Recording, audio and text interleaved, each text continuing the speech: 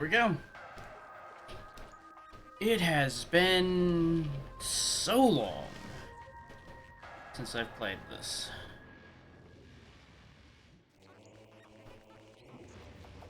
And of course, since I'm emulating for convenience, it's gonna be a little weird having a very different controller in my hands for this. But we'll get there. It'll be fine. Unidentified distress beacon has been tracked to a derelict spacecraft in orbit of Talon 4.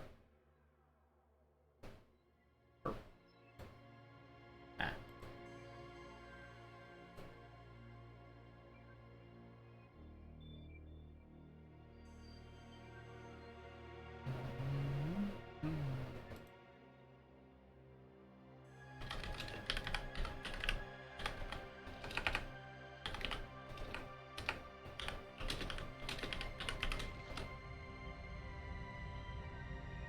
Space.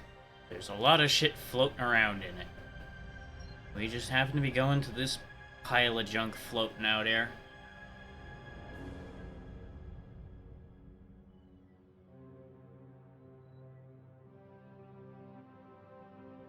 You can definitely see why it's in distress, considering it's falling apart and being pummeled with rocks.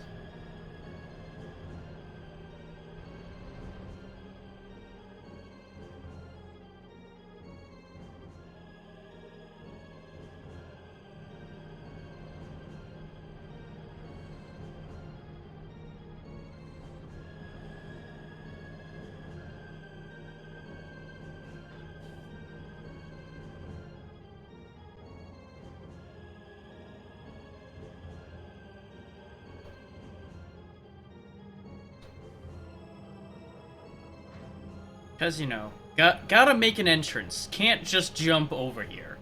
Gotta do a flip. And then another one, and another one, and another one. And fit the iconic sound in. And there we go. Now we have control. You have actual full aiming if you hold right trigger down. Left would be lock on if I was looking at something, as it tells me there. We have standard shots, charge shots. We have access to the scan visor immediately. Expect the camera to be snapping around a lot, because I will be making very heavy use of that lock on. Force field activation switches are now online. That triggers all of those, which is your further tutorial in how to turn off your scan visor and how to aim higher. Because your lock-on will only lock within a certain range of your actual crosshair, which you'll only see when you're aiming, but the middle of the screen is essentially where the crosshair will be. So sometimes you'll have to aim and then lock in order to be able to adjust where you're shooting. You can also just free aim those. I've done it multiple times before. And of course, standard Metroid doors. Reactor core and propulsion, current status, environment normal. Emergency active evacuation area, environment unstable. This is just ship status reports, more or less. If you scan a door, it'll tell you where that door goes. I will be scanning a lot of things. I'm not going to be aiming for full scans because there are a couple very aggravating missable scans, and I'm just not going to stress myself that much. The end goal is just to beat this game. And don't get me wrong, I love this game. But there are some real choices made in this game along the way that makes things like that just not worth the effort. Kudos to anybody who goes and does it, but it ain't gonna be me. I do enjoy scanning things, though. So if you don't like seeing somebody sit there and scan the everything, don't watch. Because I'm going to be scanning an excessive amount of things. The escape pods left before we got here. Analysis shows incredibly large muscle structure surrounding the jaw area. Fluid sacs containing acid were also detected. So I just like knowing about these things. I like knowing what we're dealing with, what's around us, how things work. And they really do put a lot of nice information into the scans.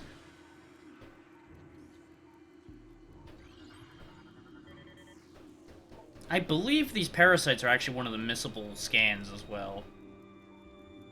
Actually, no, since they're indigenous to Talon 4, they might show up again. You can just get it early here. Hazardous materials, Phazon batch. That's gonna be relevant later. Morphology, space pirate. Status, death caused by a severing of the spinal cord. Yep, you kinda need that. Even they need spines. Yep. Death caused by severe flame damage to exoskeleton. Are you sure the death wasn't caused by all of this shit falling on him? I guess he was dead before that happened. Well, no, he couldn't have been dead before that landed on him because of the fact that he's leaning up against it. Doesn't matter. They're just having a space pirate snack. We don't like those guys anyway. Death caused by acidic burns to the body. Chemical type, unknown. Could it be the goo coming out of these little bastards? Probably is. Place is falling apart. As you can see, it's a bit on fire. Escape pod launch coordinates Talon 4 110L 30L Research Command Center. Okay, they all bailed out to their command center. All the pods have left. He's alive, but not doing great.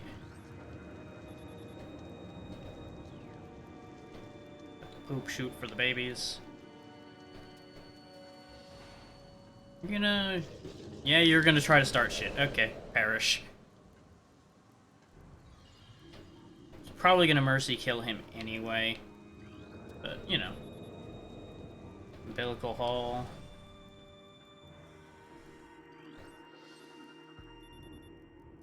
Death caused by excessive blunt trauma to the cranium. Yep. Yep. You got a whole fucking section of spaceship on your head there, buddy. Don't think you're doing that great. Is there anything left of his head? Oh no, it's just gone. It just went squish. He had a bad day. Not for long, though.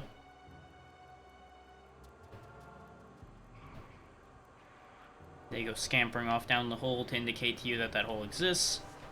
You do start with Morph Ball in this game, sort of. We'll get into that in a minute.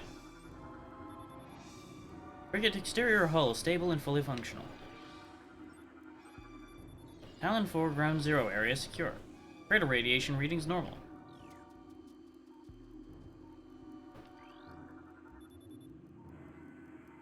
Ship's infested. 2 parasite queens have activated. This is a map. You step into the hologram and you get a map. This map's not super important, but it's good information to know how maps work.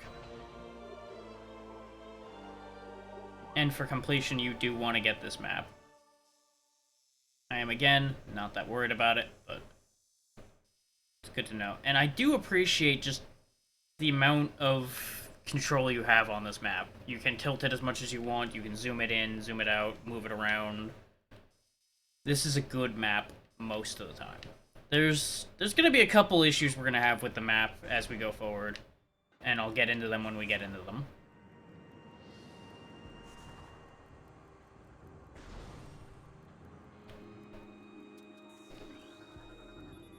Access to deck beta approved. Please step into the hologram. I'm probably going to mostly read out things that are actually relevant, as in serious log entries and mechanical things. I'm gonna read out some of the text just for sake of as well. But I will not be reading everything I scan. If I read everything I scanned, we would be here for years. Because there will be so much.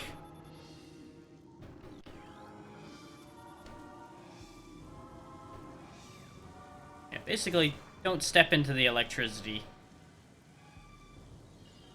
Wait for it to stop and then roll on through. Electricity is not your friend.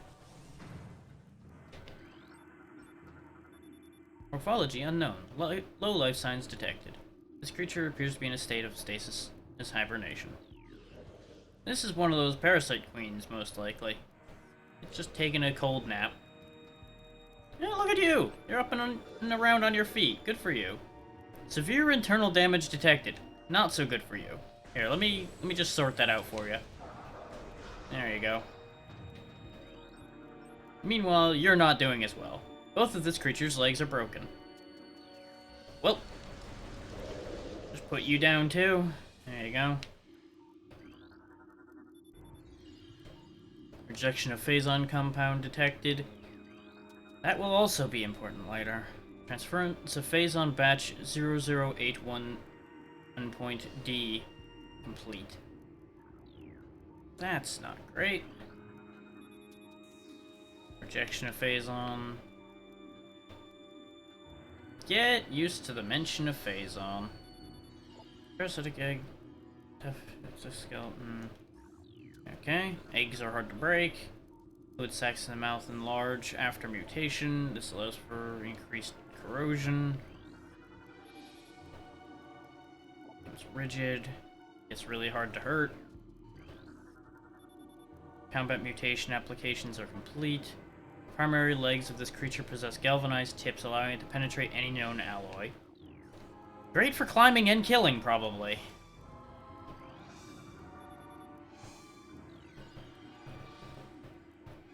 Though if it's another one of these, considering the broken jar here, I don't know how well that's going to be able to climb with its size. Ballistic support needed in Specimen Block F. Shit broke out over there. Got it. That's a turret. Turrets are not your friend. You can scan things through walls as long as you've locked onto them, so bear that in mind for future use. New creatures entry has been downloaded to your logbook. Subject, auto-defense turret. Use missiles to break outer casing. That is why you're going to want to scan things where, as far as enemies go when you see them, because it will tell you how to hurt it. Knowing how to hurt things is gonna be important. I could have scanned the missiles, but we're going to see plenty of missile pickups. It'll be fine. Nothing important else in here.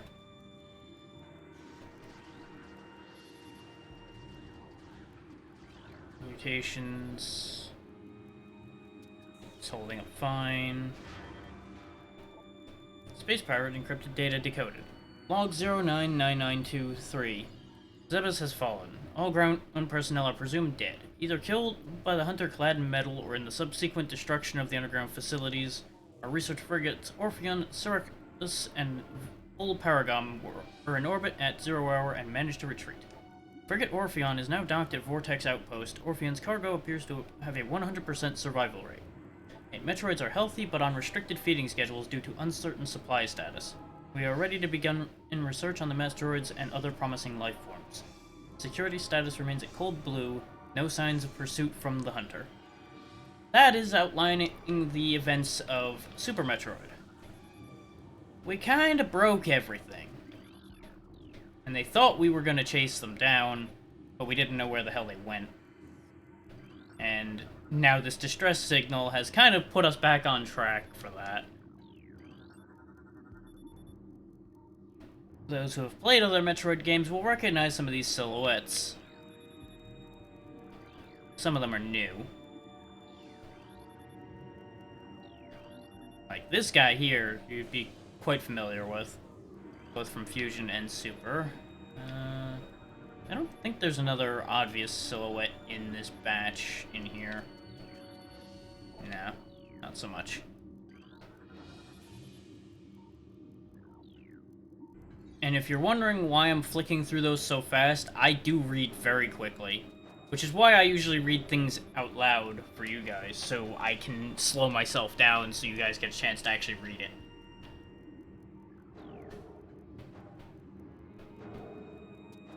And of course, this guy's banging on the damn door.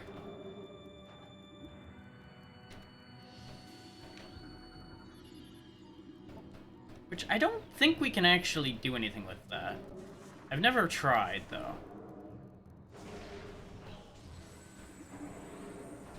Nope, we can't let it out. Elevator active. As with most things like that, you'll just step into a hologram that's activated by something like that, and that'll initiate whatever is supposed to happen. This guy's not dead either. He's gonna be, but he's not dead yet. Severe internal damage. Okay. There you go. Now you have some external damage to go along with it. Specimen solitary holding tank. Seals are holding. Very good. Yeah, you can scan all the pickups as well, find out what they'll do. Hey, look at you, actually up and fine. Brain hemorrhage detected. Creature's aim will be hindered. Yeah, I can't imagine why your aim would be hindered by the fact that your brain is bleeding everywhere. Can't imagine how that would be a problem. 4 wasps. Holding tank's fine. Holding tank is not doing great. What's your deal? Minimal injuries. He's the threatening one out of the batch. As a kid, I actually had a little bit of trouble with this one because I didn't know how to do, like, anything. And even so, I fumbled a little bit there and took damage. Ice Shriek Bats. All these things that are listed as natives of Talon 4, you can expect us to run into along our way, because we will be going planetside. Acid burns have welded the joints of this exoskeleton. Yikes! You're real stuck. Here, let me just get you out of that situation.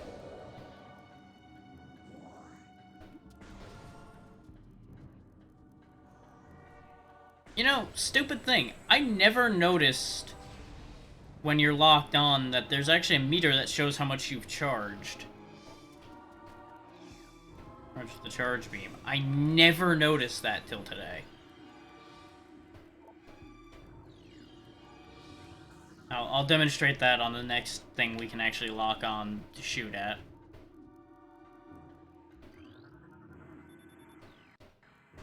Cargo freight lift.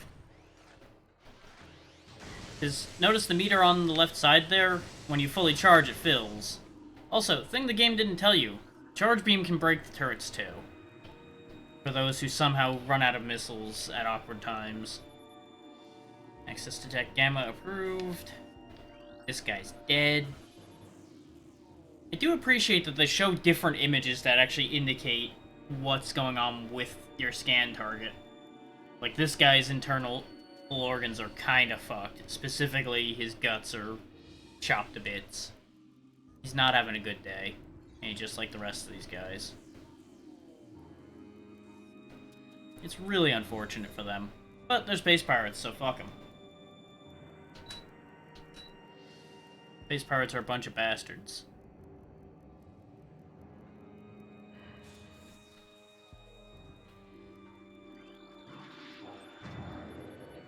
Hi. Hey, did you know your buddy over there doesn't have any guts anymore?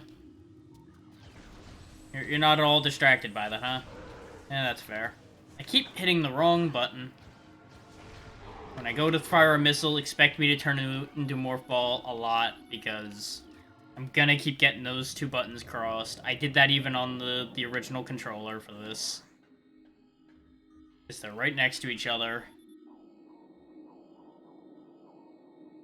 Please insert metallic sphere to open door. Sphere. I turned my fan off and I immediately regret it.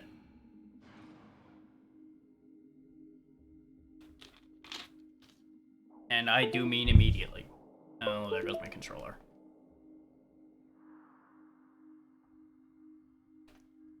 There we go. Should be okay. Yep. Everything is fine. That's less fine. Oh, come on now. I backed up too hard and now I gotta reopen the door. When you hear that dwing noise, that means I can't unmorph at this exact moment. I believe there will also be instances where I can't morph in the first place. There we go. And with most cases, you can suck things up if you need to. I tend to forget I can do that. Severe lacerations. He's been partially eaten.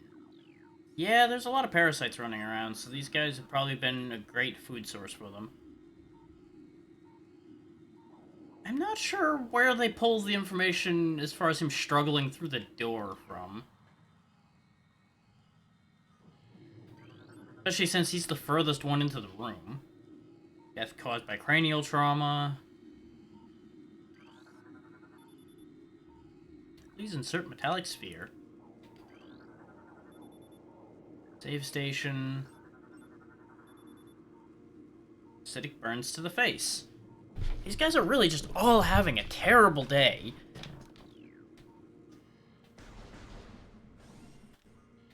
This is a save station. These are going to be the most important thing in this game. Save station. Step into these save stations to save your game and fully restore your energy. Because this is one of the games that gives you both full recharge and saving in one convenient location. Not every Metroid game does that, and it is very unfortunate when they don't.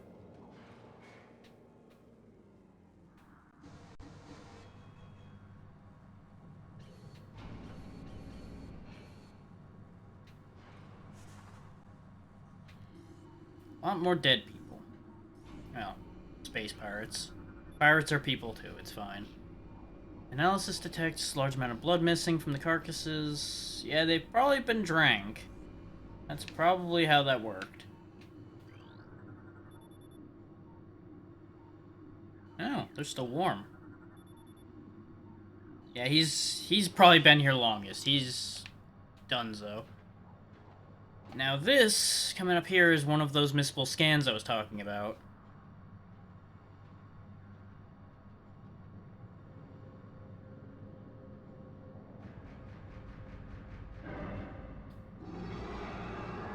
This big bastard over here. This is both our tutorial boss and your first missable scan that I'm aware of. It's very easy to not scan this thing because you're going to be a bit too busy trying to fight it. And you'll notice monsters like that take longer to scan. New creature morphology. Parasite Queen. Parasitic female genetically enhanced by unknown means. A weak spot has been detected in this creature's mouth. Use your new auto-targeting to acquire this new target. And that is the vitally important part about scanning, especially bosses. It will realign your lock-on to the weak point for the boss. You do not have to aim for it every time. Scans indicate the presence of a potent mutagen. Origins unknown. Creature exhibits the ability to fire a weapon-grade blast of energy from its mouth, a trait not present in the standard parasite genome. It appears the pirates have begun a bioengineering program, with considerable results. Hey Crimson, so far so good, how are you doing?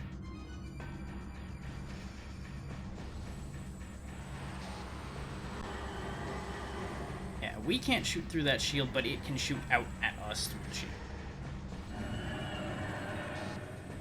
As the fight goes along, it's going to start scrambling the shield like this, making it a lot harder to shoot at it. And that's the morph ball button, not the missile button yet again. Glad to hear it. No problem.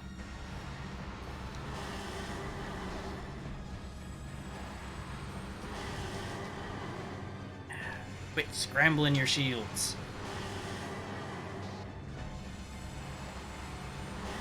You're not going to win this fight anyway. I lost to this thing as a kid, but I've never or again managed to die to this thing because it's very easy. Like, you saw me take a bunch of shots on the chin and not have a problem. As long as you realize the lock-on is useful, this fight's a joke. This is meant to teach you both about the changing lock-on and just generally how to strafe and shoot at the same time, more or less. We should go. Because they're not kidding. That timer will be a fail state if we don't get out of here in time.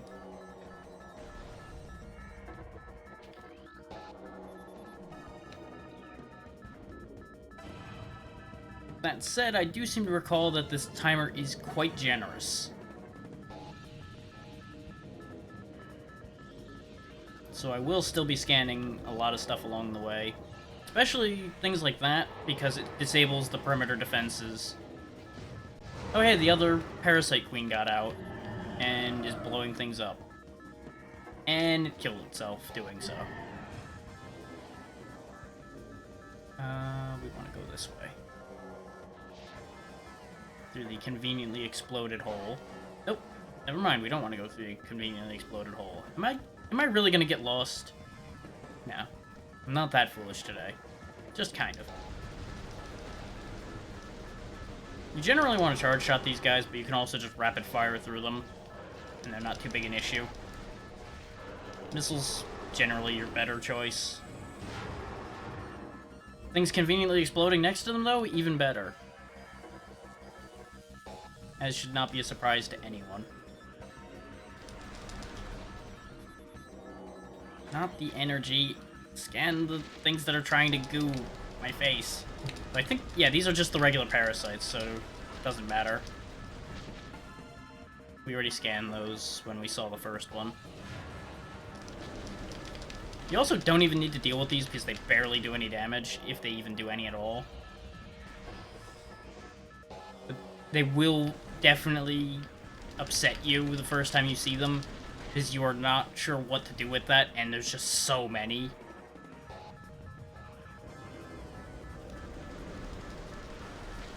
But like rats off a sinking ship, they're all getting out of here too.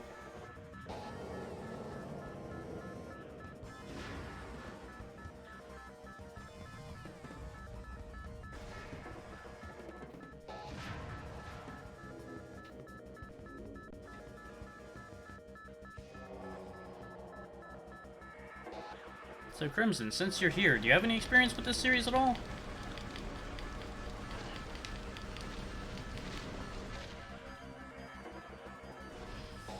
I know especially the Prime games ended up being a miss for a lot of people.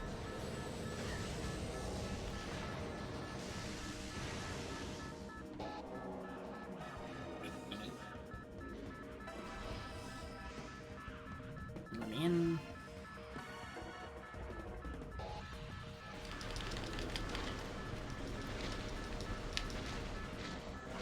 It happens. A lot of people ended up missing the series entirely because just the awkward spacing of when any of the Metroid games came out, more or less. It was mostly on handhelds, aside from Super, and then eventually when the Prime games came out, it was back on a main console again. The Zero Mission was Game Boy Advance? Yes. So was Fusion, and of course, Metroid 2 was, I believe, regular Game Boy, which was going to be a miss for a lot of people, because not that many people had a Game Boy.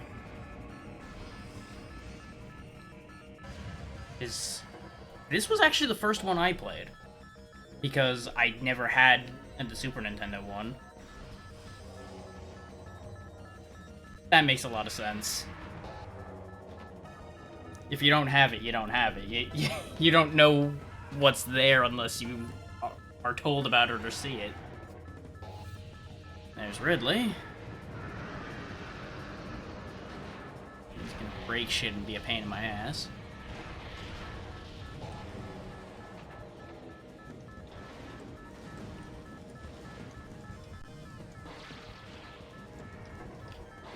Now, this is always a series I will highly recommend to people, with the caveat that you have to be understanding towards some of the quirks of this genre as a whole.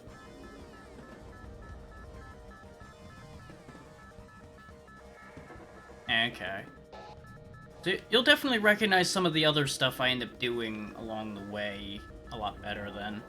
Oh, I missed the elevator scan. That's the problem. So I would definitely say this series isn't for everyone.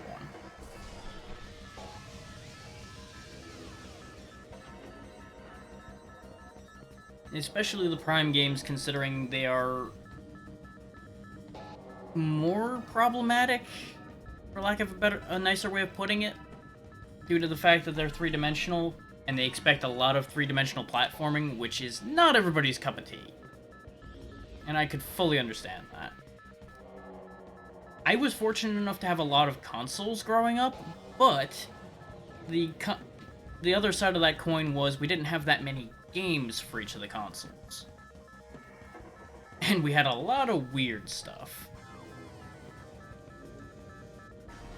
But anybody who's been in along for my streams knows that I've had a lot of weird stuff, because I'll be like, I remember this, and nope, nobody will know what the hell I'm talking about.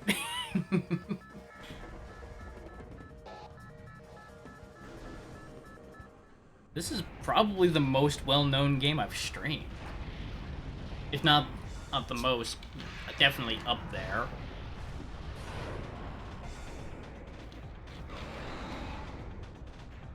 Now, an important thing to note, after that blast, everything about our suit, aside from our main power beam, has now been disabled. We can't morph ball, we have no grapple beam, we have nothing.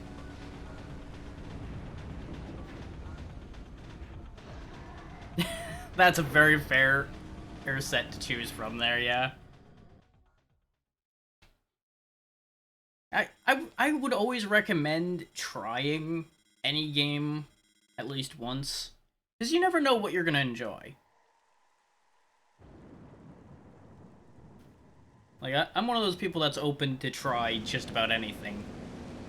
But I do agree with you about the no sports games. I'm a little here and there about Battle Royale games, because some of them are genuinely fun, but competitive stuff's just beyond me. Because I don't have the patience to build up the skill set to be competitive, so I just end up being the corpse everybody drags along behind them. And that's not really that fun.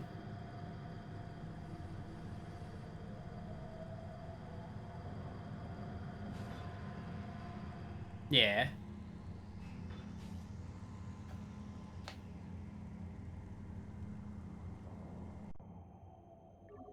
There we go.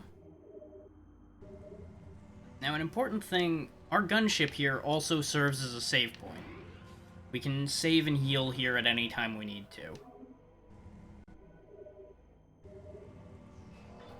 I mentioned that that's important because your first save point is a little bit of a ways away, depending on which way you end up going. Now, Metroid Prime both being a Metroid game and falling into the Metroidvania genre means we can kind of go around wherever we want to a degree, as long as we can actually reach where we're going. That's our only bar of entry, is can we physically get there?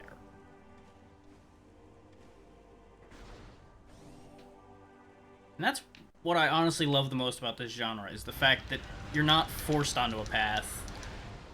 Because even if you don't have the tools to deal with a problem, you might find a workaround. So there are definitely some skips available, whether you're actually doing exploits or just understanding mechanics well enough to get around it. Morphology. Zoomer. Anchors itself to walls and other surfaces. Avoid contact with spikes. The basic nerve center, located directly above the Zoomer's mandibles, detects nutrients, sharp spines, protect it from casual predators, but the lack of a reinforced carapace makes the Zoomer vulnerable to any indirect attacks. And that last sentence really seems very different in context these days. I'm gonna put it that way. Species, sap sac. Chemical reaction within sac produces violent explosion when agitated. Because of its irresistible odor and sweet nectar, the sap sac was nearly eaten out of existence. The evolution of an explosive chemical sac saved it. Now only brave or ingenious creatures dare to devour it. Or, creatures with a laser cannon like ours. We can just blow those up from afar and not need to worry about it. They'll be our resource source for this area to a degree.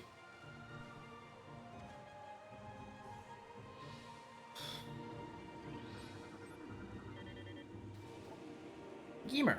Wall-crawling mollusk with retractable spikes. The Gemur is an evolutionary offshoot of the Zoomer family. When threatened, it extends lethal spikes and retracts its head deep into its armored carapace. Too smooth to be natural. Alrighty, enjoy your dinner.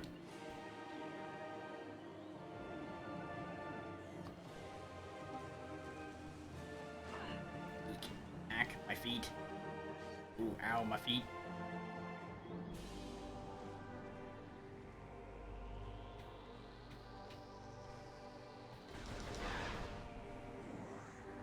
I generally ignore the Gemurs and Zoomers because they're not worth the time they take to kill.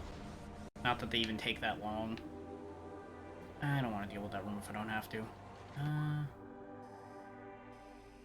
I don't think I can go the other way right now, can I? We can have a look.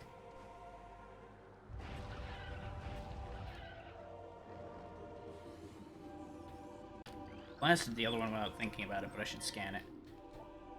Morphology: beetle. Burrowing insect with a resilient carapace. Extremely aggressive. Insect's massive mouth enables it to tunnel through solid rock at high speeds. Above ground, beetles can cover short distances rapidly. They attack anything that moves near their lair. Sounds like some people I know.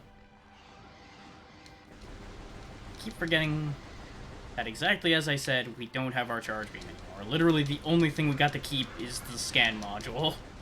Oh, and the regular beam. So we are pretty weak right now.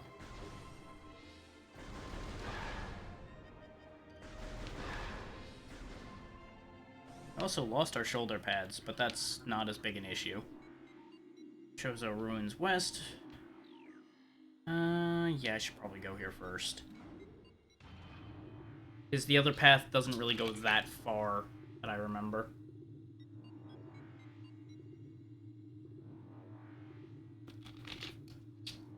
Now, hopefully, I don't have the same thing happen that has happened to me the last couple times I've restarted this game in later years.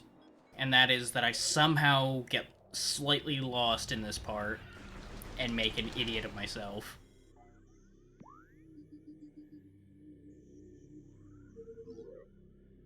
And this is your hint system. If you're bumming around for a bit and aren't making progress, the game will prompt you, "Hey, stupid, go that way." And it'll put a question mark on the map, giving you an idea where you're supposed to be going. It won't tell you how to get there, but it'll point you in the right direction so you don't stay stuck. Which I appreciate. That's just hands-off enough to be good, in my opinion. And while, by today's standards, a lot of this stuff is kind of dated now, this game does look good. At least I say it looks good. Everyone's entitled to their thoughts on that one. We can do the cellular decomposition. Large branches have been forcibly intertwined, forming what looks to be a bridge structure. And as I've been saying from the beginning, I just enjoy scanning everything so we learn as much as possible about what we're dealing with. And this is a different kind of door. There's a blast shield blocking access. Basically, go get missiles. You can't go through here till you have missiles.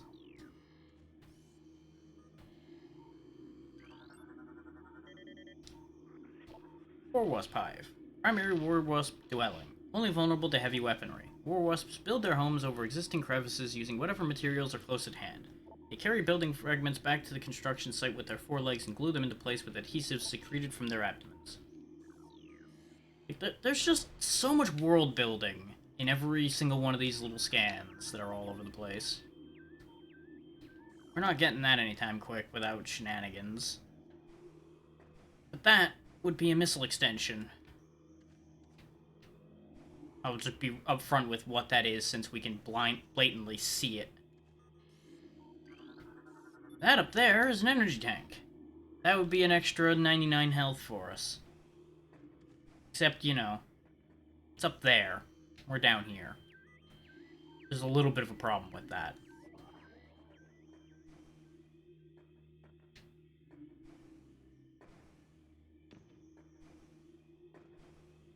There's a grapple beam point over there, but we don't have our grapple beam anymore.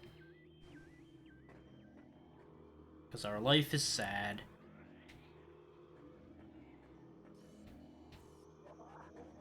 Now, unfortunately, our regular plasma shots do not count as heavy weaponry.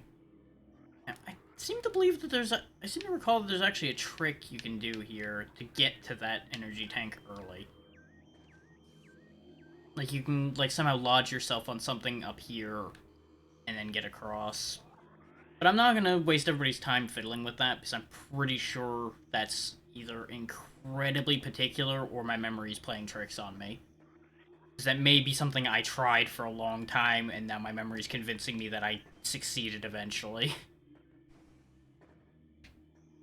Point being, we'll get that in due time.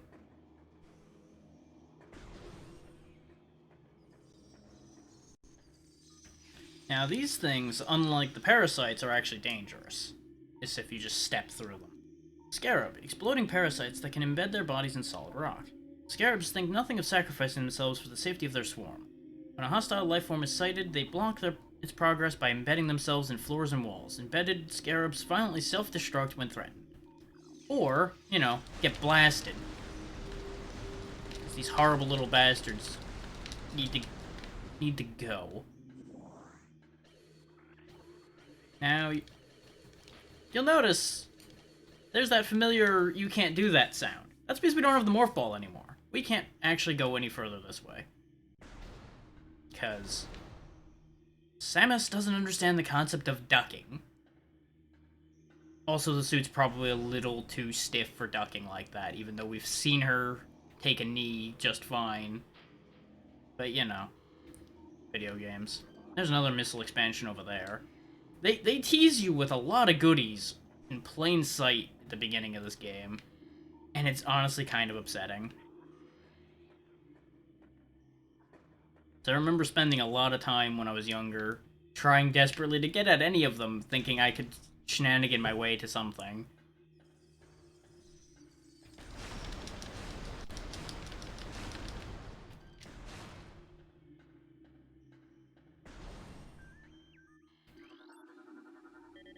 New creature or entry has been downloaded to your logbook.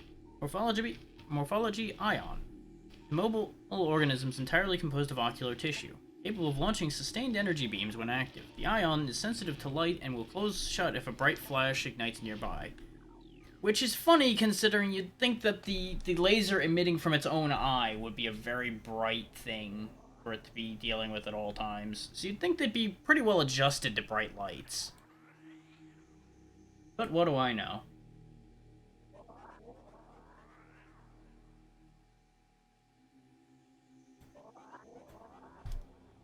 Point being, if you fire a blast at them, they shut for a bit. And that's your way past them.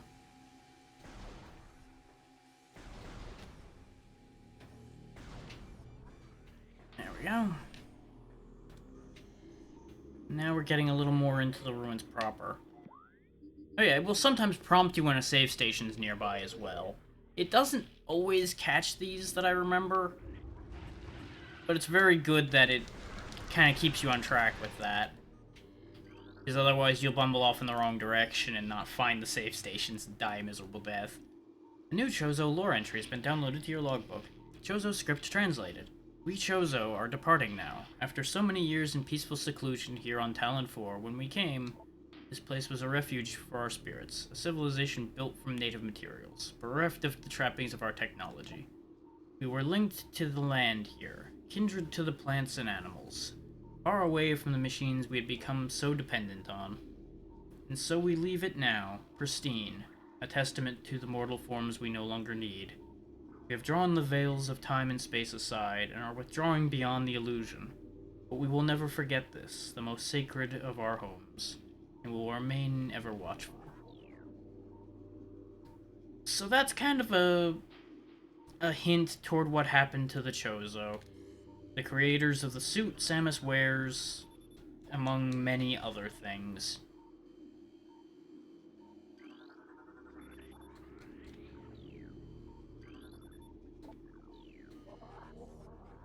Very similar to how some of us in this day and age unplug from the internet and everything for a while to decompress, they've chosen to leave their technology behind for a variety of reasons we won't really get into here because I don't know the details.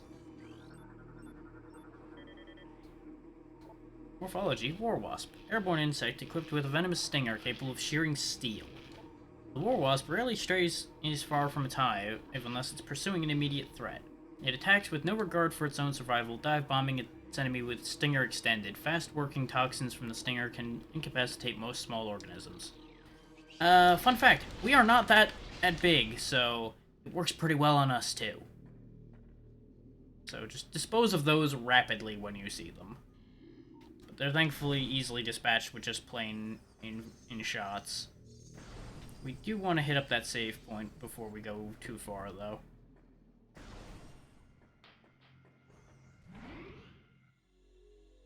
Now, there will be a lot less scans as we go forward, because a lot of things we're going to know what they are, so we don't really need to keep scanning everything. But there will be a lot of lore and information around. Because, for example, unlike in other Metroid games and in other Metroidvanias in general, this game will give you hints when you scan things, so that you know what to use to solve puzzles. And sure, most Metroidvanias give you hints, but these are more direct. Like, it mentioning in red text that this is sandstone. That's... Once you learn what different weapons and tools are good for, you'll be able to clue into these and go, oh, I need to use this on anything labeled with that. And it'll make things very clear very quickly once you get to that point.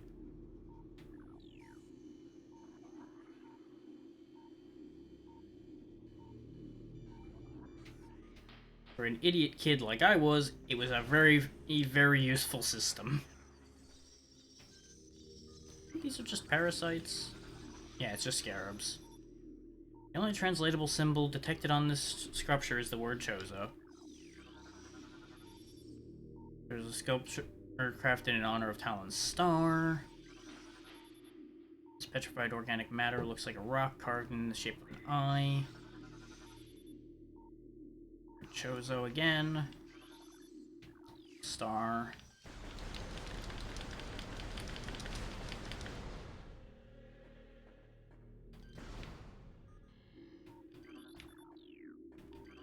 It's interesting that they have rocks carved into the shape of eyes after a tunnel full of laser shooting eyes.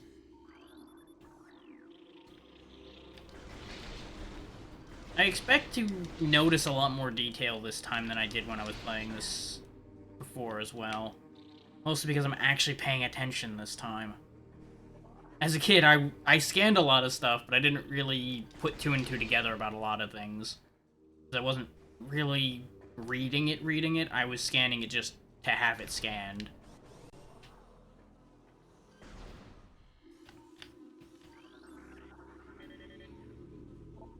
Plasmite. Small insect capable of storing and releasing thermal energy. Plasmites are attracted to sources of heat, thriving on the energy present there. They emit light when hunting and will expel small bursts of thermal energy when threatened. And as you saw when I fired upon it, you can overload them and stun them, or hit them again and they explode.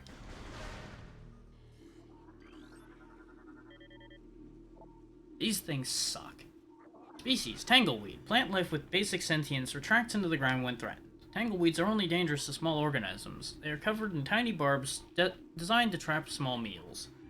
Those tangleweeds lack the strength to do anything more than hinder large life forms. I'm pretty sure, from what I remember, that these things slow you down and make it harder to jump if they're up and around when you pass through. And that exclamation point on the side there will warn you if there's a hazard near you. For example, the water here, I believe, is harmful, and it's also triggering based on the tangleweeds. Basically, anything that'll hurt you when you go near it, or otherwise cause you problems, will trigger that at hazard warning. Which is very handy in first person, considering you can't always see what's at your feet. Drainage possesses traces of high-level toxins. That's your cue not to jump in the water if you can help it. This elevated bridge looks worn but functional. Now, some of you may be looking at this and go, wow, this really looks like a boss arena. Good catch. Because, we're gonna get into a fight here in a minute.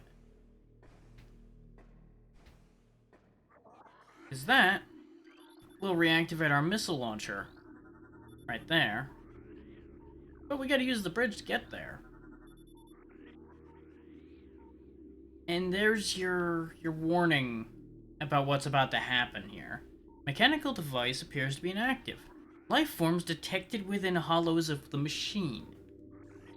Now, what have we seen that lives inside crevices and objects up to this point? And what in our world usually lives in anything that's been abandoned for a while?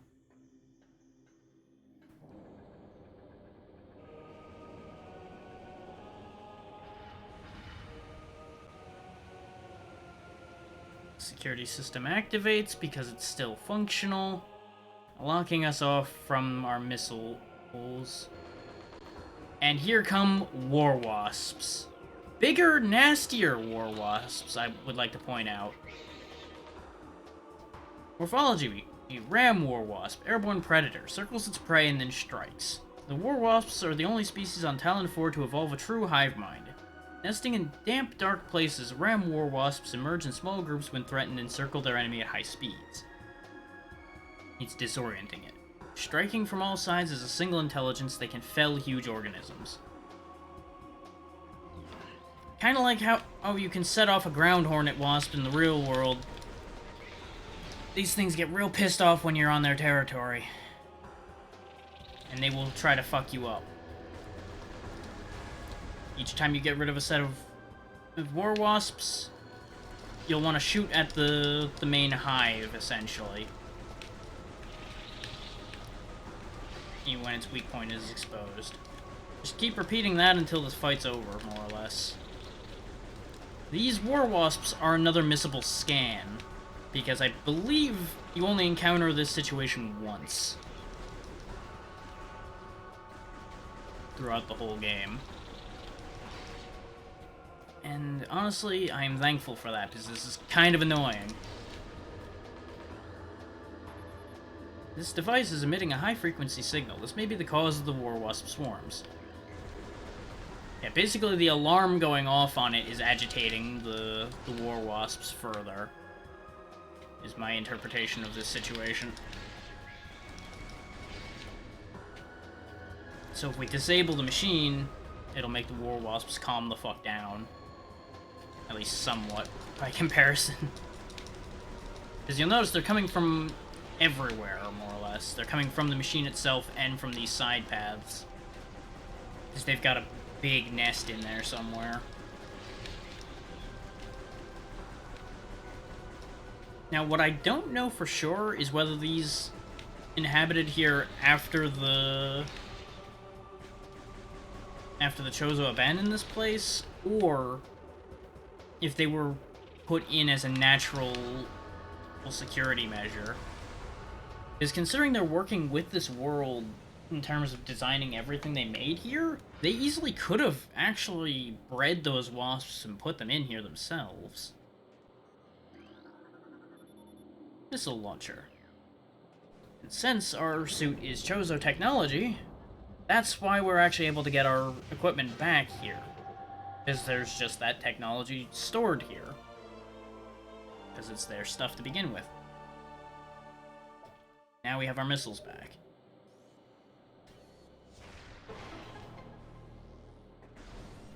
So now those doors are no longer a problem, and you'll look, conveniently, there's an energy tank right here in front of us. Permanently increases your maximum energy capacity by 100 units, thereby doubling our health bar.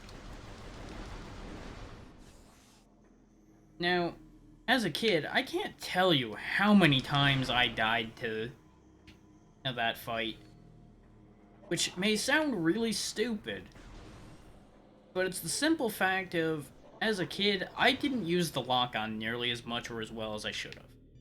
That was always my entire problem with this game. Was I was stubborn and tried to just straight shoot things rather than using the lock-on. The lock-on is your friend. Use the lock-on, and make sure to scan things so you understand how to fight them. That is my main advice to anyone who picks up this game. Always scan your enemies to learn what to do with them.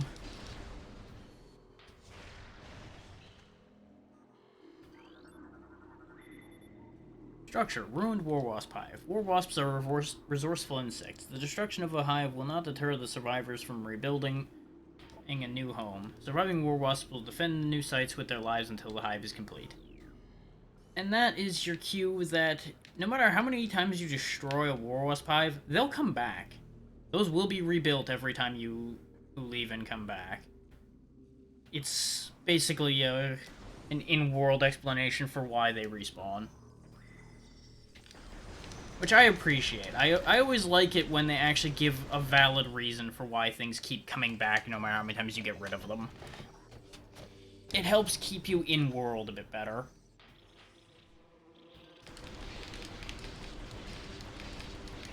Now, as you might guess, now that we have missile launcher power, we need to go to where we saw that missile launcher door and head on out that way. But since we've defeated a boss and gotten 2 different pickups, we may as well save. Now, I might be able to knock this game out in 2 streams, which will be today and tomorrow.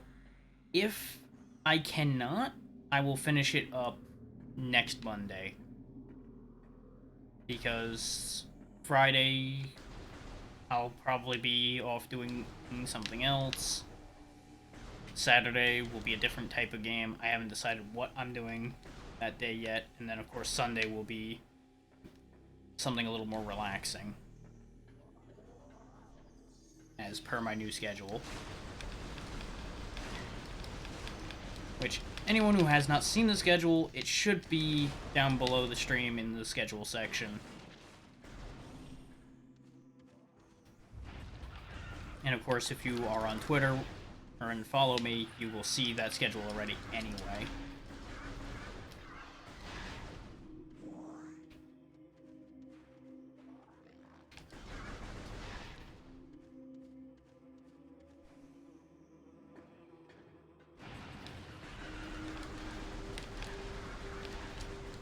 And as you might have noticed, you can fire as fast as you can mash, just about. So if you're good at mashing buttons, you'll also do pretty well here. You're in the point where you don't have your charge beam anymore. And in some cases, rapid fire is actually still better than the charge beam. Depends on what you're fighting. I hate those scarabs. I almost always miss one. So I just annoyingly lose a hit point passing an area where these things are. And it's not even an issue because of the fact that you genuinely get that health right back. Oh hey, there's Morphball technology right there. Blue orbs are simple light sources. Multiple microscopic fractures found throughout sandstone wall section. There's a hint. Also, keep in mind these half-pipe sections we are seeing around. They'll be relevant at some point. First, we gotta trigger another trap. The Beatles. Why don't you just sing me a song instead of trying to kill me? Also, you might notice that if you set off the lock-on without a target, it'll lock the angle you're pointed at, so you can kind of just run your gun back and forth across an area at a certain height, which is very good in situations like this where you've got a mob of things of a certain height chasing after you. And there is a small degree of auto-aim, because you'll notice that my shots aren't going perfectly straight. Now we have our actual problem, the big boy.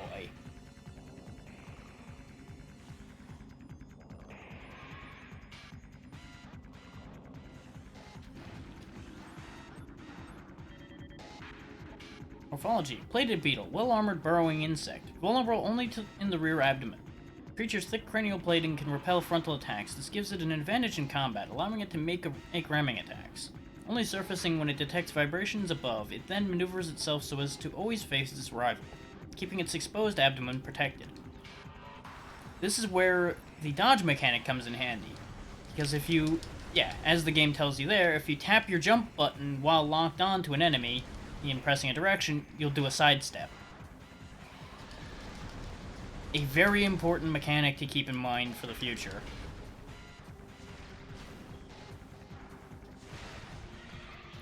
But you'll notice the armored beetle is easily disposed of, as long as you have access to its vulnerable back end.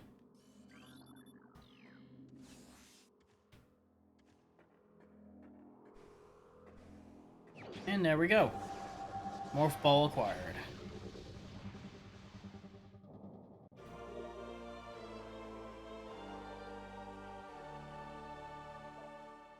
Press X to activate morph ball mode. Use the control stick to move the morph ball around. Additional data is downloaded to inventory screen. Press start to access the inventory screen. No need for that right now.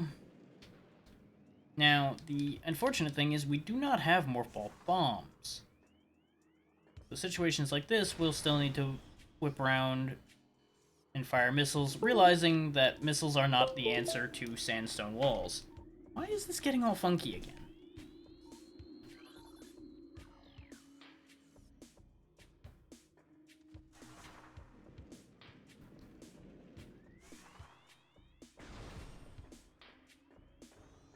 But we do have the morph ball itself at least now, so we can get through small spaces.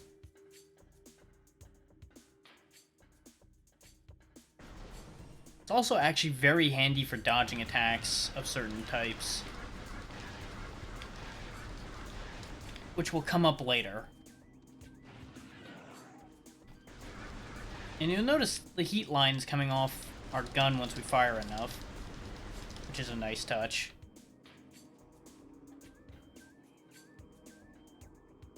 Let's see, we want to go probably up there where we saw the tunnel. Some of this is memory, some of this is just genre knowledge of where they would expect me to go after gaining insert thing here. While I did not finish this game as a kid ever, I got basically to the end. I did not fight the final boss, and that's about all I didn't do with the game when I was younger. Mostly because I couldn't do the fight. I kept just getting bodied. I'm hoping to do better this time. Considering I'm already doing significantly better than Kid Me ever did, I'm expecting much better results.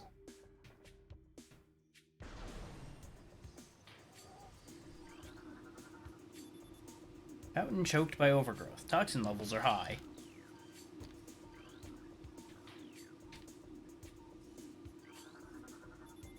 No structural weaknesses detected in metalwork. That's your cue that you can't really break through that. They expect you to go around to the other side. Which is going to involve that thing you see behind the missile launcher, but we'll get into that when we can actually do something with that information.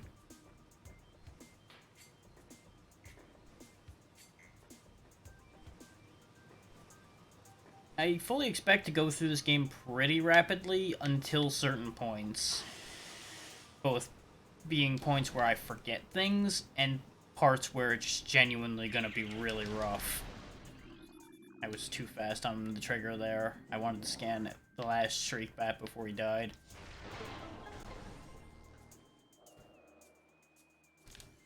Now, I remember it taking a lot longer to get to this part. But then again, I also got really lost and fucked around a long time when I was younger. Making me think this is a longer game than it actually is. Make some wire adjustments here. See if I can get a better positioning. There we go. Morphology. Reaper Vine. Powerful rock-dwelling tentacle. A single eye upon the Reaper Vine keeps a constant vigil, but its vision is limited to 10 meters. A scythe-like appendage on its tip is honed to lethal sharpness. As the Reaper Vine will swing this blade wildly at anything that enters its zone of perception. Basically, it's kind of like the windmill technique. If you walk into it, it's your own fault. Because these things are not particularly dangerous. Unless you happen to walk into them.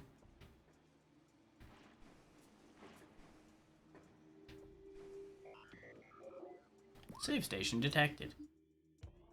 Thank you, game. Thank you for giving that one away immediately.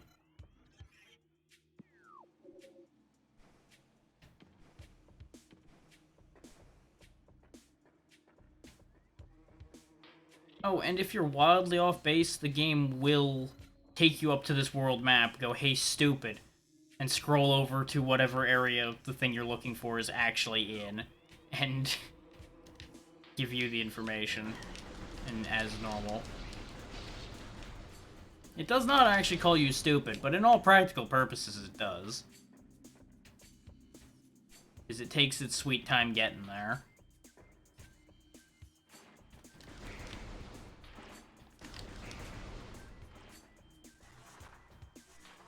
Damn it. There we go.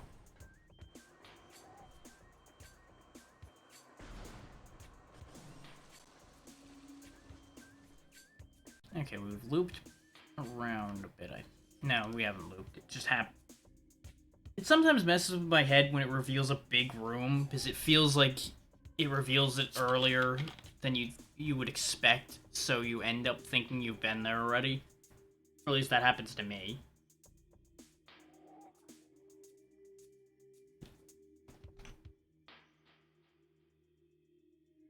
Don't be surprised if I stop to drink a bunch, because while it's not exactly hydrating, it's cold. And it is very hot out again.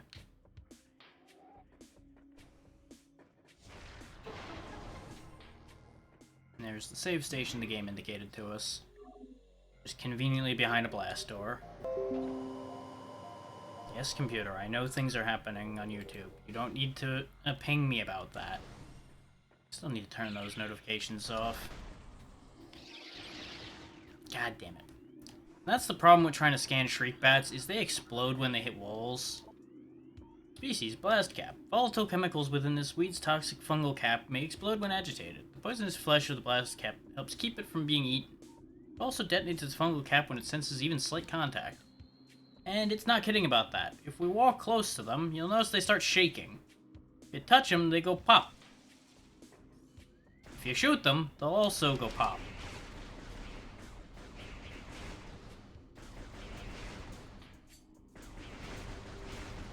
You'll want to dispose of those because that toxic gas actually hurts a fair bit.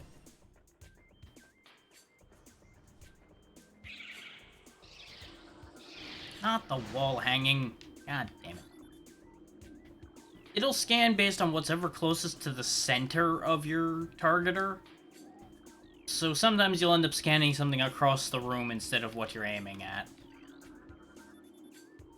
Toxic levels critical. Contact with contaminated water extremely hazardous. That's no joke either. You touch that water, it hurts. Which is funny considering you're in a sealed suit, but you know. There we go. Also, if you get a partial scan of something, it'll usually carry over the next time you scan it or something of the same type. Which is convenient. Morphology, Shriek Bat. Territorial ceiling dweller. Her body temperature peaks at 121 centigrade. Shriek bats have high internal temperature, making them easy to spot with thermal imaging. They roost on cave ceilings while hunting for small prey. Fiercely territorial, they dive bomb anything that wanders near.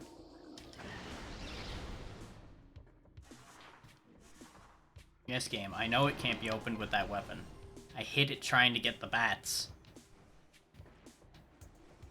But really, you can just jump and avoid Shriek Bats and let them destroy themselves. They're not really a problem, ever. I'm at the wrong angle. Die. Which, you can't actually kill these Reaper Vines. You just make them retract. As you can see, he's still chilling in there, waiting for his chance to strike.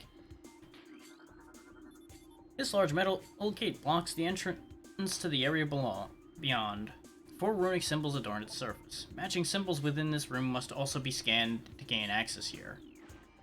See these 4 symbols? You gotta go find them. Like this one right next to us. They'll be marked with the red scan symbol, because the red scans are the ones that are required. Orange scans are just more information.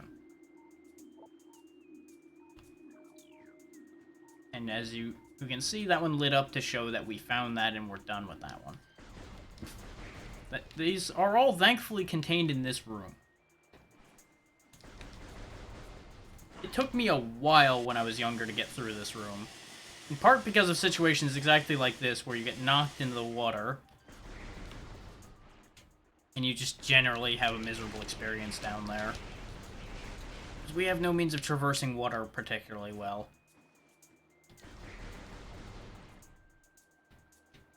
I do seem to recall, though, that there is one down there. Not in the water, but down here. There we go.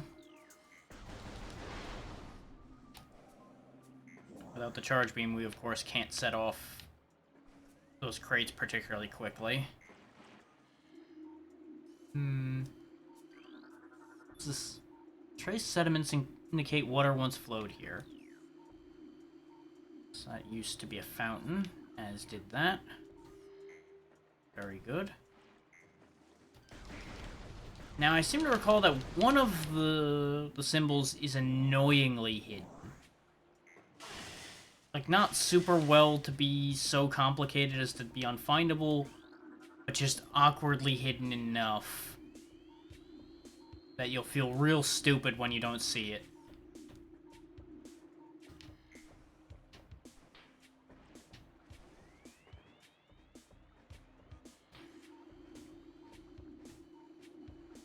Thankfully, the visor will give it away if you see the right area. Because you'll see the red symbol come up. Like, I almost feel like there's actually one, like, behind that gate or something like that. I don't remember if there's a symbol there or an item there.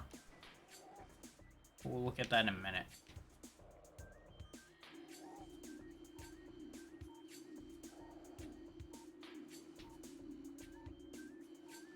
Feel free to chime in if any of you see one. And I don't. Oh, wait, there it is. There's the angle where it expects you to be able to see it. Yeah, we'll get that one from the ground.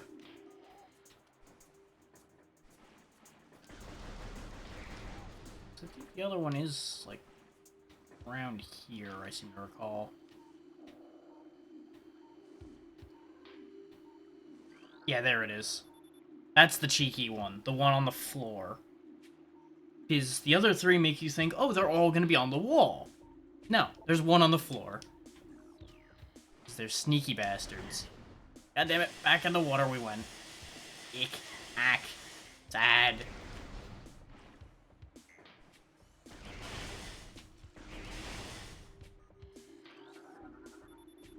But there we go, that's all 4 runes activated, so the door will open. Once we go scan the hidden 5th rune. Because, you know, it's never that simple. Nothing's ever that simple.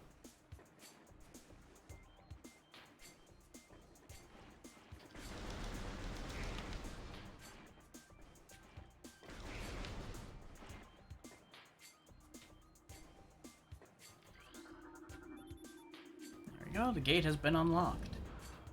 Giving us access to a new toy. Charge beam. And information. Chozo script translated, we have returned to Talon 4, born here against our will by a great cataclysm from the reaches of space. A meteor came, casting a dark shadow of debris over the land with the violence of its impact. Though we perceived this from beyond space and time, it was but a curiosity. A brief flare in the infinite march of the universe. But the meteor brought with it corruption. A great poison burst forth into the land, clawing at life with such violence that we were ripped from our peaceful state and find ourselves wandering as shadows of the mortal forms we left behind, searching for why we are here. So yeah, things are not going great with the Chozo at the moment.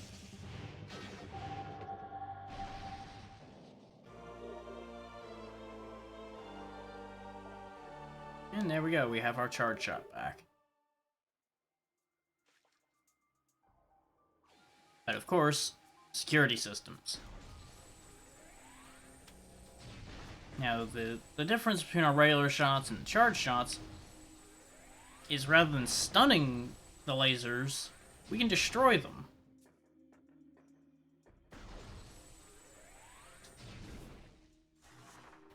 Now, I'm pretty sure this is sandstone as well, isn't it? No. An unidentifiable obstruction approximately 1 meter wide blocks the hole. Can I destroy this obstruction? Oh, I'm out of missiles. Well, shit. Oh. Hopefully that's not important. Which, from the look of it, I'd need missiles at the other end of it anyway. So the fact that I'm out of missiles is a problem, even if it needs, whether it needs missiles or not.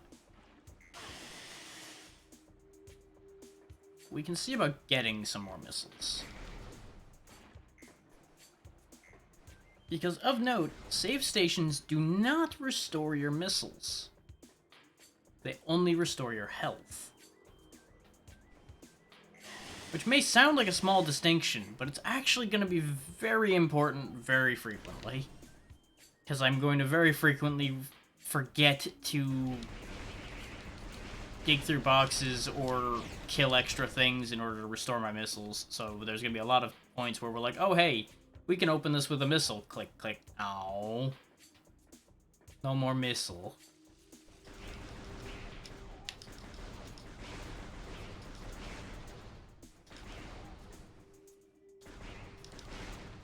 I could aim, but, you know, jumping works just as well. When you jump better than that. Sometimes I wonder if the universe slaps me out of the air for comedy value. Because really, it feels that way sometimes. Path of corruption leads ever higher.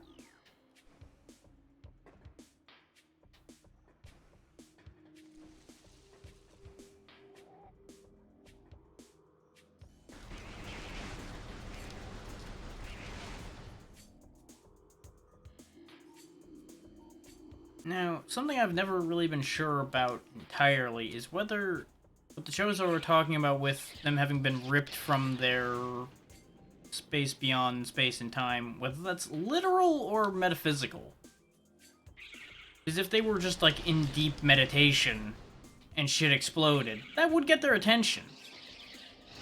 But if they were in, like, a full-on astral projection state and they got yanked back, and that's why they're wandering as shadows, that would make a bit more sense.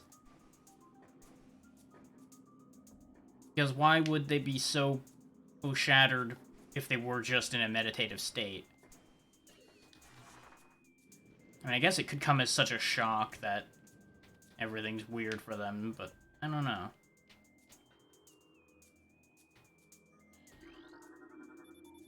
Luminescent cylinders functioning at 80%. Was there something about this area here? Structural weakness detected throughout sandstone wall. I believe that's something for morph balling later. I think we're actually meant to climb this crap over here. Maybe not, though. Yep, so far so good. Welcome back.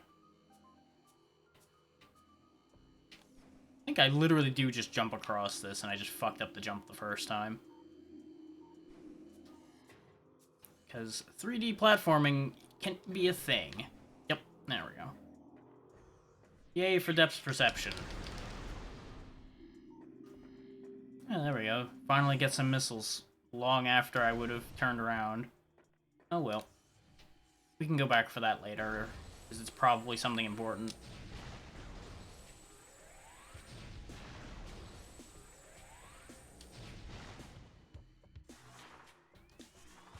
Can't break that. Yep, that doesn't work. And I'm pretty sure charge doesn't open those. Yep, need bombs.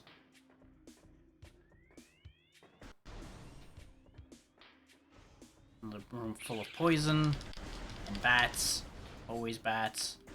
So now we have the charge beam. We can pull the pickups to us like we could when we started out.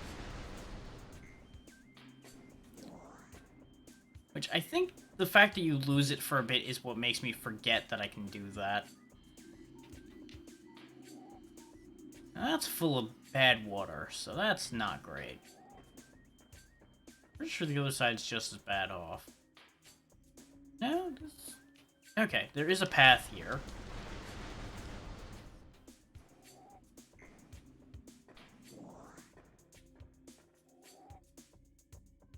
Hi. New creature's entry. Morphology: Stone Toad. Preys on creatures smaller than itself, vulnerable only from within. The stone toad is able to remain still for days. It preys upon creatures smaller than itself, inhaling them whole. Anything it finds indigestible, it regurgitates. Stone toads use their tusks as a last resort in combat. Basically, we could Morph Ball and it would eat us, but we don't have bombs yet, and so we can't actually do anything with it.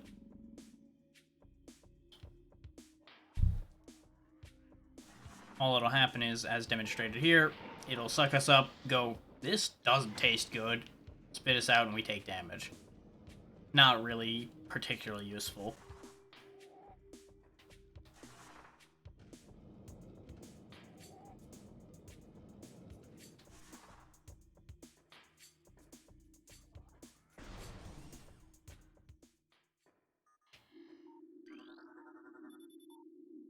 Structural weakness detected throughout wall. And as you didn't notice coming in here because it was hidden by rocks, there's a real big hive in here. And now, incinerator drone, programmed for high temperature waste disposal. Device schematics indicate a high risk of malfunction when internal power core is damaged. Unit has minimal combat programming but can defend itself if necessary. This drone's intense heat blasts compensate for its lack of battle prowess.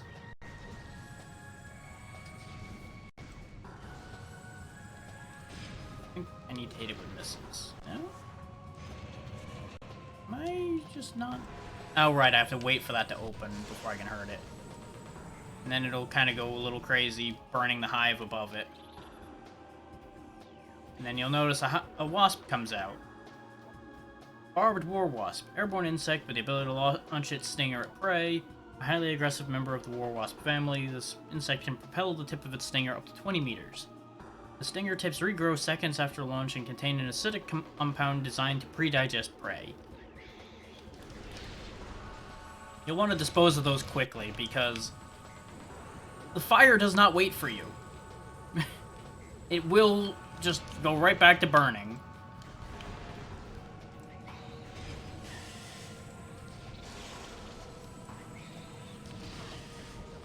So unless you want to be dealing with both problems at the same time, you want to keep on that.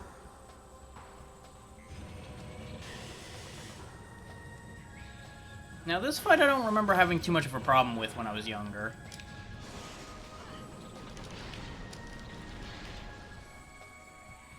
Mostly because the fire is not really that good at actually doing serious damage to Samus. Considering half the time it will just conveniently spin in a direction where it won't actually hit you. And 4 shots, the fight's over. It destroys the hive and self-destructs. Which really, all in all, is very convenient. And now we regain our Morph Ball bombs, which is going to be vital for traversing this area.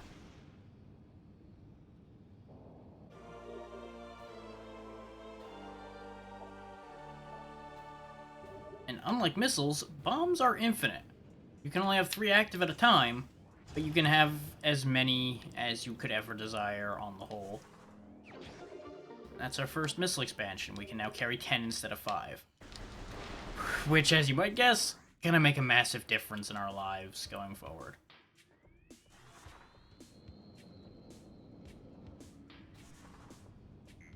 This also means we can go back and deal with the stone toad and all kinds of other things we had to pass along the way here. Now you may be wondering, well, okay, you can't jump with the morph ball, and you certainly can't just hop up there, so how do you do? Bombs.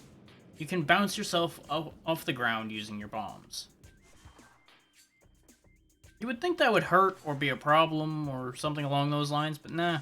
This is going to be a mechanic you're going to need to get really well used to using.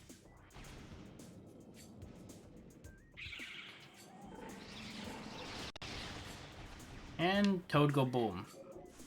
Energy spike detected. That hint came up really fast. Then again, we haven't had a hint in a bit, so I guess it just happened to transition to the next hint. And since we completed this one. So there's something going on in the furnace over here.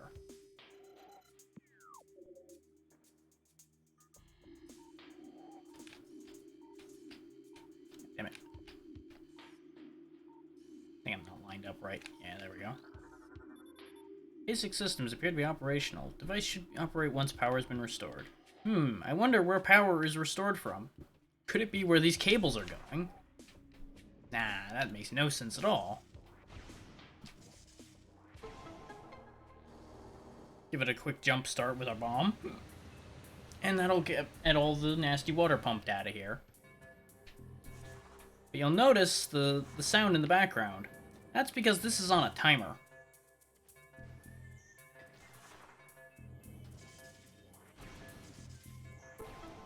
If you don't quickly hit this other one, the water will come back and be a real issue. But the timer still goes on.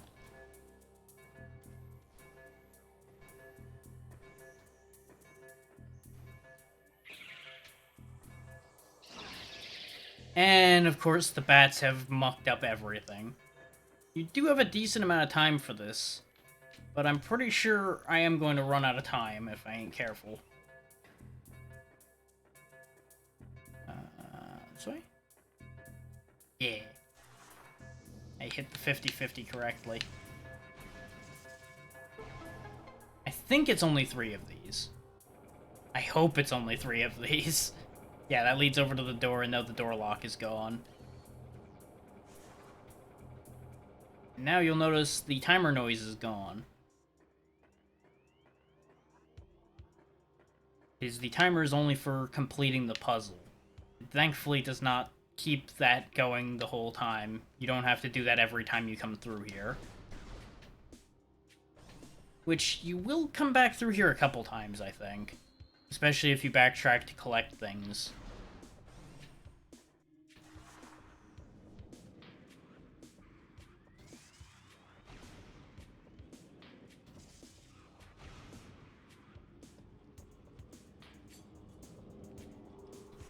And there's another energy tank for us. You'll find a lot of things very easily as long as you just go for any pathways you see using any of your tools.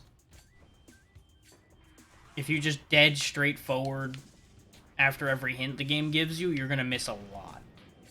But if you just follow any natural available paths, you will find enough of materials to probably be in good shape through the whole game.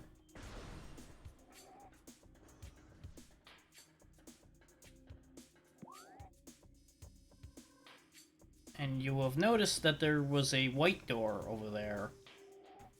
We don't know what to do with that yet. The map legend kind of gives away what's available to us, but just don't look at that too much. Because a lot of that information hasn't been provided yet.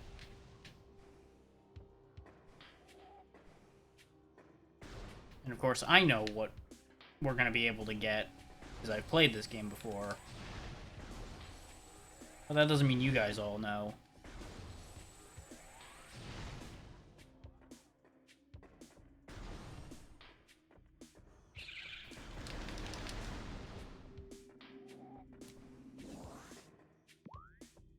Okay. Now, it wanted me to go to the furnace because of the energy spike, but you'll notice we really didn't gain anything by going there.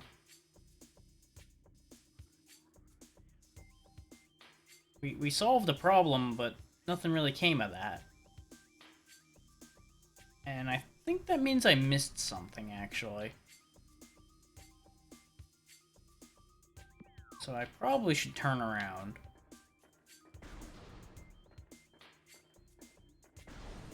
Because I think solving that puzzle only gave you... Oh wait, no. We got bombs from the thing along the way into here. No? Getting crossed up, don't mind me.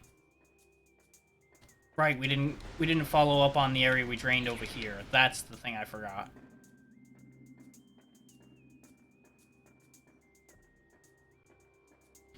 Oh right, the path that was drained was just this. Okay. So what am I forgetting? I'm getting that nasty feeling that I forgot something obvious. Oh right, because the furnace room itself isn't this room, it's the room over there. So maybe it was just the energy tank that it was alerting me to. I thought it only gave me plot things. Or at least forward progress things with that indicator. But it's been long enough, my memory might just be wrong.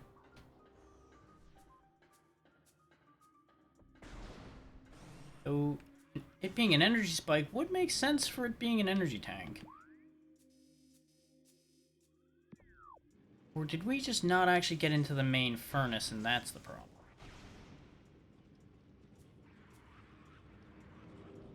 Because where are we right now? Yeah, we're not actually in the furnace proper. Well, we are, but we aren't. We're inside the actual cooker, but the furnace room is outside this pot that we're in. But I think we can't actually get into the rest of the furnace till later. So I think we are supposed to back out of here. I think I'm reflexively going the right way, but my second-guessing brain is causing me issues. Magnetic rail system track detected. Appears to be active. Spider-ball technology required to access track. Yep, there we go. Fluid patterns analyzed. Main source of toxins and ruins detected. This is the actual important thing. The sun chamber. This is gonna be a bit of a thing, but given the way everything else has gone, I should easily be able to handle this.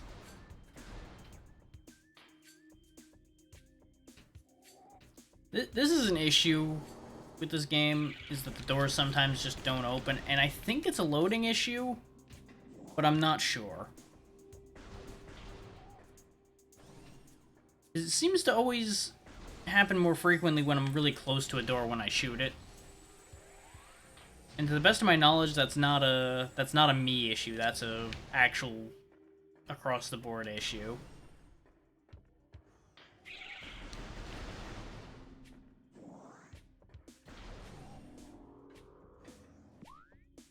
Okay, so to get to the sun chamber, we need to get up into the upper section of the main plaza, perhaps? Or was it? No, I think it's behind transport access north over here. Of note, there is not a fast travel system in this game. We will have to walk everywhere we need to go.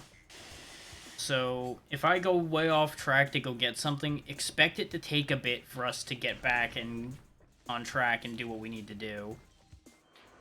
So I will not be detouring that much more than necessary, if I can help it.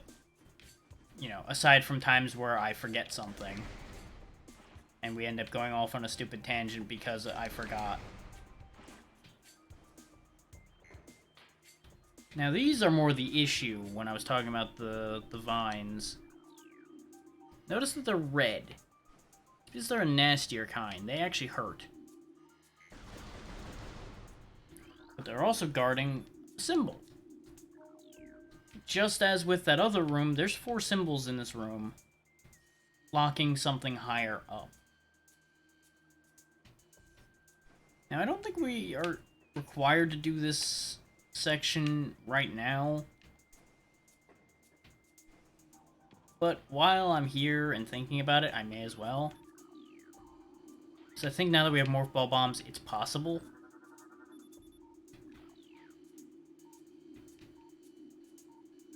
So I believe we need to do this Morph Ball Bomb section over here in order to access the thing I'm looking for.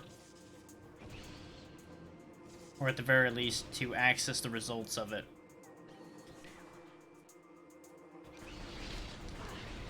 And of course, bees! Blow their damn house down.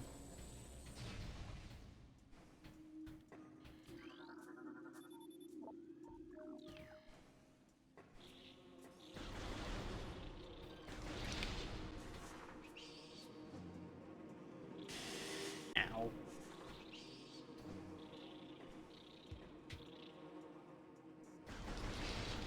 Now, when I played this originally, I got lost in here long enough that I actually almost got chipped to death by things like those red plants because I just started getting so impatient with it that I was rushing past it all. Which, if you think about it, is impressive in a weird way because of just how much health I would have had to have thrown away in order to get that bad off. But I was also taking damage from the wasps and all kinds of other problems.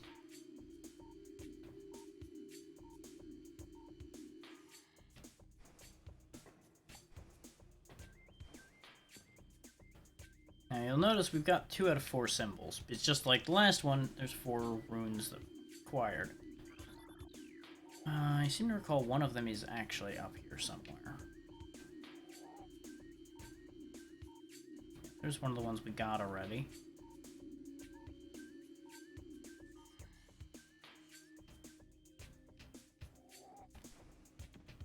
I don't think we're supposed to climb around on the tree. Nope. Nope. Sure wasn't.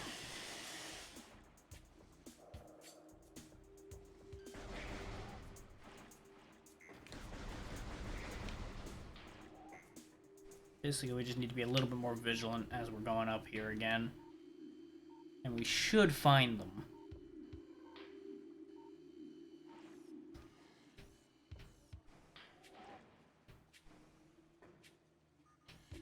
Because we got that one already.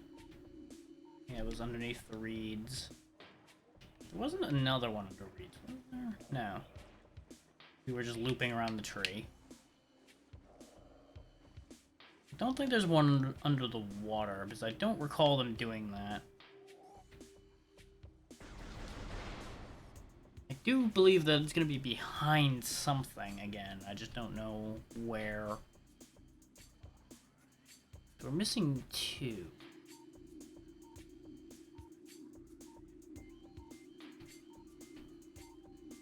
So I seem to recall that one's actually in the tree itself, too. Yep, there it is. I knew there was one that was literally just turn around when you land somewhere and you'll find it. Because this was the one that gave me a hell of a time. Because I never thought to look behind me as I was climbing the tree. Just, you know, too focused on all the other problems.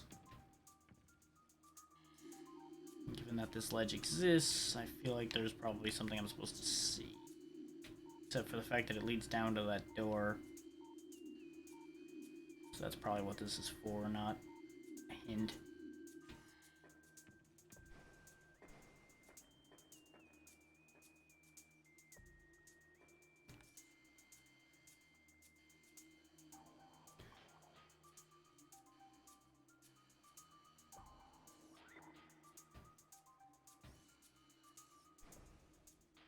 Looked for a second like the camera froze, so I wanted to make sure.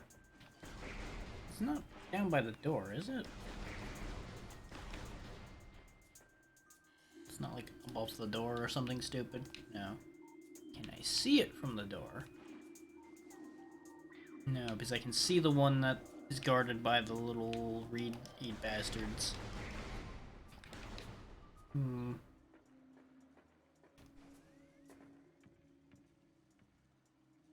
Any eagle eyes out there see it, just yell at me. I feel like I should have seen it by now, and I'm missing it.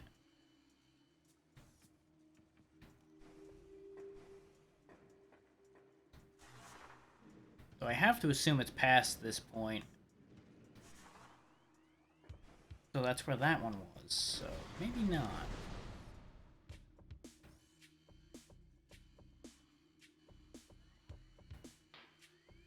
There it is. There was 2 on the tree.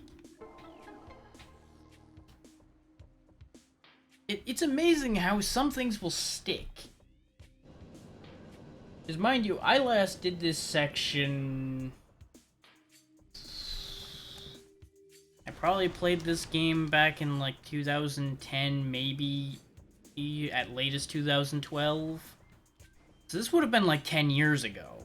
And yet, for some reason, some of the stuff about that section right there stuck in my brain enough that I just had that slight mental itch of it's up in the tree or up somewhere weird. It's funny how that works.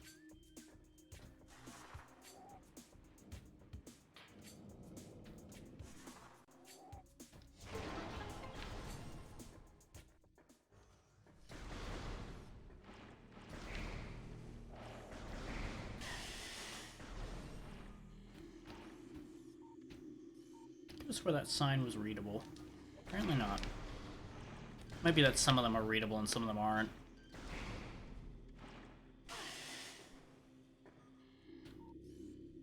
Might just be I started making notes in my head of what the symbols meant.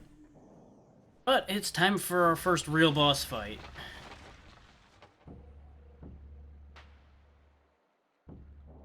The source of all the problems as far as toxins go.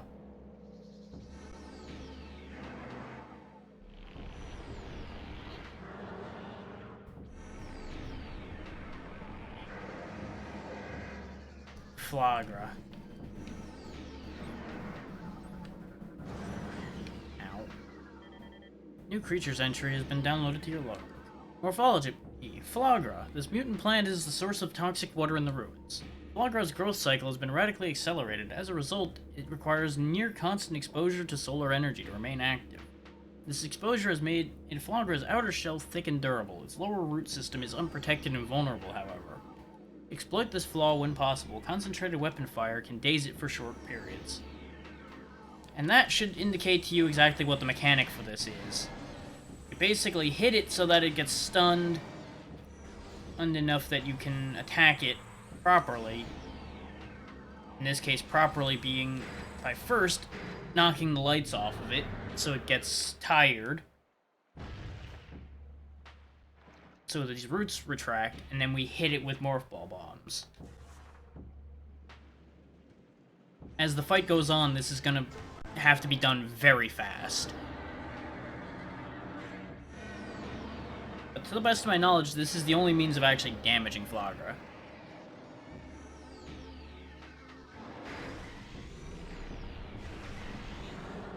Yeah, and I bet you thought it was over when he shrank all the way down the first time, huh? Yeah, no, you gotta do that at 4 times, I think. It's either 4 or 5.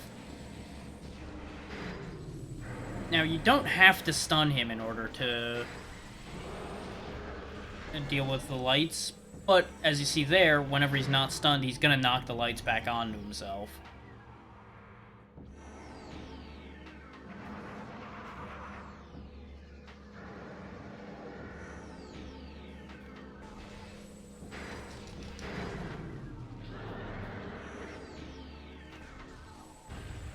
Go. And I don't think it matters which one of these you hit. I'm pretty sure you just have to be able to get into one of them and set off a bomb.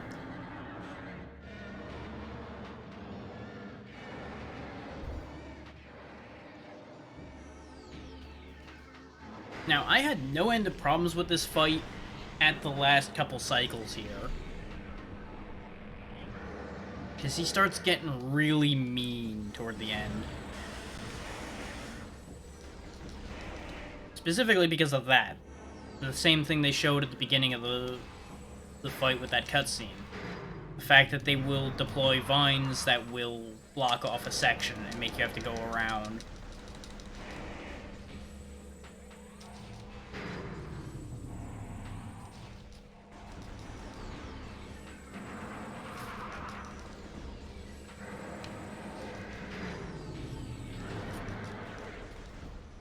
I'm gonna make this look a lot easier than my memory ever indicated this, probably. But that's just the difference that is made by a good another 10 years of playing games. The longer you do something, the better at it you get in general. As long as, you know, you actually learn anything.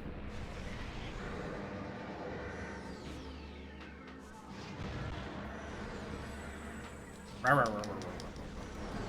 don't think there's anything else to scan about Flarga. Oh yeah, we can scan these, but they don't actually get, like, added to the logbook or anything.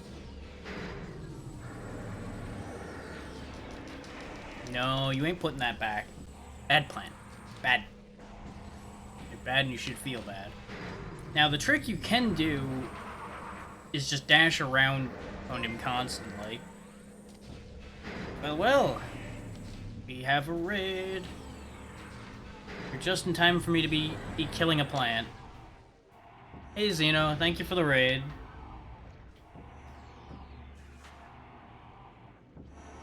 Just taking care of some plants that need to be burnt to the ground. How was your stream? How are you doing?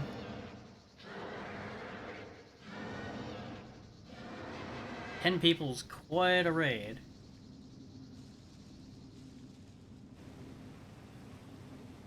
There we go. We have cleansed this place.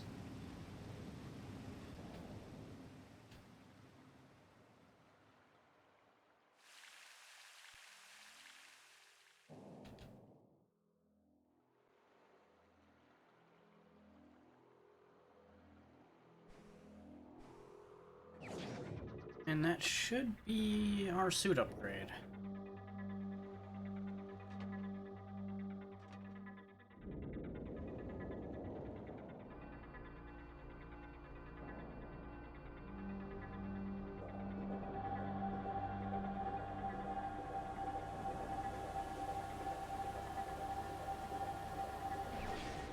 Yep, there we go. We got shoulder pads again.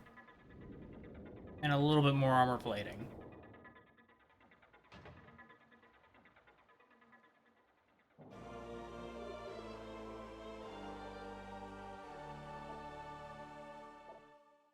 Yeah, that's what the Varia suit's actually for, is it's very good in high temperatures and other awkward locations.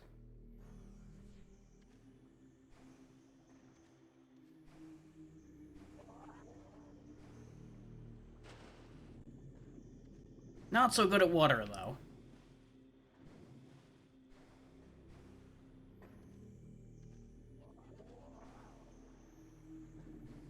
Today was one of your long streams, wasn't it, Xeno? I seem to recall that you had to plan a bunch of really long ones.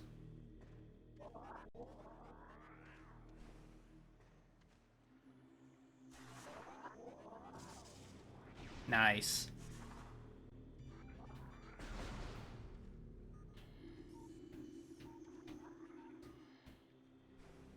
I'm assuming, judging from that expression, that it went pretty well.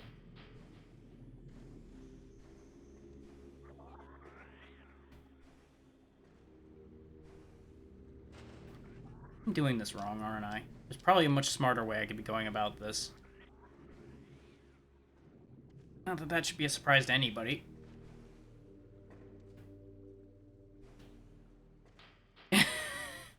I would have to assume it's an aesthetic and perspective thing. Considering most of the screen is gone. And things are pretty messed up around here. It's very brown.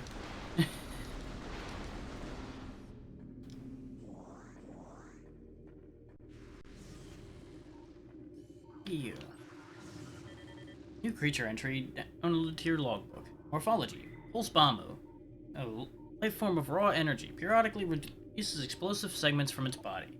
Pulse Bamus are energy beings. Invulnerable to most known weapons, electrical energy can harm them. However, they lack any intelligence beyond an instinctive attraction to other charged sources.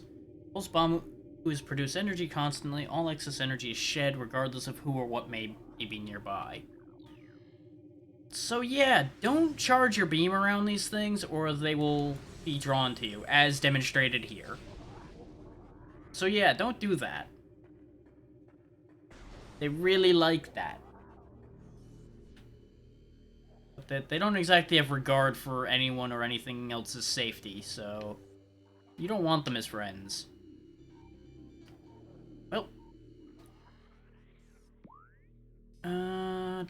yeah, I can open that door down there, so that'll be fine. Ow. Bees! Suddenly bees. Nope, wrong button. Yes? Mostly...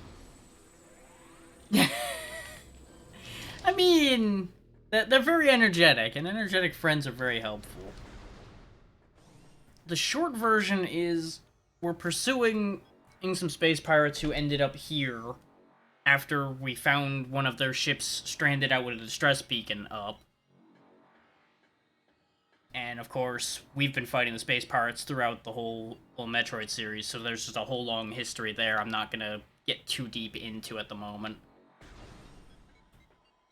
And as we've been going along, part of the ship exploded that we were in, we lost most of our capabilities, so currently we're trying to get all our capabilities back so we could then actually carry on with what we were doing.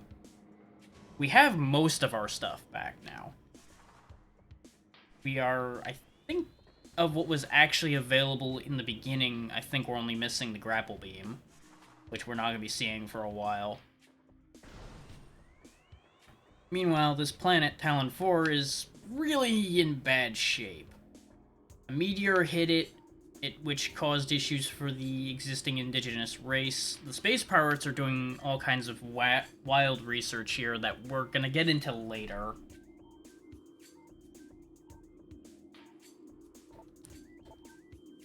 Our sanctuary grows by the day. We chose know much of technology, but we have chosen to leave it behind on this journey. Our home here on Tallon 4 will be a place of simplicity. Structures hewn from the stone. Bridges woven with branches. Always caressed by pure waters. We build around the ancient and noble trees, drawing from their strength and giving them our own in return. All that is wild will flow around us here. Our race will be just one more group of creatures in the knit of nature.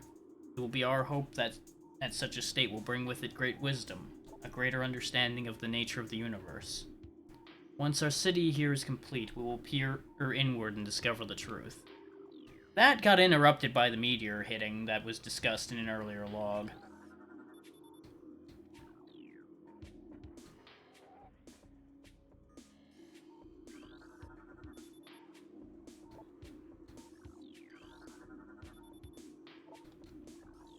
Each of these locks are open now. Now, only this one's open.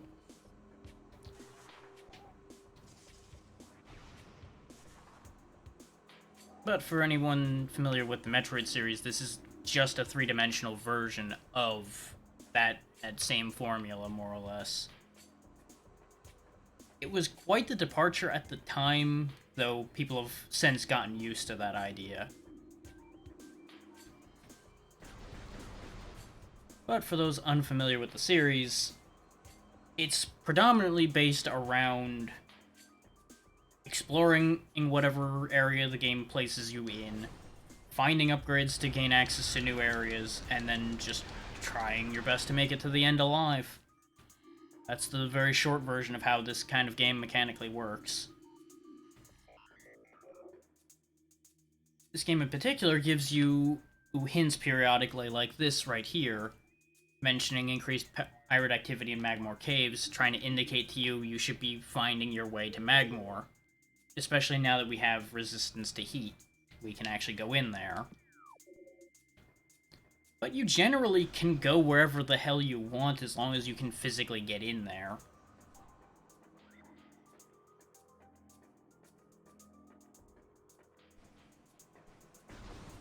And I could really go all in on Metroid lore and everything, but honestly, too much of that is a little too hazy in my head right now, and it is too damn hot for that level of deep thinking.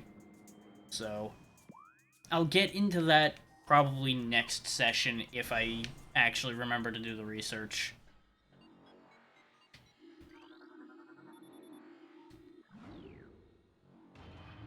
Once upon a time, I could have given you all kinds of information about that, but it's been a bit.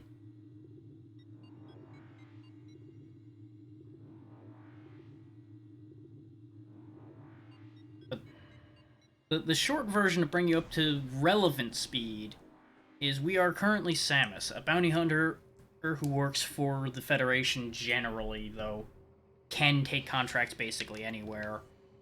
Our primary opponent is the Space Pirates, specifically Mother Brain, which is not an issue here.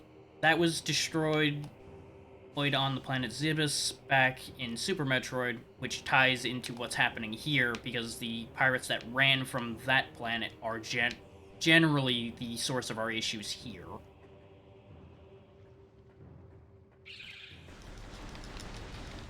As well as other elements that haven't been discussed yet in-game, so I'm not going to get into that yet. We have already encountered Ridley, who has run off on the ship that exploded. We may or may not be seeing him again. Which, considering he's a constant nemesis, and so Samus, odds are high, but again, I'm not going to get too deep into that until we get there.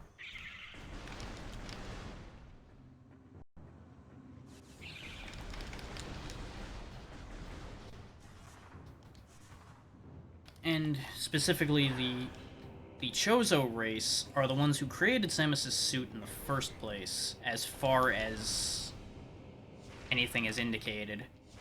And I don't know if it's ever been explicitly guaranteed that that is true, but more or less that's how that whole thing plays out, which is why we're able to regain our equipment here. Since this planet was inhabited by the Chozo, as indicated in those logs, as a departure from their other homeworlds, in an attempt to commune with nature and gain greater wisdom. Which, from all appearances, worked out for them up until the whole meteor problem. Morphology, Magmor. Are a fire-breathing serpent that dwells in lava. Magmors prefer extreme heat zones and are susceptible to frigid attack forms. Sightless, they navigate the lava currents using their sonar receptors. Magmors have a keen sense of smell, enabling them to pinpoint targets with startling accuracy. And these are the things that these caverns get their name from.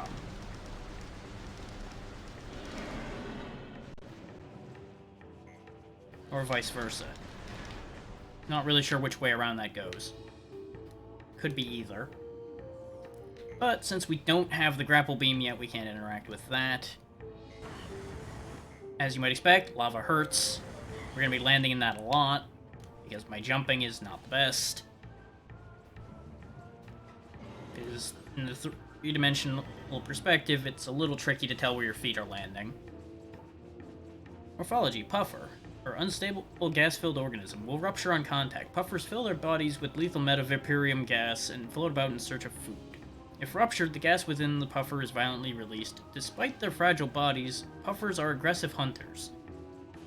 How would this thing eat? That's my biggest question with this design. Since it's just a bunch of gas-expelling tubes, how would it eat?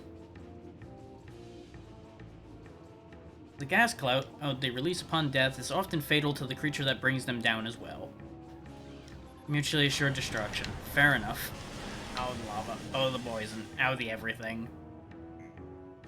It's a good thing we found 2 energy tanks, or things would be really, really dangerous right now.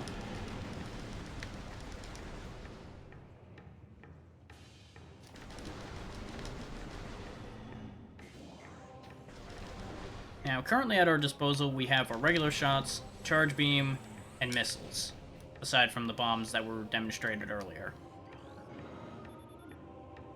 Sandstone wall. Okay.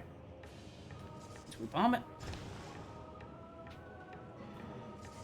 Basically, when you scan something, look for the red text if you don't want to read the whole thing, and the red text will indicate to you what weapon you need to use to bypass the obstruction.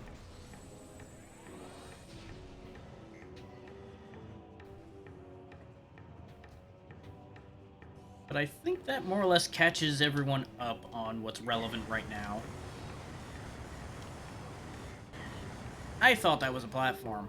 Turns out I was very wrong. Which means I now remember what I need to do here. Look over... No? I thought this was the room I broke a pillar in. I guess not. Can I just not get across this room right now? Or am I expected to hotfoot it? That jump might just be doable. Maybe I'm stupid. Oh, here we go. Okay, that jump is doable. Depth perception in this game will be the biggest bane of your existence. Or at least it has always been for me. Triclops. Hard-shelled creature with powerful jaws. The Triclops is a hunter-gatherer. It collects small creatures and bits of foodstuff, then deposits them elsewhere for later consumption. The hard tripartite mandibles it uses to move earth and rock are quite strong and difficult to escape once ensnared.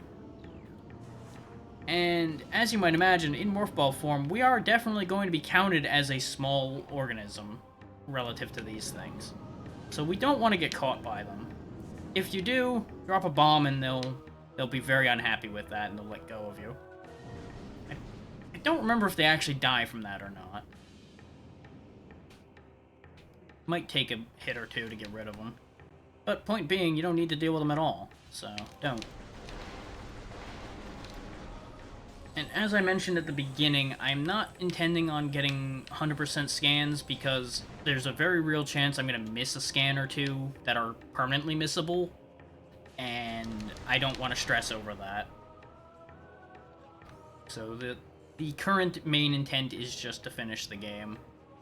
Because, as a kid, I got very close to finishing this, and then I didn't. And I don't believe I have that save anymore. So we're going back and doing it again. And we're already well ahead of where Kid Me ever got, at least in terms of pacing. Because I got to the finale of the game and then couldn't handle it.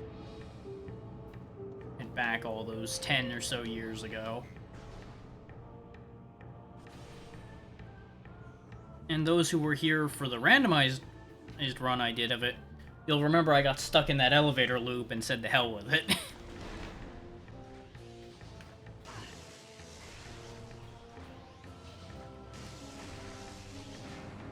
These might be harder turrets, or I missed that first shot. Bleep, We are going faster, yes. Okay, now these are regular auto defense turrets. Okay. I'm in danger. Maybe a little bit. Maybe just a little bit.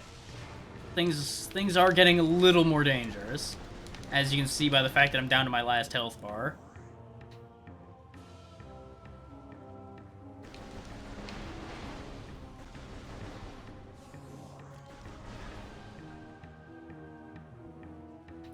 Now, in terms of the overall timeline, I seem to recall that this fits in between Super Metroid and Metroid Fusion? Question mark? Either that or it's its own thing. I don't remember if they ever actually made a proper timeline for this series or not. I know some things tie in directly to each other, and then it gets messy, as with most Nintendo franchise. Alright, Xeno, enjoy your walk. Hopefully it's not too murderously hot out for that. It definitely is here. Both in this cave and in reality.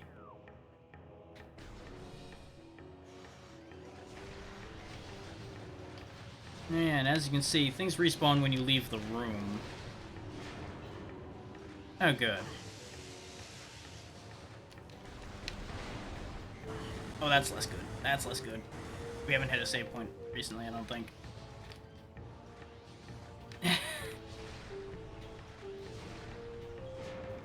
Yeah, that's not bad.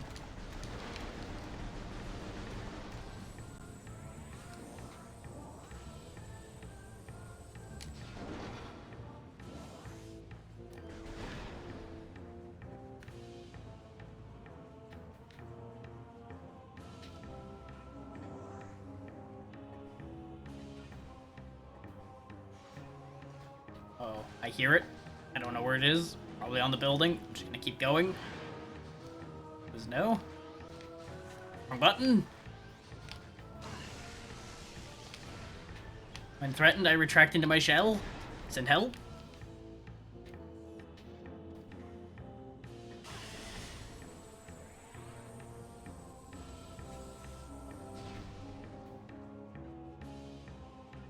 More turrets? Okay, very good.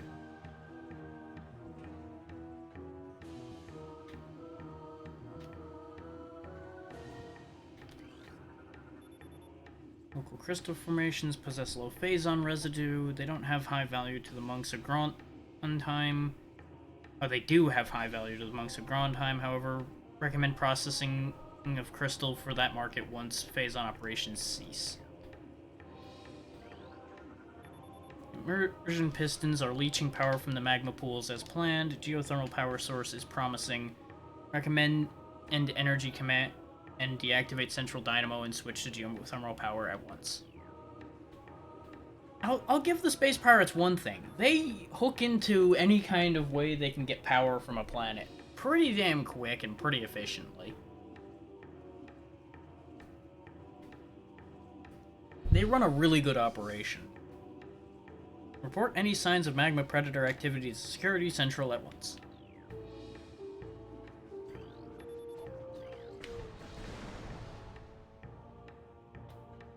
Like, if it weren't for the whole bioengineering and other illegal activities thing, they'd probably be a pretty good group. But, you know, there's the whole pirate thing to worry about.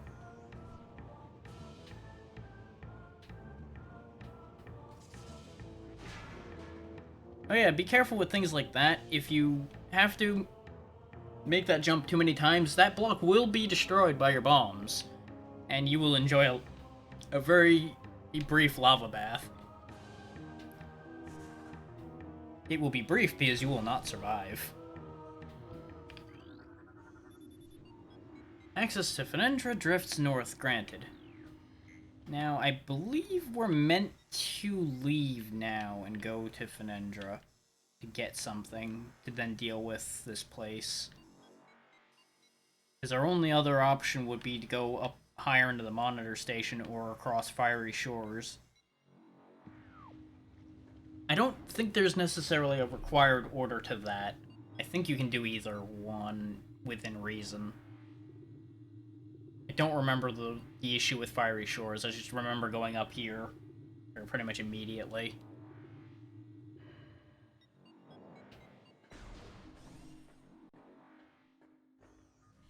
But maybe I can't go through this right now. Ice structure blocks the hall. Okay, no, missiles work on this. Wrong concussive blast. There we go.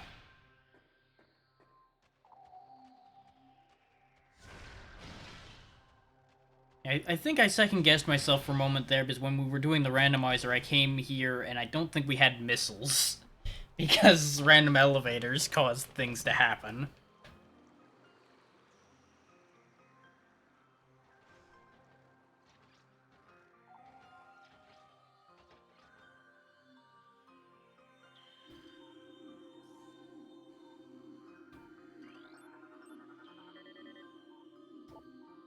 Flicker Bat, scavenger with optical camouflaging that renders invisible to the naked eye. Flicker bats are deceptive creatures. The only way to track them reliably is with X-ray imagery.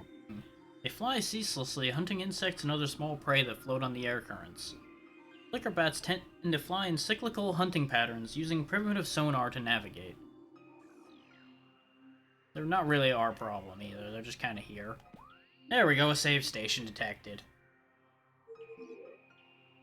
The game will usually prompt you if one of those is particularly nearby. Especially if it's been a while since you've saved, cough cough like me right now. So I think it's almost been an hour since we last saved, which would be a problem. Because depending on your pathing, you can end up without a save station for quite some time, and this game does not autosave in any way. You die, you lose everything up till that save. So don't fuck around. You will find out. And you will not enjoy it.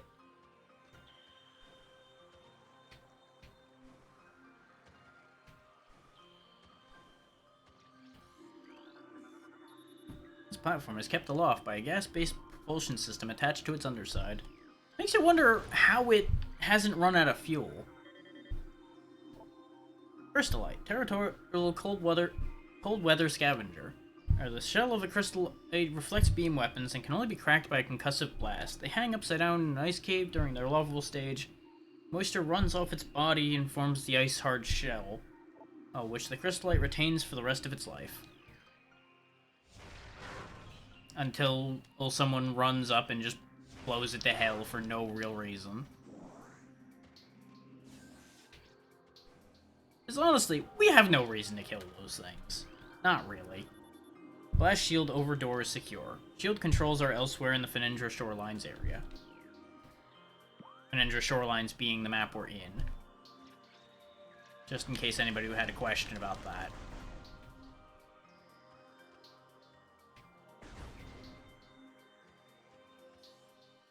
And while it's referred to as a blast shield, your missiles will do nothing to that. You have to solve the puzzle involving that door in order to get it through it. Just in case anybody was thinking of being clever and just blasting it. That unfortunately does not work. This, I believe, can be blown open right now. Grating has become brittle from temperature fluctuations. Large traces of radion detected. Radion being another material we can probably destroy. Specifically, with missiles.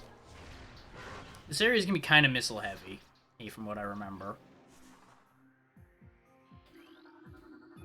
The door directly above has been unlocked.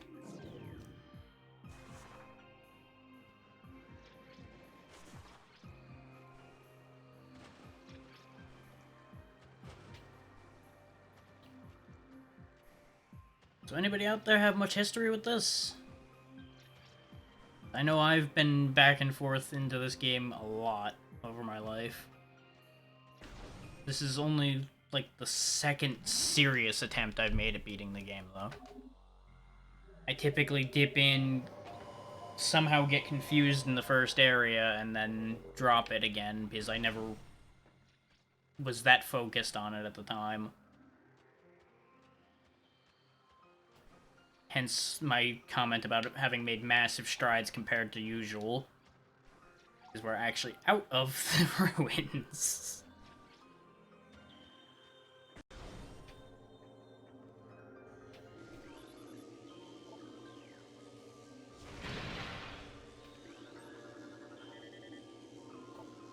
Scatter Bamu.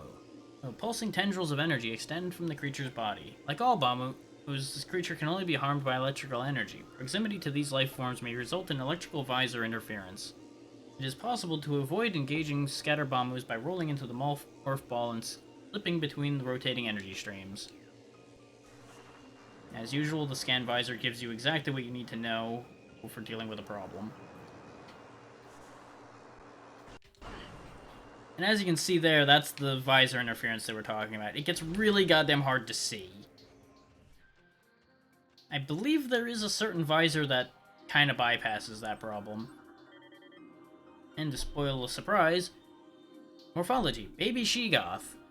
A glacial predator, or ice shell protects vulnerable dorsal area. Young Sheegoths grow a resilient shell of ice on their backs which serve to protect a layer of vulnerable flesh.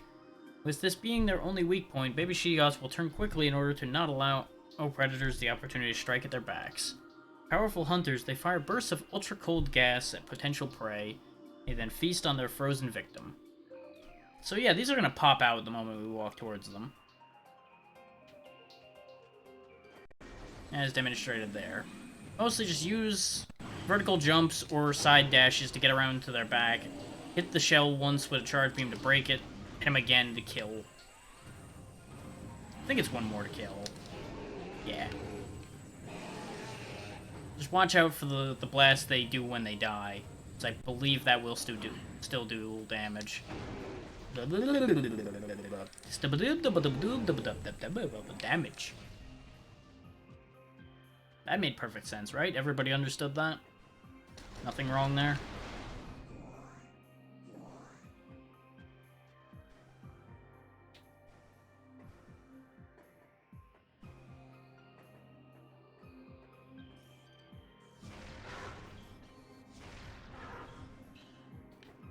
go, they've been disposed of.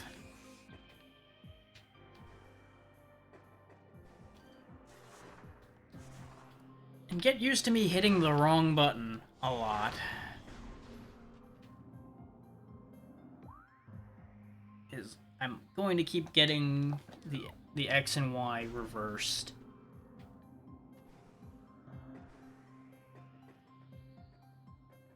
I could drop into the building there and get into there, or I can go over here. I'm gonna go over here first because it's gonna be more troublesome to get to, I think. That, and I believe the other door leads back to where we came from anyway.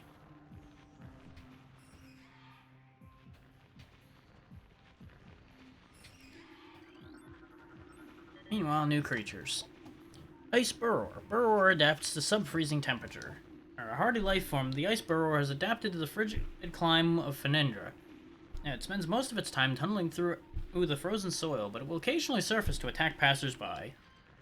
Notice it doesn't even, like, say attack predators or threats or prey. No, it's just out to fuck up anybody who goes by, because these guys are just a bunch of little bastards. And I'm just gonna take the damage. I don't feel like trying to deal with them.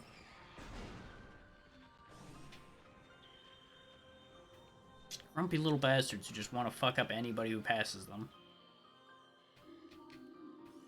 Which, you know, I get it. It's fucking cold. Look, a missile expansion. I want that. Can't get that right now, though. More Bamus. Just pooping on everybody with giant electric balls.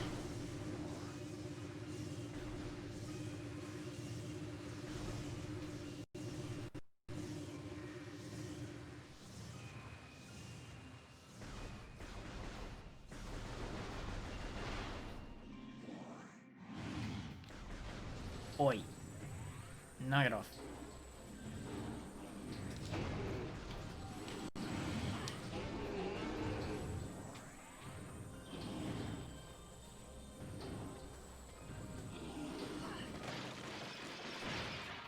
Yeah, that's the problem with letting them actually hit you with that breath, is you will get completely frozen solid. Thankfully, you can break out of it easily. Still best not to get in that situation.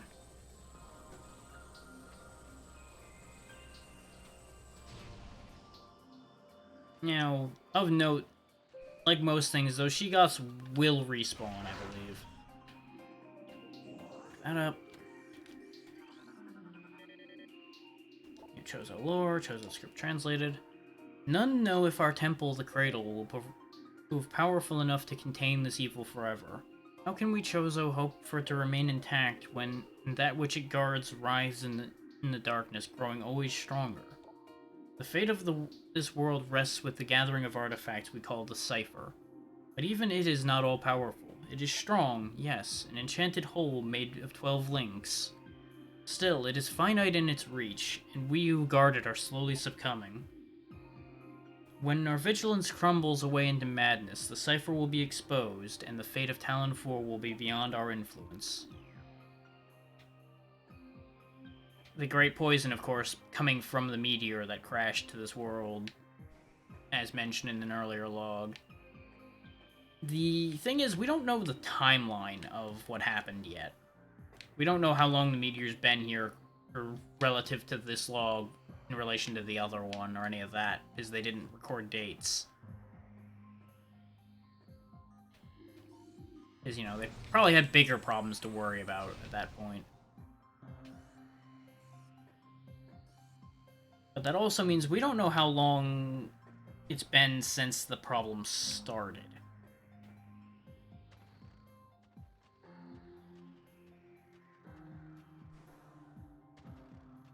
And I don't remember if we actually get told that at any point.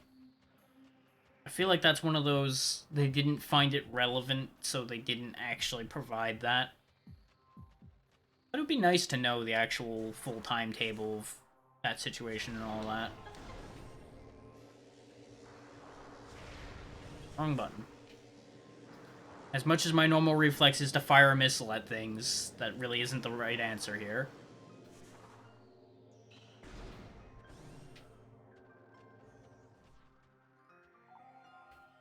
We are ripping along pretty well.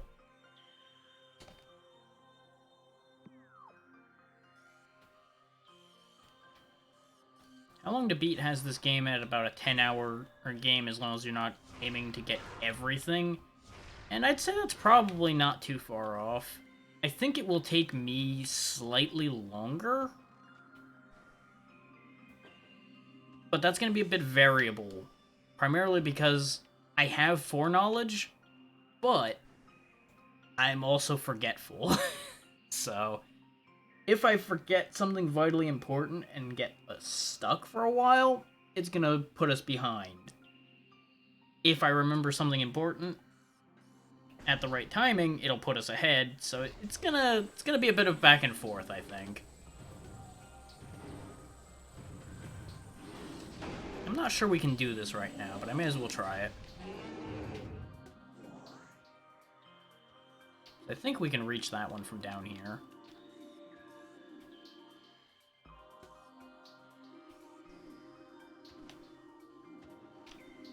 Or was... Yeah, we can just walk up here. What am I doing? Platform realignment successful. I think that was one of the dumb things I got myself stuck with in the randomizer, is I thought I couldn't do that, and we ended up sitting there staring at it for a while. Only to then figure it out and then realize I can't actually do the thing I set up to do.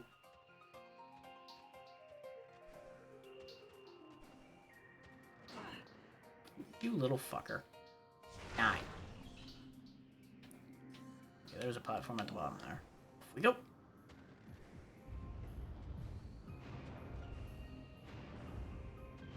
We do want this, though. This, I believe, is Boost Ball? Either Boost or Spider. Pretty sure it's Boost, though. Yep, Boost Ball acquired. Now, those of you who have been here the whole time will remember seeing some half-pipes. That's what the Boost Ball's for. Just like this natural ice half-pipe through this whole place, we can now boost back and forth through that and chuck ourselves where we need to go. It's also just kind of fun to play with.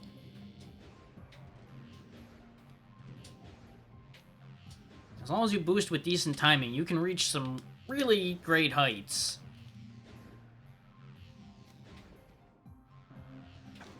And, you know, just generally get around pretty well. You just gotta watch out because in Morph Ball form, you are still just as vulnerable as you were before. Boost Ball does not make you any more dangerous to enemies. You just can move around a little better. But we now have yet another puzzle-solving tool. Yeah, now the game's like, oh hey, you should probably go find another one of these structures somewhere. It's of course telling us about the one we saw right back at the beginning of the game, because they expect players to have forgotten about that by now, which is fair.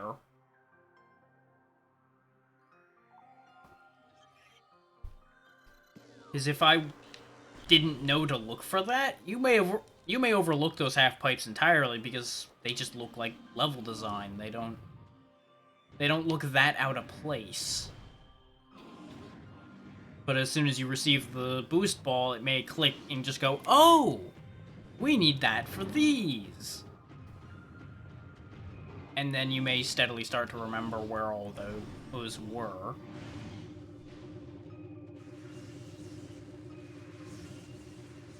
Wait a minute. Okay, that's the save point. Okay.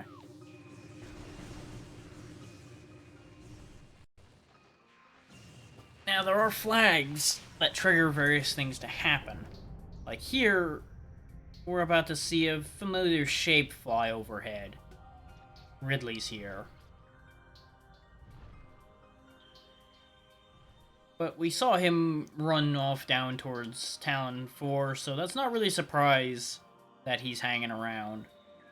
But having confirmation that he's here helps, because we did lose sight of him in part way. Unlike us, he can just kind of go through space. He's a cheating bastard that way.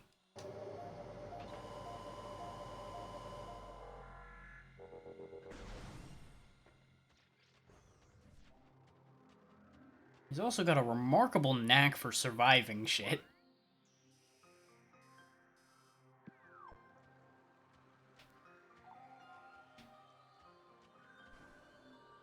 So I believe he has had to be basically rebuilt at some point.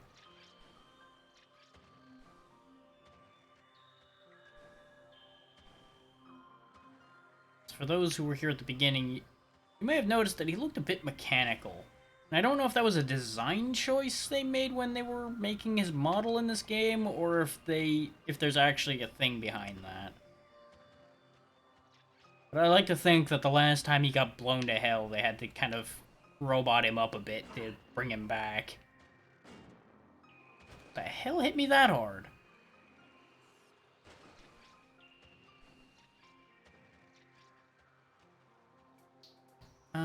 I don't think we can actually get up there right now.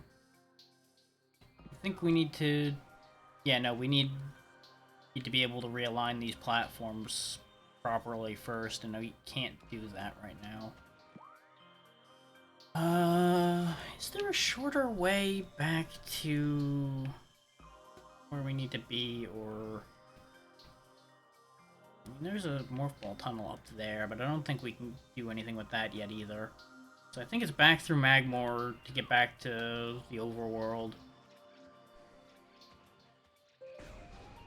Which, going back through Magmoor is not going to be the most fun, but it's what you gotta do.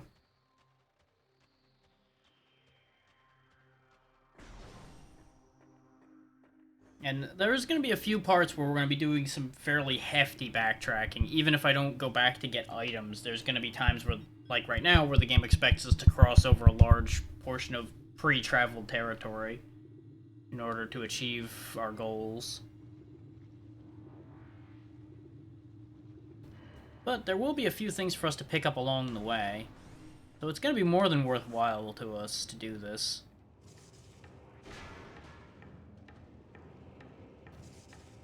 Now, if any of you out there are very familiar with the game and are wondering if I'm going to be doing any of the skips or speedrun tricks or anything, I don't know them, so I will not be doing them. At one point, I did consider learning the speedrun for this game. But there isn't that big a run for this, I don't think. I know there's some really interesting tricks you can do. I don't think there's that big a thing on that one, though. I've not looked it up, so I could easily be wrong. I'm going the wrong way, but we can check to see what the issue with Fiery Shores is before we go too far.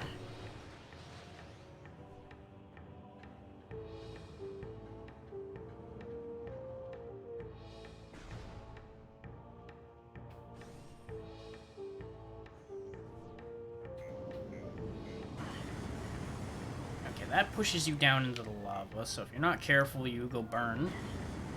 Kind of like that, yes. Yes. Very good demonstration.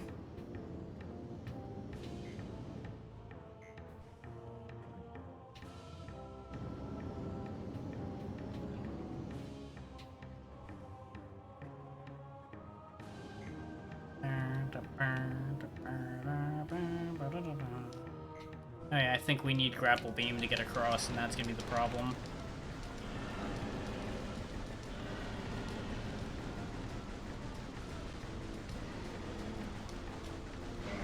I could kill him faster than that, but I didn't feel like mashing that hard.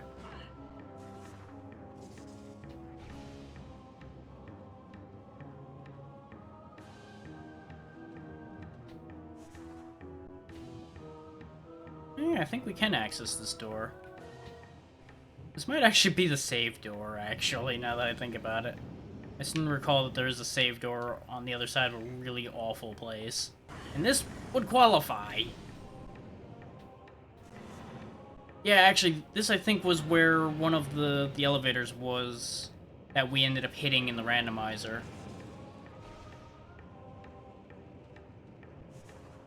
So I want to say on the other side of this, yeah, there's the elevator I'm thinking of. And there is a save point near this elevator.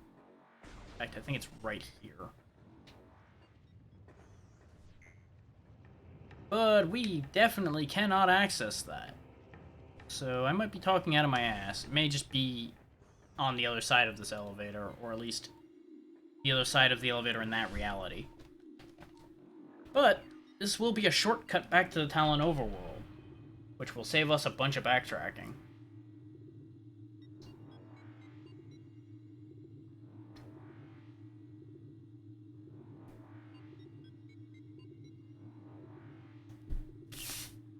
So I'm glad my curiosity sent me this way.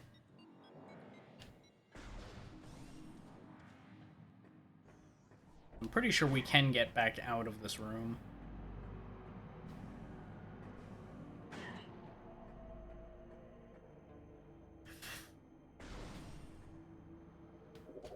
Probably cap that answer problem. Hey look, there's the system this game is on. A GameCube.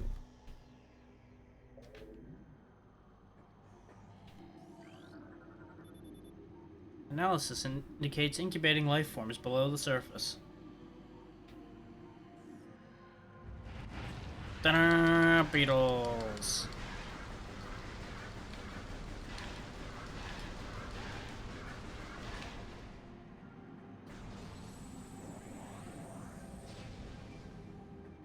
Now this is a big room. We gotta climb a fair ways up to get it through with the accessible door. Even further up is another door, but we can't open that door right now. It requires a weapon we don't have.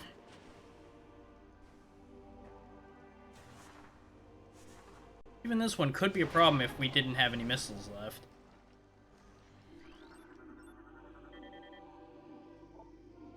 Morphology. Blood flower. Able to eject toxic spores. Toxins are poisonous even to the blood flower itself. 3 mouth nodules protrude from the stalk beneath the flower, each with a rudimentary brain cluster and the ability to spew toxic fumes at anything within a 5-meter radius. The spores ejected from the stigmata at the center of the flower are sufficient to kill this creature if they explode in its vicinity. So yeah, if you shoot the projectile it sprays out early enough, you can make it destroy itself, or you could set off the sap pods that were above it, and it would die anyway. It's not really an issue. Now, those who were here early on will notice this was the room I looked into and went, oh, I shouldn't go this way right now. It's because we couldn't actually get through the root cave without missiles, and I remembered that, but I didn't want to explain that at the time. But now that we have access to half-pipe structures, we should be able to get into that weird rectangle room over there.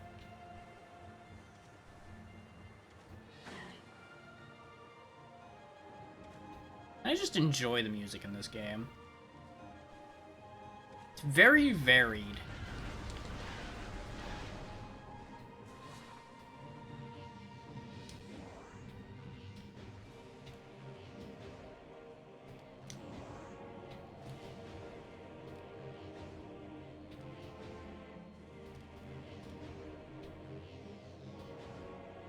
I lost connection to the ledge there. There we go. That gets us up here, which just gets us into this little hatch over here. Past this block here, and this one, and up to this door.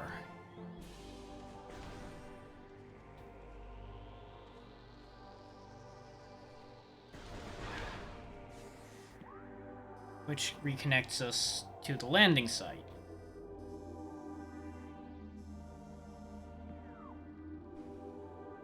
I'm not really sure why the game indicated that specific half-pipe to us. I think something is meant to trigger as a result of that. Oh yeah, it does also get us onto these higher platforms to get across here. It actually is useful. Because it gets us this. A shoe. Specifically, space jump boots.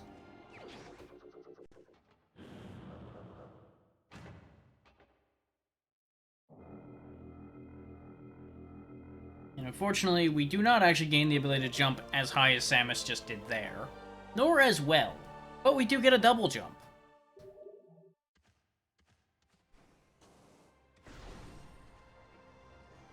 And as you might imagine, a double jump is going to be huge.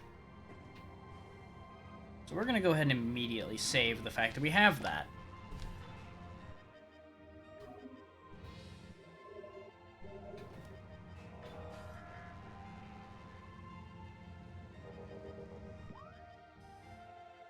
I think we actually have access to the other 2 rooms attached to this one now, as a result of that.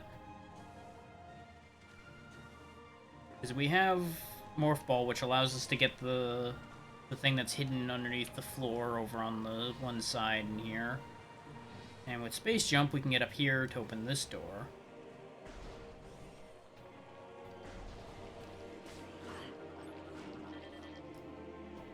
Seedling, plant-based ground feeder. Dorsal spines can be ejected in self-defense. Very simple creature. It literally just sits there and spits spikes at anything that goes near them.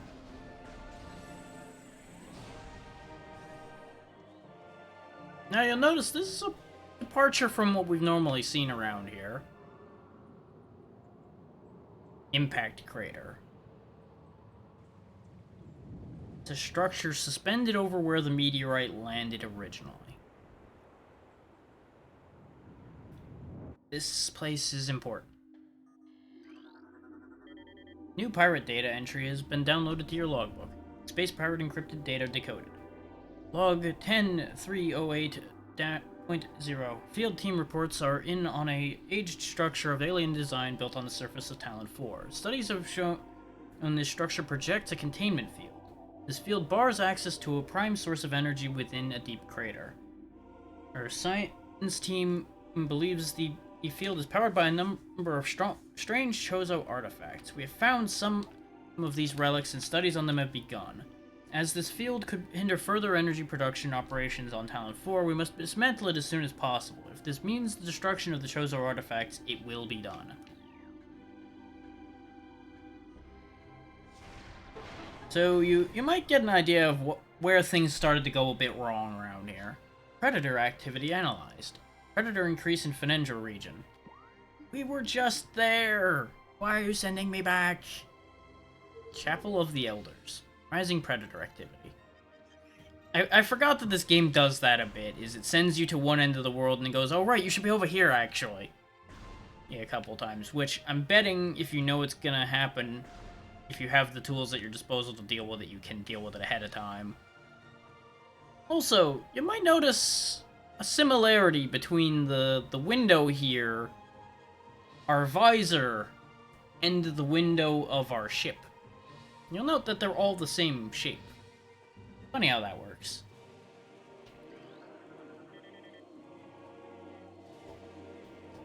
The congregation of artifacts that hold the great poison at bay still holds strong. Fearful of the potential within the artifact temple, the invaders known as space pirates tried to destroy it, only to fail in every attempt. We scattered the artifacts across the planet for their protection, and only a few have fallen into invader hands. Failing to understand them, they now seek to unmake them. Again, they fail. They are right to fear these things. Great power sleeps inside them. Prophecy calls for their union come the day that the unholy worm is met by the Great Defender. We can only hope the artifacts are not destroyed by the invader, for then all will be lost. So we do what we can to preserve the artifacts and to guide the newborn to them. Time wanes for our souls, yet hope remains. See, and that's where the time frame of these lore messages being written kind of gets weird to me. Because the assumption I'm making is when they refer to... is they obviously are referring to the space parts because they called them by name. So at the very least, these are being written while the space pirates are invading this planet. But they also refer to guiding the newborn, which I'm assuming is referring to Samus, since they raised Samus and provided her with her equipment. At least in one line of lore. I don't know if that's the actual canon stuff at this point, since things got weird at a few points. Either way, I'm assuming that they're referring to Samus with that, which then means that these lore entries are recent, but at the same time there are things in some of the other lore entries that make it sound like they're ancient, so I don't know. I don't know if they're just seeing that far ahead, or what. As we have done for millennia, we Chozo work constantly on our statuary. The statues are our sentinels, blind but ever watchful they are, and have always been, repositories for our most precious secrets and strongest powers. The crafting of each is a long and sacred process, performed only by those Chozo who have lifetimes of experience in such things. We have left these relics on planets across the solar system. Some are merely reminders, silent emblems of the Chozo that serve as icons of peace in lands that know only war. Others wield subtle strength, exerting their influence in ways beyond the understanding of mortal creatures. Still, others are guardians of our secret ways, and these can be as terrible as they are beautiful. Those who respect and honor these relics will know the friendship of the Chozo. Those who deface or destroy them will know our wrath, unfettered and raw. That's referring to the statues you'll find throughout the Metroid series, generally where you will gain new abilities. Or, as is frequently the case, regain old abilities. Yeah, you'll notice that there's a thing down there. That's important. That thing down there. That we can actually scan from here. This is a Chozo artifact. Collect it, then scan the totems here for clues on the locations of the remaining artifacts. Together, the artifact will open a path to the center of the impact crater.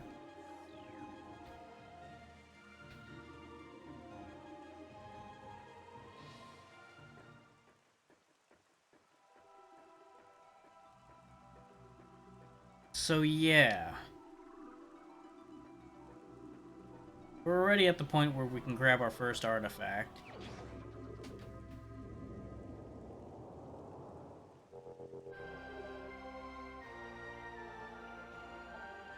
This is the Artifact of Truth, the first of 12.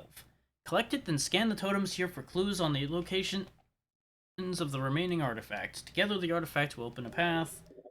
Same thing it told us before. Now you'll notice we are missing some logs as well. And I think that's just because I've been scanning them in a weird order. Remember again what I was saying about missable scans as well. First, gotta have a big old panning thing showing all of these statues activating.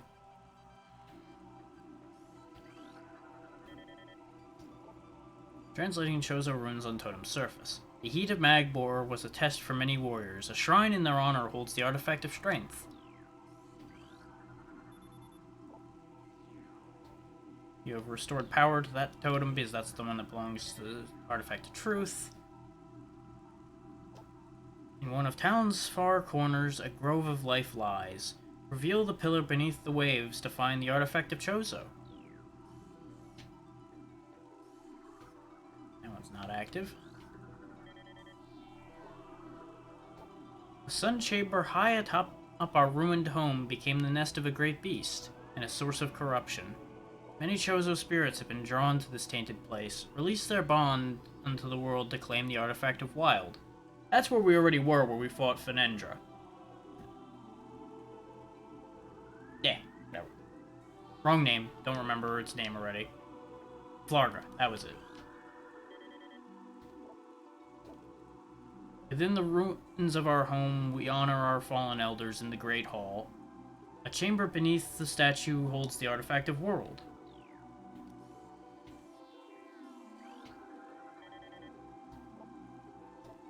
There is a tower within the ruins where light always shines. Move through the waters there to find the Artifact of Lifegiver. A tall cave stands at Fenendrana's edge. Seek the unseen entrance at its top to find the Artifact of Spirit.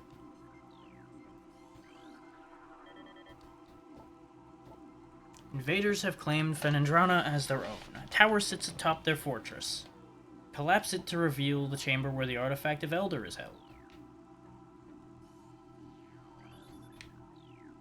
Makes you wonder whether they even realize that they're sitting on an artifact that they're looking for. I assume with all their fancy scanners and such, they detect it, but you never know.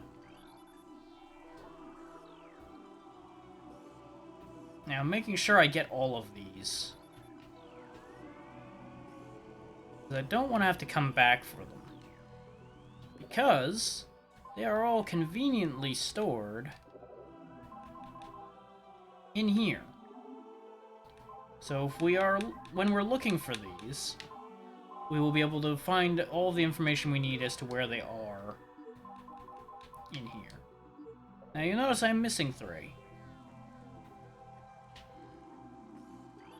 I don't know if I just didn't spot them. Oh, some of these aren't active. I think we need to get other artifacts before those will reveal their secrets to us. Something like that. Either way, we have the majority of the artifacts information.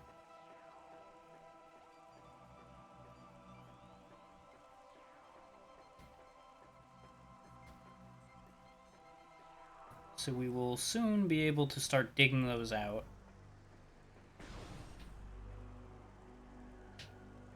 You'll notice the game didn't tell us to go there. We weren't indicated that we needed to go in there yet.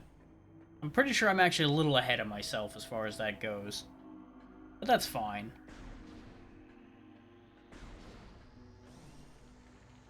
Because honestly, the sooner we get started on getting those, the better, because it's gonna be... That's gonna be a big part of the time frame of this game, is going to get all of those. And it's honestly my least favorite part of this game, is the fact you have to then go back over the entire map digging out all these artifacts in order to trigger the end of the game. And they pull a similar thing in the second game, which we'll be getting into at some point. So I have every intention of doing the entire trilogy. Just probably not back to back.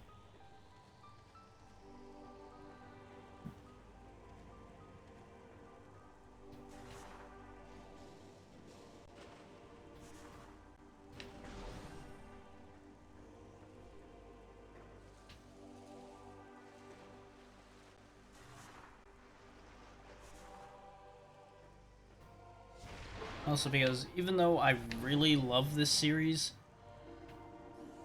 they are a bit tiresome after a while. Morphology. Flying Pirate. Pirates trained and equipped for airborne assault. Flying pirates are extremely agile in the air, but the heat signature of their jetpacks can be tracked with thermal imaging. While their missiles are extremely potent, their jetpacks are even more so. Oh, if the pack fails, they will make a suicide strike. Yeah, they're not kidding. They will just dive at you if they are getting ready to die. These two in particular are just gonna run like a pair of punks. This is Phazon. Material seeping out of the ruptured metal is highly toxic. Analysis indicates that this may be the Phazon compound the space pirates were using in their biological experiments. Now, I'm gonna give away a piece of information now just for context. Yes, that is Phazon. Yes, that stuff is really bad.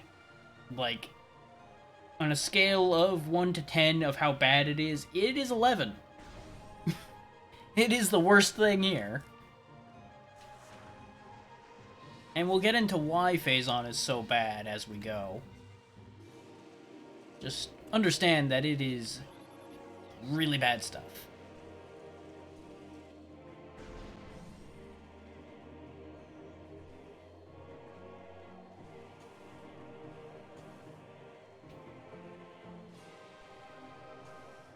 And while I could explain why it's so bad, that would get into spoiler territory, is why I'm not gonna get into that right now. I am gonna get into this hole here and go get this missile expansion before I forget it's here. Or again. Okay. So now we've got a max of 15 missiles. We've got space jump. The game wants us to go back to Phendrana. Never remember. Which is gonna involve going back through Magmoor, no matter which way we go about it. We can go back into the ruins and get some stuff now if I want to, or I can come back for it later.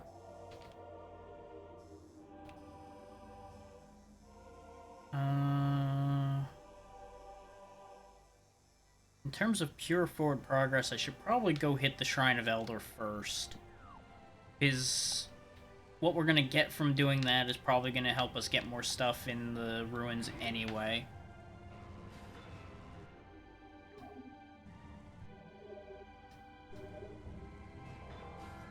So I'm trying to be relatively efficient about this based on what I know of the game. Which is gonna make me do some kind of odd pathing decisions. I want to go to that one again. Means we want that door. Okay. And this is a very useful map when I actually can understand what I'm looking at.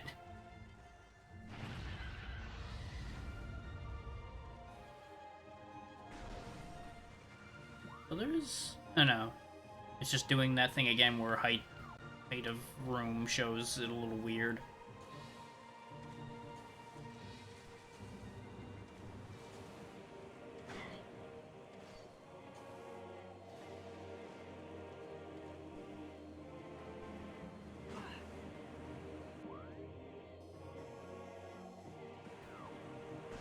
Good to know I'm reflexively on track here.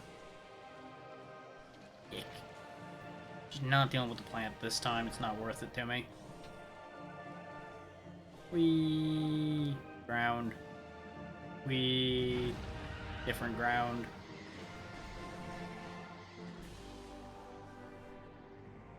So this will get us back to Magmoor quickly. Won't get us to Fenandar quickly, but we can get there reasonably quick. Either way.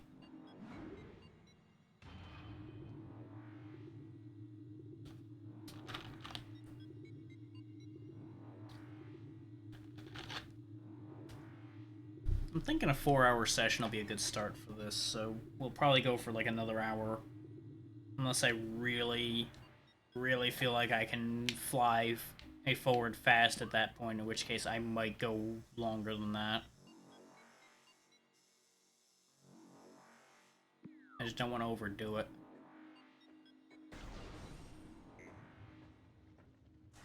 So while my energy level's currently okay, I did not get the best sleep last night. It's better than I've had of late, technically, but because I never sleep particularly good, as those of you who have been around for a while have probably noticed by now.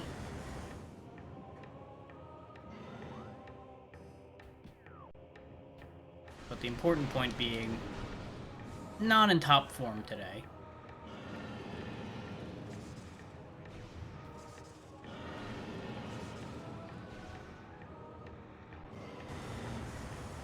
And that probably is a prime demonstration of that.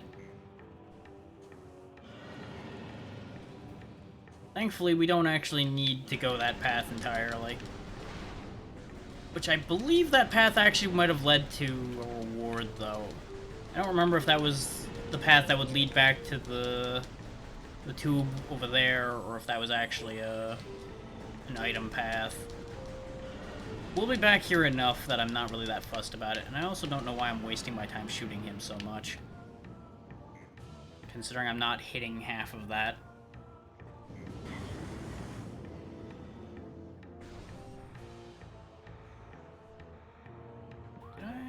Missed my turn for the save point? No, I didn't. Save point's coming up, I think. No. What am I talking about? Save point's not till all the way over here. Which is not where we're going anyway.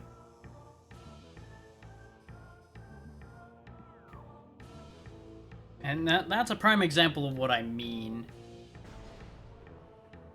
Fact that I'm losing track of where we're fucking going. Oh, you fucker. Of course that missile had to be the one that actually landed. God damn! I thought these couldn't reach underneath there. Oh, we have a problem. We have a really big problem. I'm probably about to die because of trying to cut past these without fighting them. Yep, there it is. Our first death.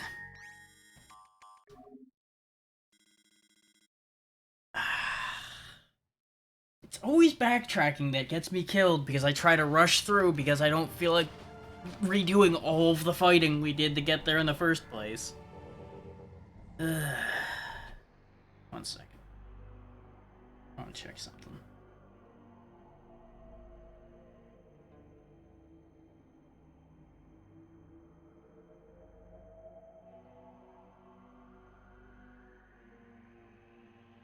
Okay. Not missing anything important.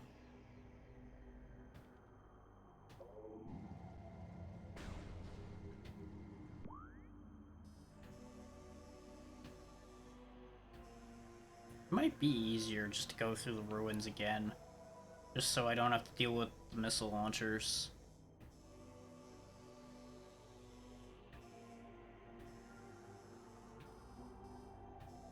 And then I can do some cleanup. And the path I'm on is going to be faster even if I do end up risking my life doing it.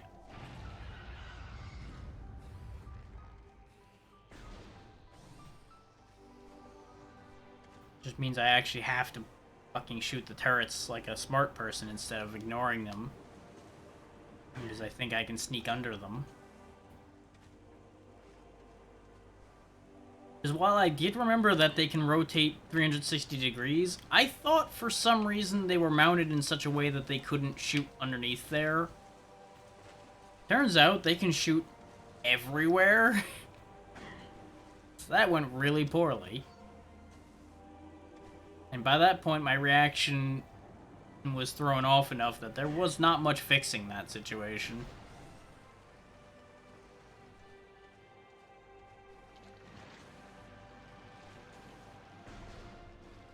Because once I lost a good chunk of health just getting knocked into the lava the first time, we were already in trouble.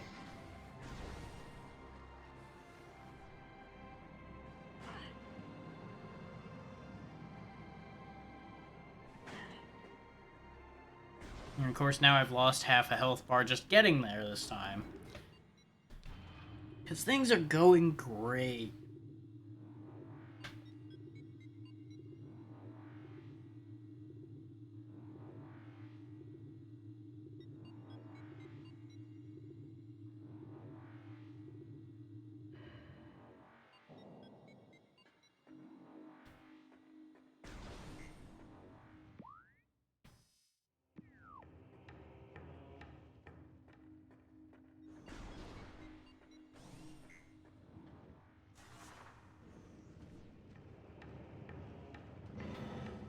Some of these morph ball paths are on rails, so you don't have to worry about them too much.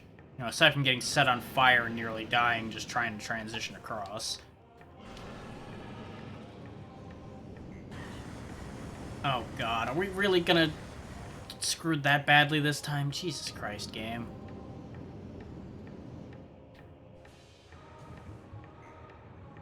So that's great.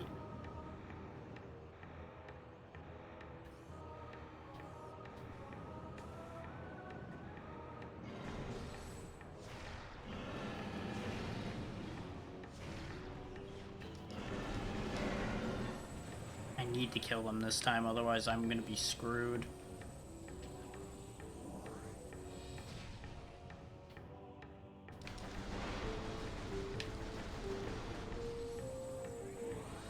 Not that we're doing great, even having gotten rid of them.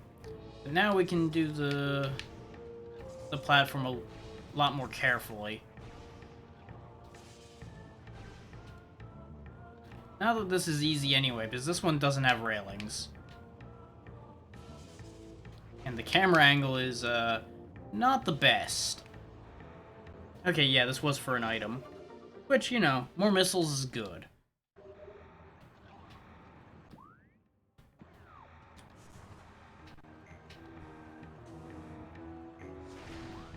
God damn it, all the wrong buttons because I'm trying to do it fast.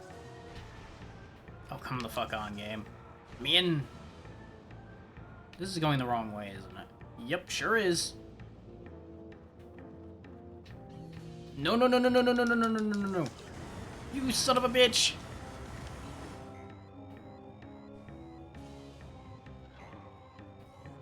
I forgot it takes a really long time to get out of those, so you're kinda hooped if you get caught. We might be dying again.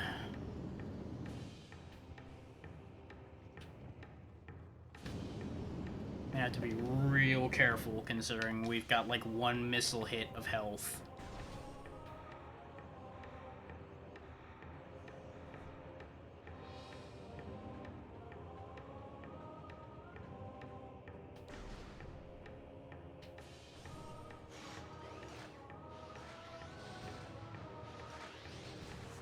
Fucking... Ah! Why do I keep hitting that button?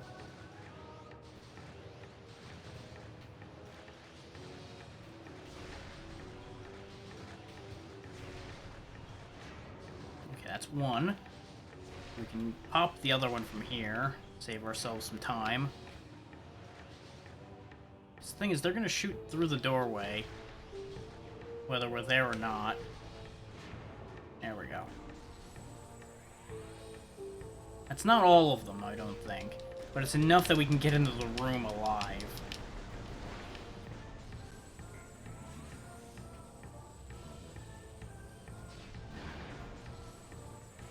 I don't need more missiles, game. I'm full on missiles. Come on. Give me health.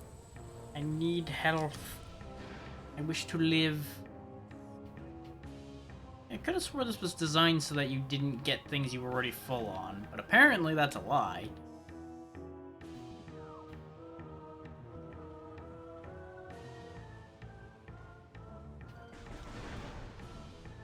If I don't hear a turret activate and we get shot, we're hosed. That's basically how this is right now. Okay, now I think I can survive a hit. But that's still not a great situation to be in.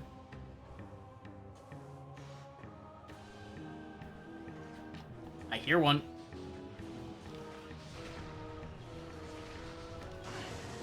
Okay. That one didn't hit that hard.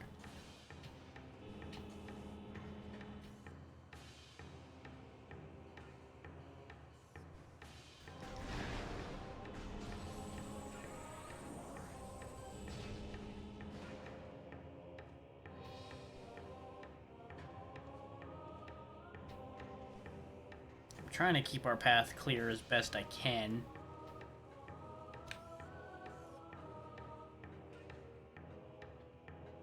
Turrets do remain the bane of my damn existence, though. Yeah, we can climb up here now. Thanks to space jump. Which is gonna be a slight deviation. But it'll probably be worth it.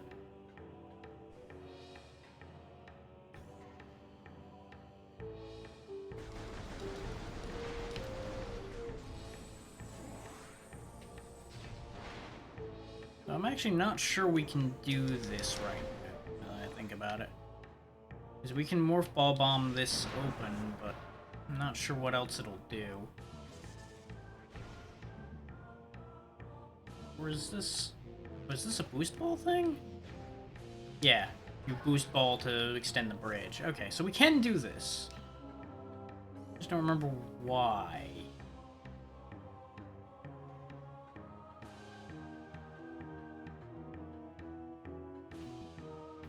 And I'm just super worried right now because I don't want to end up having to redo all that again. I think this is a doable jump.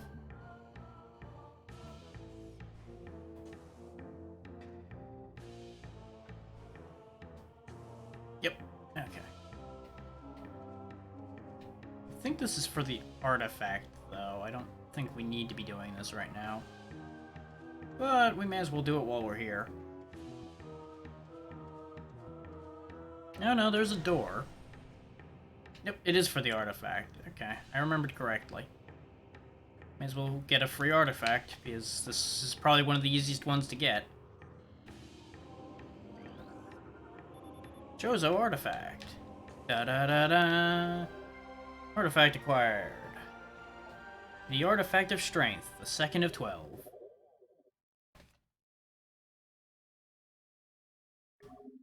Which, getting these as you are in the area to get them will make this significantly faster. The way I ended up having to do it, because I did not realize that that was a thing I had to do when I was first playing the game, was I had to go back into every area and go get them all in one go.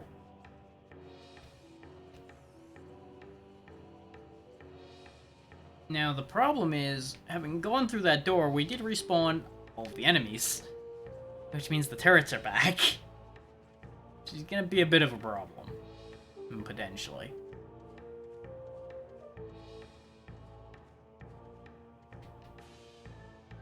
And the bridge is no longer extended.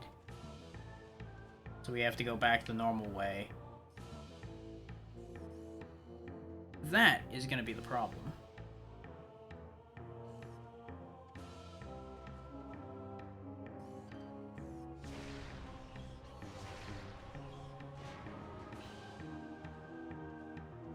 So we're gonna have to be clever and pop turrets from angles they can't get. Where possible, anyway. Okay, drop down here. Eee, that bounce was concerning. Aye, speaking of concerning. Yes, sure, the puffer is the concern. Yes, video game. That's clearly the thing I'm horrified and scared of that I want to blast first.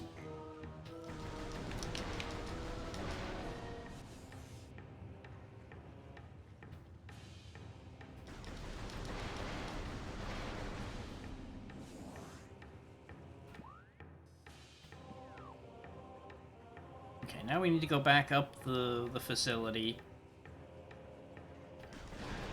And then go across the proper path.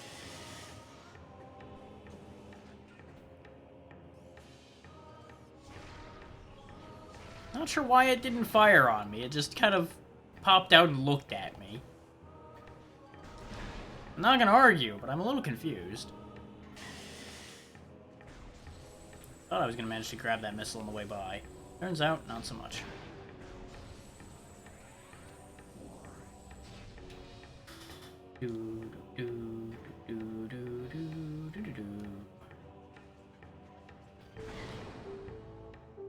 I'm not sure what I thought was gonna happen there.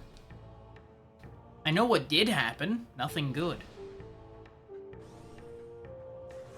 Yet here we are, having exploded myself. Yet again.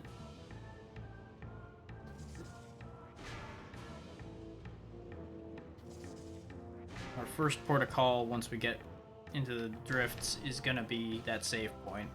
Immediately. How the hell did I get turned around in there? What?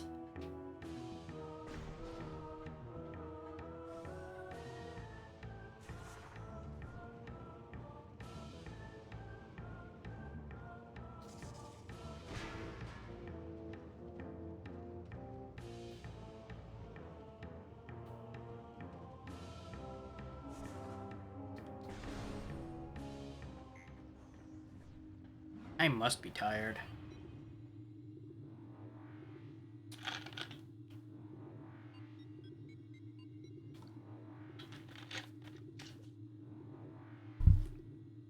Because I can only assume I just spaced out for a second, and when it popped me back with the camera there, I rolled all the way back without paying attention to where I was going. Which I'm not gonna lie is the thing that's happened to me with those morph ball tunnels multiple times. Because you're just kind of on autopilot going through them because they're just long enough to not really be something you can completely pay attention to.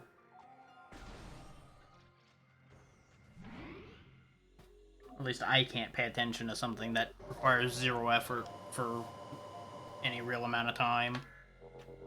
The brain wanders.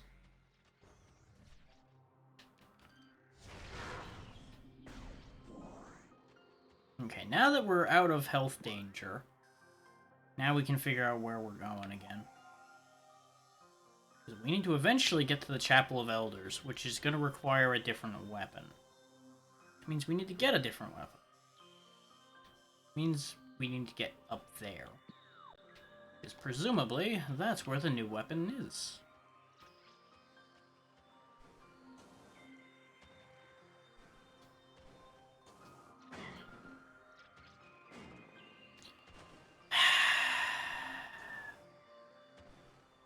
Keep trying to let those stupid things live because I don't feel like bothering with killing them. And then they make me really want to kill them.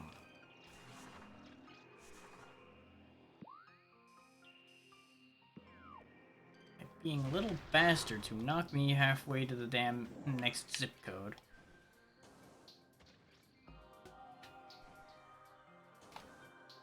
Made it.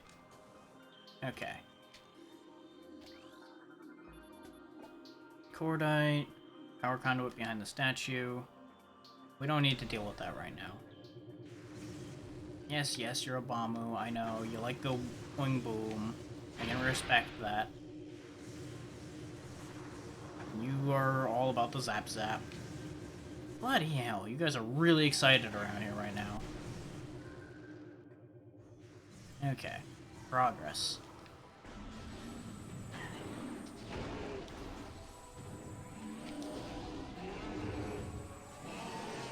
Thank you for the missiles.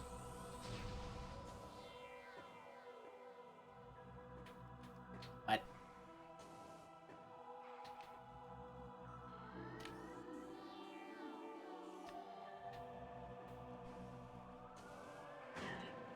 Fuck you.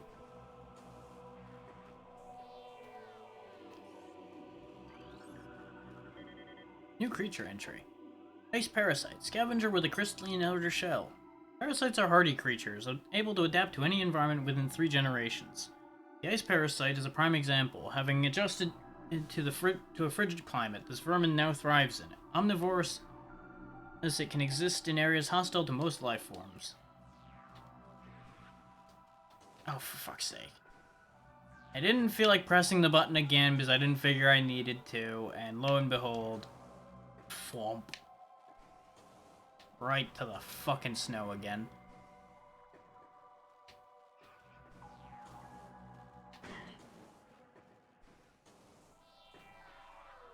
Yeah, get used to a lot of kind of blind platforming because of first-person perspective.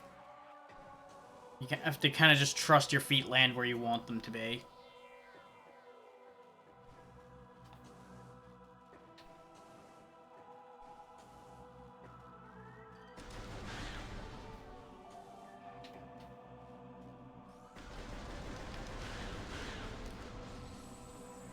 Clear those off of there so I don't have to keep getting hit by them.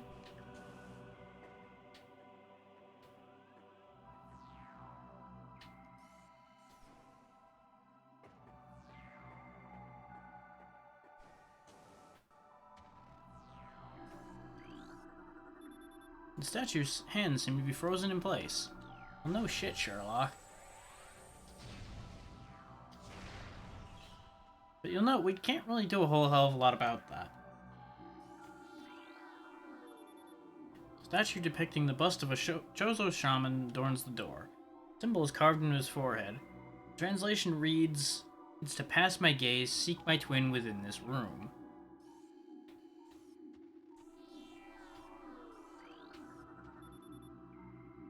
Chozo warrior.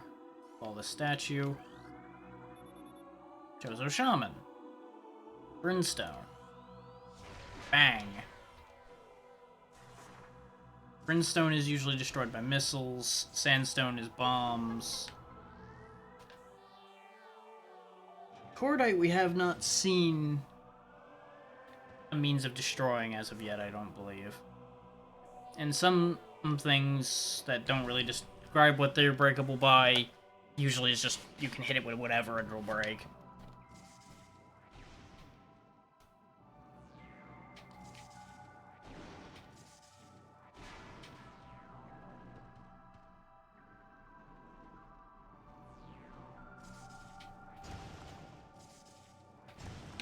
We just lower that a bit. You know, just keep breaking priceless Chozo artifacts just to get around.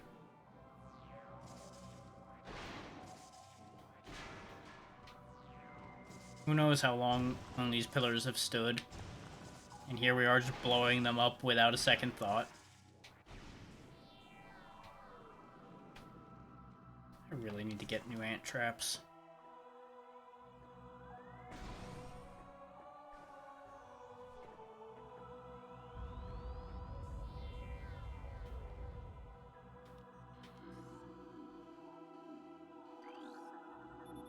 Wave beam. I want it, I want it, I want it. Have it? Nope. Can't have it. I didn't think so. I was pretty sure it was gonna be another trap.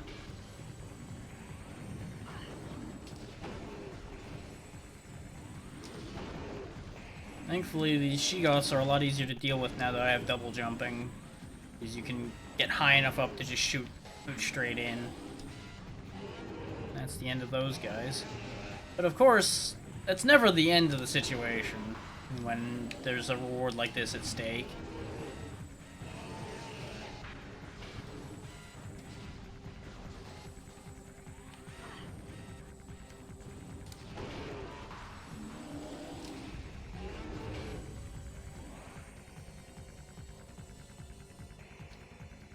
And now, the real one.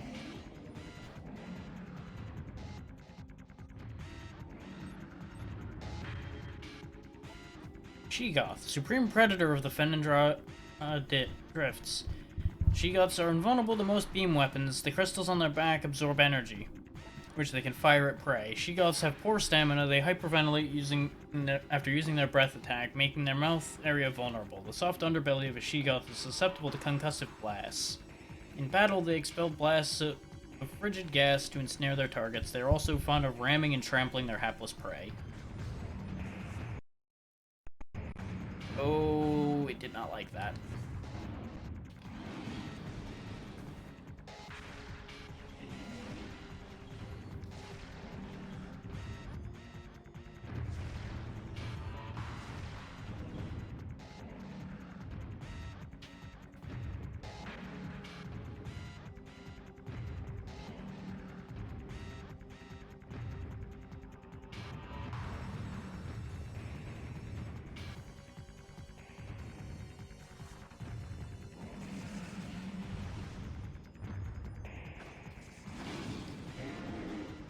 Something I didn't know, based on that description when I played this before, was the fact that you could actually use bombs to expedite this. I usually just waited till he did a breath attack and then hit him with missiles. You can actually just run under him with bombs.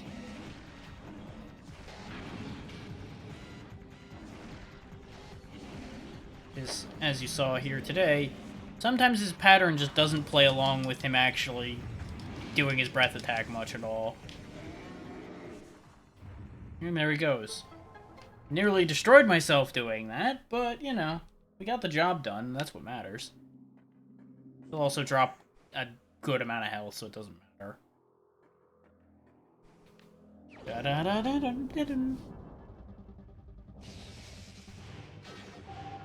Now we get our first new beam. The Wave Beam. Now, unlike the Wave Beam in, say, Super Metroid or some of the others, it doesn't just change your main beam. It's actually a whole other weapon.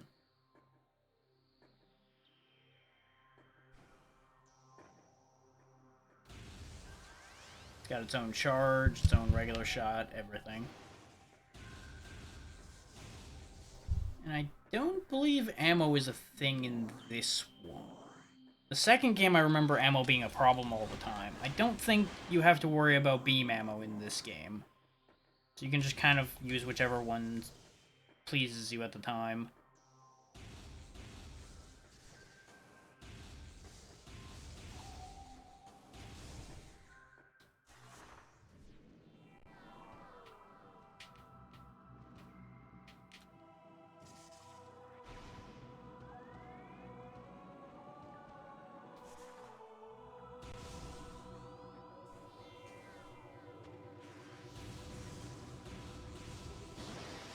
You'll notice the wave beam can actually hurt the bombers. So we can actually get rid of those now. Still can't deal with the whole frozen statue problem. Wave beam's not for that.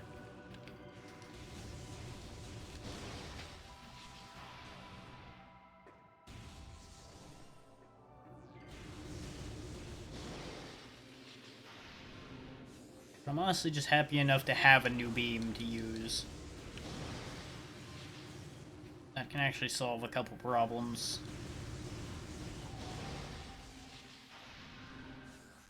Now we can actually get where we need to go, which is into... Wait, no, that was the Chapel of Elders. Right. So we're good on that. It does get us to places we need to go, but that wasn't the place we need to be right now anymore. Brain is dying.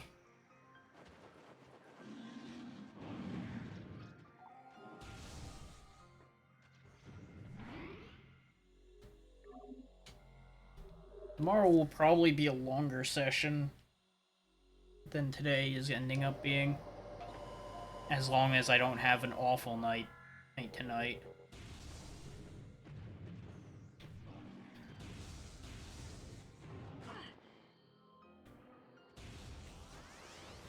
Now, I don't think the wave beam works any differently against these things. It might not even actually work out against them at all. We'll find out if this thing ever actually fucking moves correctly. Okay, no, it's still... Oh, it damages them through the shield. Okay. But it does do less damage to them.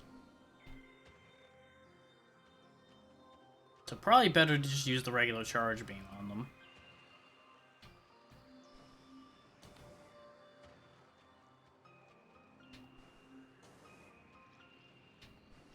Oh yeah, we could have just gotten up there a much shorter way. Rip.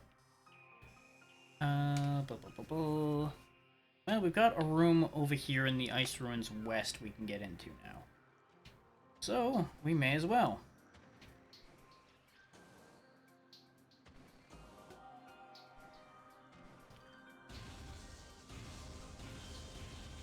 Yeah, beams still bounce off that. That's not surprising.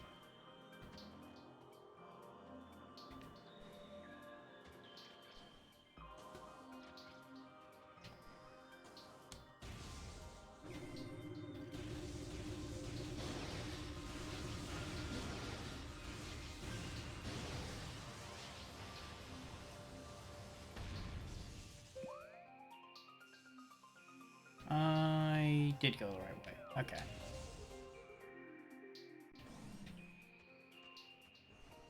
Once I start doubting a little because I'm getting just tired enough that I make some questionable thoughts, I end up doubting everything.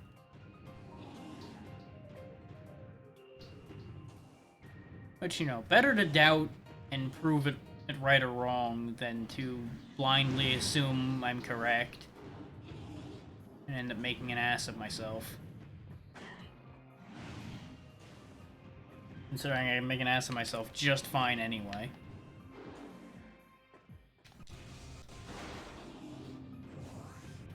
Scan that, right? Yes. Little shit. I don't know what I thought was gonna happen there.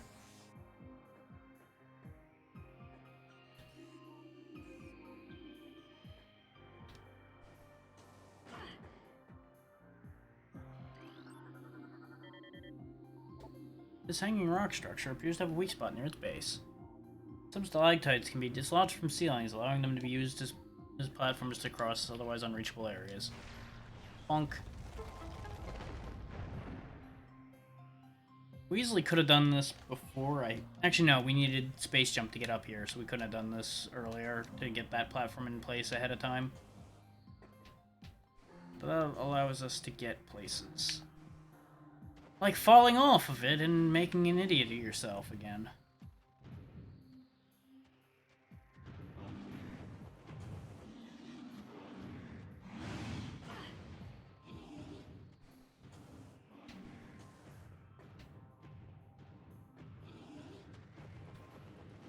Am I stupid? I might be stupid. That might not actually be how we get up there at all. Let me look at that again.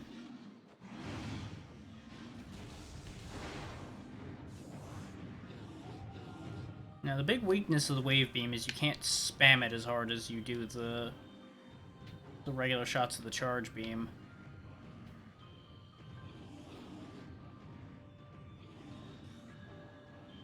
Is this a building I can otherwise not get into? No, this is the first building. Ah, over there. Damn it. I am Fumbles. Watch me drop every button I press.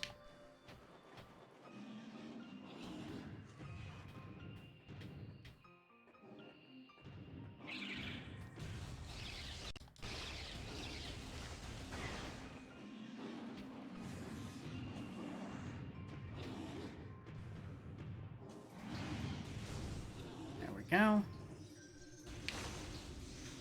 Is this a different type? Nope, still regular squares. They were blue this time, so I figured I'd check. They might have always been blue. Just lighting differences make them look slightly different.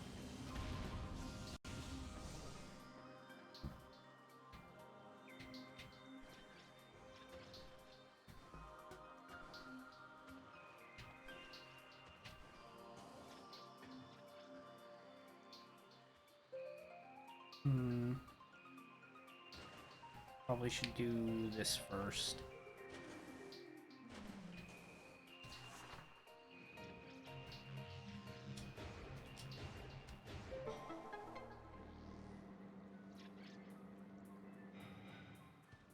I am not sure what that does for me.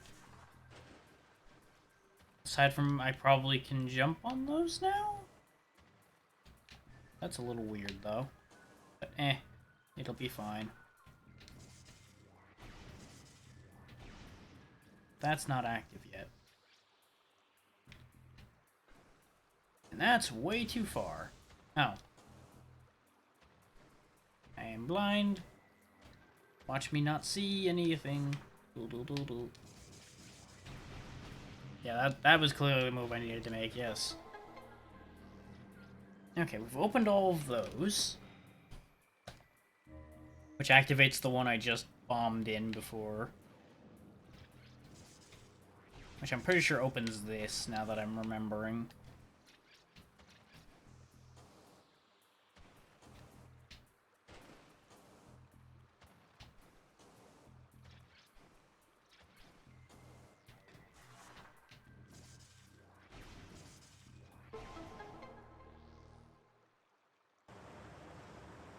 Starts pouring water, which gives us platforms that'll be higher up. But of course also gives us a little bit of a problem if we miss a jump.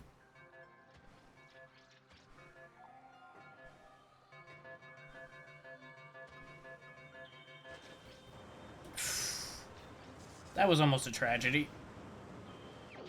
Energy tank. And then we go down this hole, which takes us out here. And kills the frame rate, apparently. That's a concern. I'll need to work on that between sessions. Tinker with that a bit more to see what the hell's going on with that. It's probably the water effect on the visor. Or at least that's part of the issue, probably. At the very least, something with the water in general. I probably need to reactivate the water, though. And then use it to actually traverse the area instead of going for the energy tank.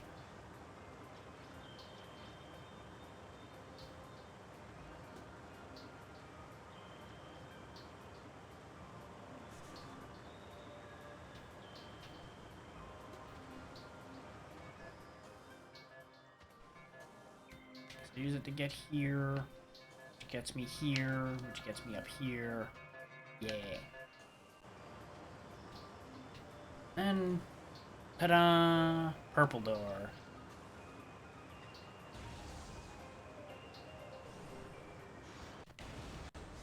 Ta-da! Fucking turrets. As I hit all the wrong buttons and eat extra damage. Hooray. Whoa. Hey, buddy. New creature.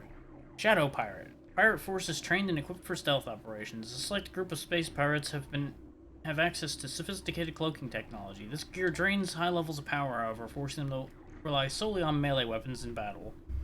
Use enhanced detection gear when fighting these units. Or, you know, get stuck against a wall by one and have to just blast him. Yeah, ordinarily, those would actually be using their cloaking tech and be smart. That one just was out for blood for some reason. I see that turret up there.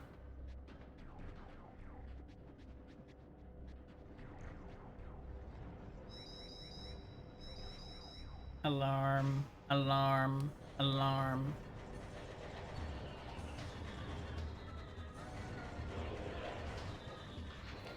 Time to fight some real space pirates. Morphology: space pirates. Sentient aggressor species, well trained in weapon and melee combat. Space pirates will build galvanic accelerator cannons and forearm mounted scythes in combat. This species seeks to become the dominant force in the galaxy, and their technology may help them realize this goal. Ruthless and immoral, the pirates care little for the cost of their ambition, only the results matter, and they take those very seriously.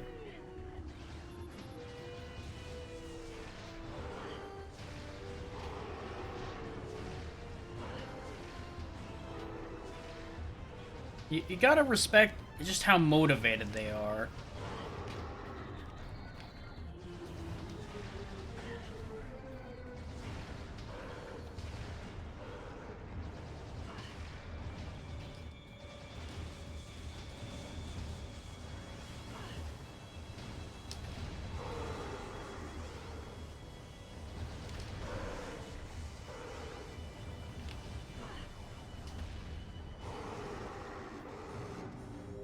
Go. The doors have been unlocked.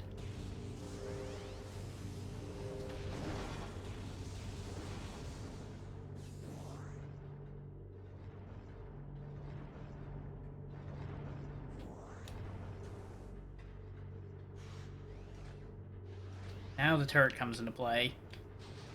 I'm glad this wasn't active during the fight. That would have made this really awkward. Well, fuck you too!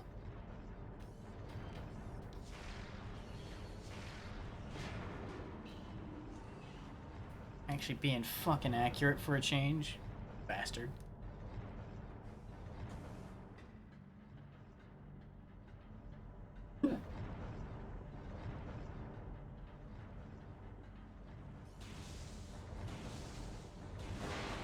It waited for the comedic timing of being able to knock me off the damn ledge, so I had to climb all over again.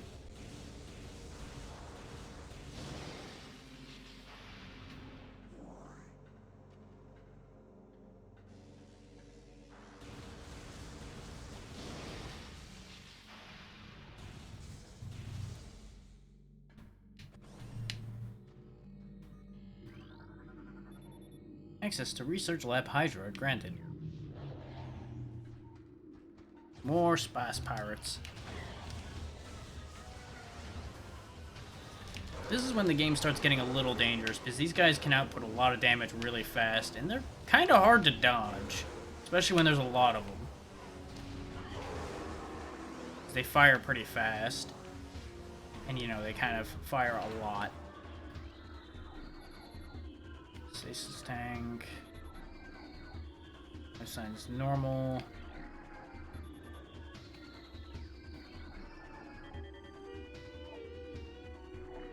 Log 103448. We have codified the newfound energy source as Phazon, a V-index mutagen of which we have very little reliable data. Indications point to a meteor of unknown origin impacting approximately 20 years ago, expelling Phazon into the environment. This material appears to possess lifelike characteristics, mutating organic life forms strong enough to withstand the poison. These mutations appear promising, with abrupt evolutionary leaps appearing in single-generation reproduction. Plans to establish a full science team on Talon 4 are being finalized. So there's your confirmation that the Great Poison and Phazon is the same thing. The meteor brought Phazon to Talon 4 and fucked up everything. Space pirate encrypted data decoded. Log 10587.7. Mining operations have begun near the crater where Phazon appears to be the most concentrated. Daily Phazon yields have increased 44%, and our mining system has become more streamlined as personnel and equipment flows increase. Several incidents of Phazon-induced madness have been reported, prompting augmented life support regulations in deeper chambers. Symptoms include loss of equilibrium, erratic respiration, muscle spasms, and in most extreme cases, hallucinations. A timeline reassessment for the refinery operation is recommended as the material proves more unstable than initial analysis indicated. Xenome SA is undergoing relocation to Lab Hydra. Subject's transfer ordered after a pronounced increase in aberrant behavior, security clearance ADR 13. Hint, hint, there's going to be a problem with that. Phazon infusion within central energy core of Xenome SA is at 70% saturation. Increased dosage appears viable. Log 10712.1. Most terraforming and retrofitting of security checkpoints on Talon 4 is complete, but we continue to research the alarming epidemic of breaches by local creatures. Door records show no unauthorized entries, so we must presume the creatures are either slipping in undetected during daily personnel moves, or else finding their way in through subterranean tunnels. We have found many small breaches of this latter sort and plug them wherever we can, but it is unlikely that we will ever achieve full extermination within our current timetable. I'm glad they're having local wildlife problems. It's probably slowed their process down a lot. Cold damping appears stable. Elevator operational.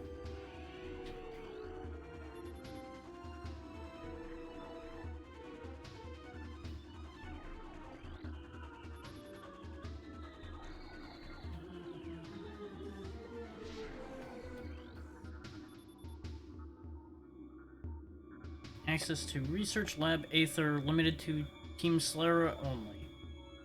Personnel bound for Hollow Observatory must use West Elevator. Ice beetle infestation in Ice Vault region has been 95% exterminated. Report any sightings to security immediately. Increased volatility. Empty stasis tank. Got rid of that one after it went crazy.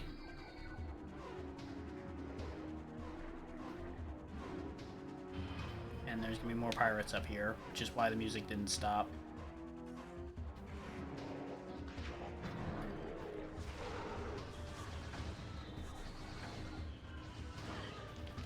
I keep thinking dodging with Morph Ball is gonna be clever, and then it ends up getting me in trouble because the animation to get back out of it takes too long.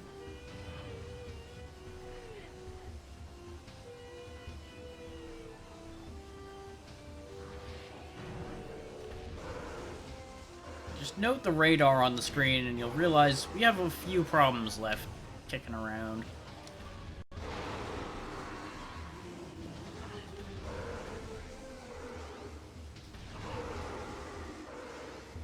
Thankfully they're not too fond of shots from the wave beam. And I hit the wrong button. Otherwise we would have cleanly killed that turret. But you know, it is what it is. Got there in the end.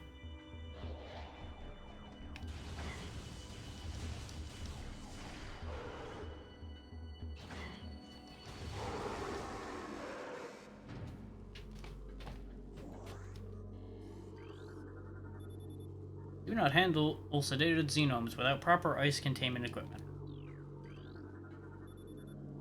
Cordite casing of column appears weak.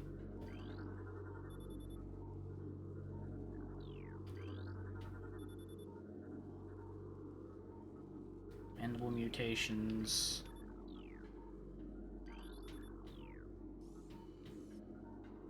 They get bigger biting teeth. Xenome behavioral patterns show decreased reflex activity at temperatures below freezing. They don't like the cold. They get real slow. Feel that, honestly. Incoming scan data. Pirate Communications decoded. Main research facility located. Oh yeah, you know, the place where I'm already at? Yeah, thanks, game. You're a little late to the party on that one.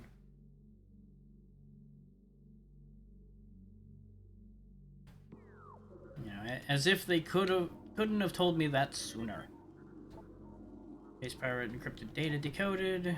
Research outpost Glacier 1 in the Fenendra region. Talon 4's mountains is operating at 85% capacity. Sub-zero temperatures have made the Metroids sluggish and easy to control, even those well into phase on infusion cycles.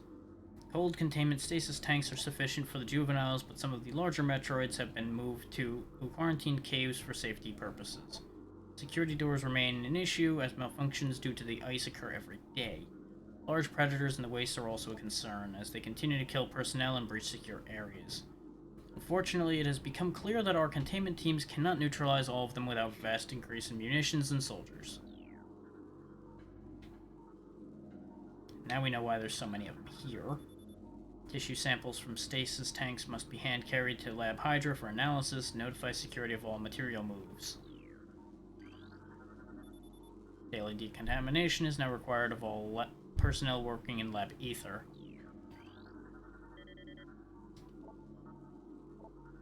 Our initial test is exposing Talon 4's indigenous parasites to Phazon appears to be successful. Increases in size, strength, and aggressiveness are common in all test subjects, as well as unforeseen evolutions like the additional poison sacs within the abdomen and the appearance of a second ring of mandibles in several subjects. These creatures were chosen because of their resilience, and it appears possible that, given enough exposure to Phazon, they may one day be able to survive on any planet we transport them to.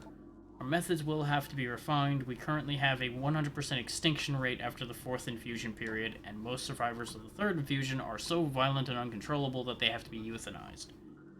Even still, we remain hopeful that further experimentation will result in success. Because, of course, their intent is to make weapons that they can take to other worlds, or even potentially sell, probably.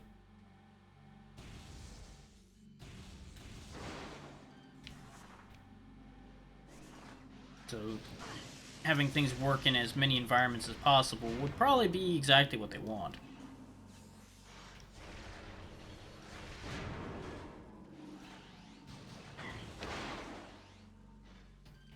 And of course, bioweapons, given the fact that you can just breed them instead of having to make them after a certain point, would probably be the way to go for a group like this, all things considered. Because, you know, they just naturally make more, rather than you having to actually produce more. You just need to keep them alive.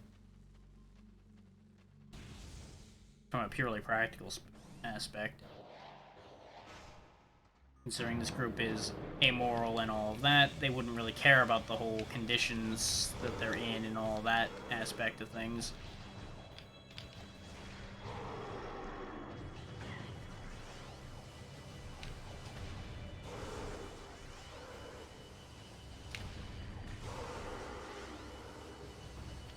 Besides, if they were willing to mutate them like that in the first place, I don't think they care too much about how they feel about it.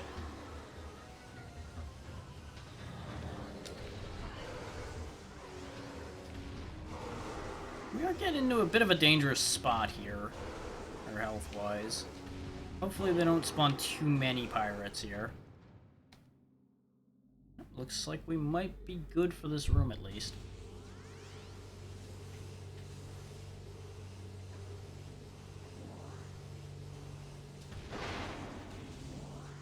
It's time to grab whatever resources I can get my grubby mitts on. We need more. We need a lot more. Map data. Log 10.401.7. Phazon mining is underway. Several garrisons have been established, and terraforming of the Chozo ruins is underway. Security systems are operational, and science team continues to make progress in their biotech research. The Fenendrana drifts have proven to be an optimal location for research headquarters, and soon it will be joined by a fully operational combat base and starport. If Command's predictions are half true, we shall rise to dominance in this sector within a decacycle. Truly, these are glorious times.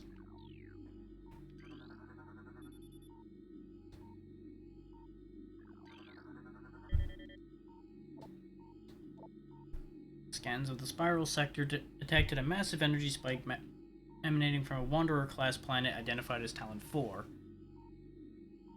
Good luck with the raid. What's so insane about that? I mean, I know it's a little late for you, so I'm assuming you're gonna be up till like 2 or 3 o'clock in the morning for you, but other than that, it's not that bad. Scout reconnaissance was immediately dispatched to the center of the spike, a landmass at heading mark 440.08.02. Returning with planetary samples and atmospheric imaging. Analysis shows the energy source to be an unstable radioactive material of enormous potential. We are unable to form an accurate risk assessment at this time, but we are unlikely to find an energy source this powerful again. Analysis will continue, but currently, Talon 4 remains a viable secondary headquarters. Yeah, being up that late in the middle of the week is a bad idea, you are right. But I'm assuming you really want to do this, so it is what it is.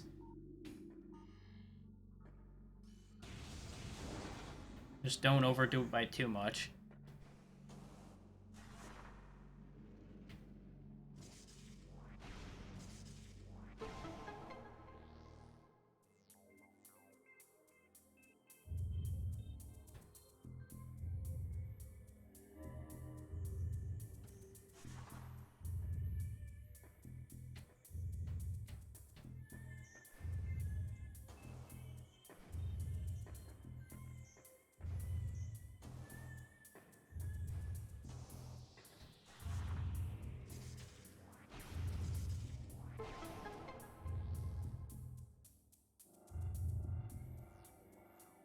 I'm not sure I like how it's glowing pinkish purple, but other than that, that looks fine. Especially since we're lowering the shielding on it. I feel like I'm gonna grow an extra limb or something getting near this thing.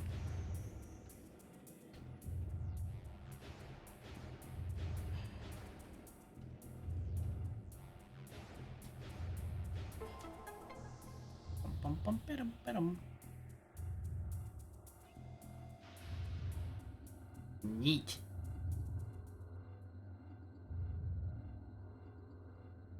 Ooh.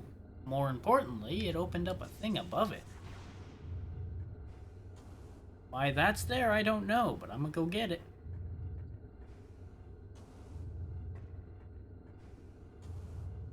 Motherfucker.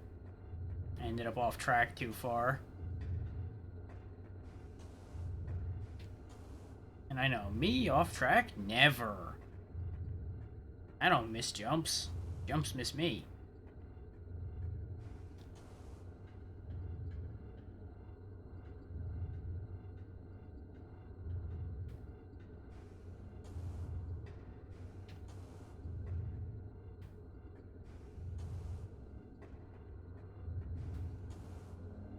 What do we got?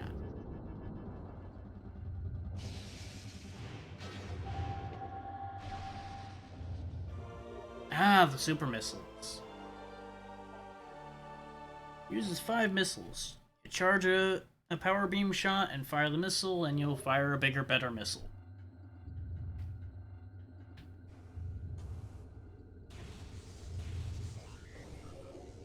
Oh, thank God. That's what I was just about to think about. Yep. I had a feeling it was that door, not the one I was going through. Always with the 50-50s.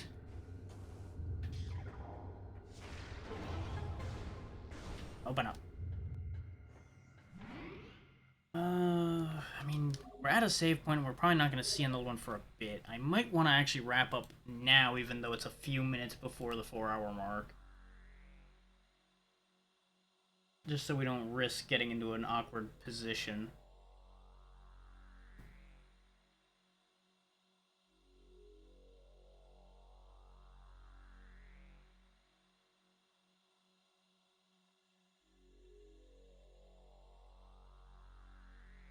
So I will say, I don't think we're even halfway done, actually, given what we've picked up so far.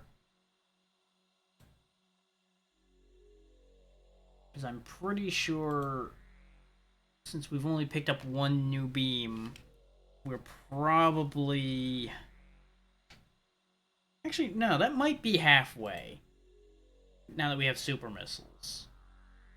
So I can only think of five more upgrades we will be picking up that I remember. There's probably more than that I'm not thinking of, though.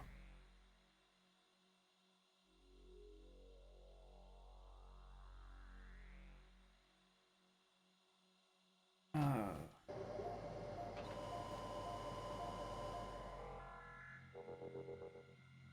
And Zeno, if you're not in the middle of that raid already, will you be streaming that raid, or is that just gonna be one of those you're just doing it for your clan and raids?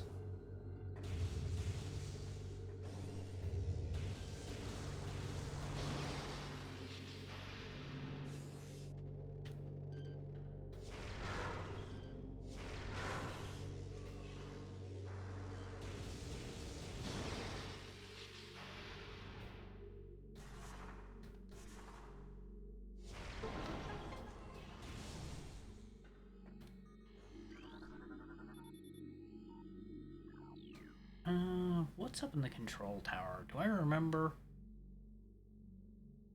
Because if it's just a boss fight up there, I might do that now and then end.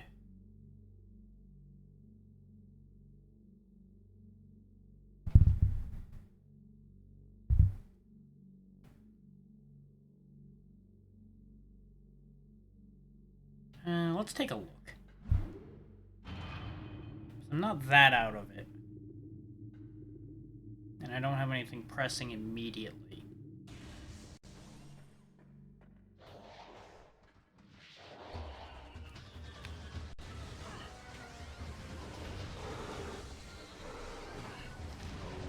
I do not remember these space pirates being this pink, though. That's fucking with my head a little bit. That may just be my memory and differences in screen fidelity.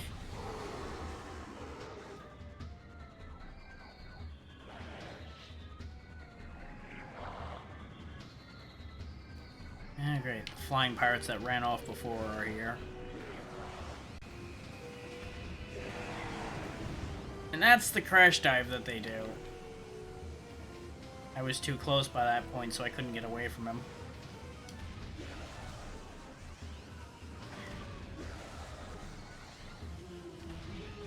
Of course, already scanned flying pirates, so I don't need to scan them again. There we go. We're not done? Oh, more flyers.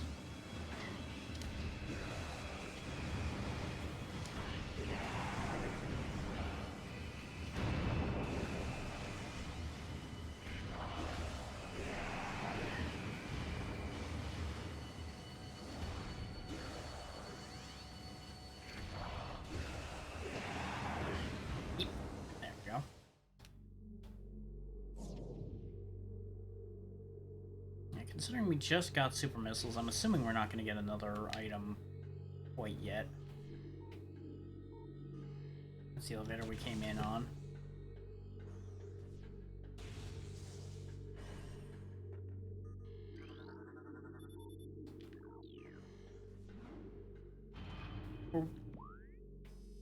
No, I got it backwards again. God damn it.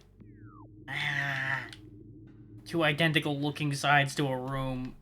When you're spinning around trying to fight for your life really gets tricky sometimes. And the fact that it didn't have an active hologram in it, it threw me off hard. Because I thought that was a sign that that was the one I came from.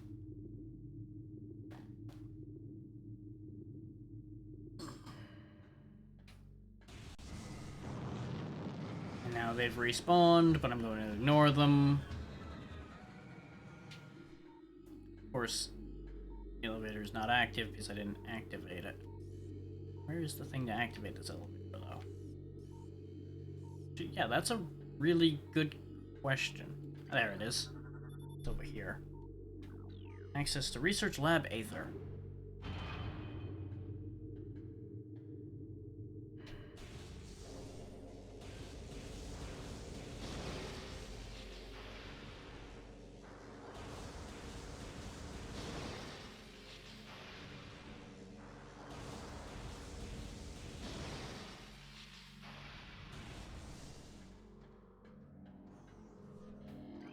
we get to see our first Metroid.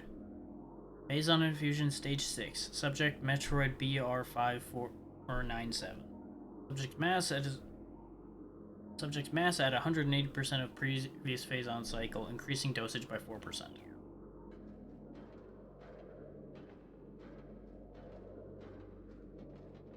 It's a lot bigger than usual.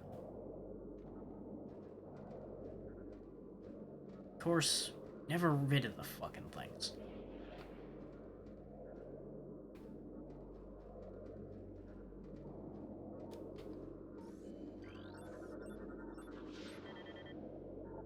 Morphology, Metroid, energy-based parasitic predator. The dominant species of planet SR-388.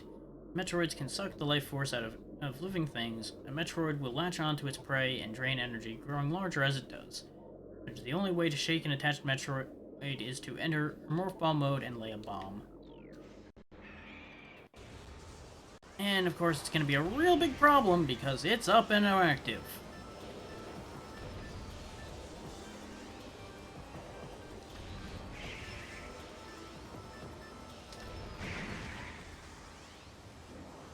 Now, thankfully, they are not required to be frozen to get rid of them. Otherwise, there'd be a serious issue.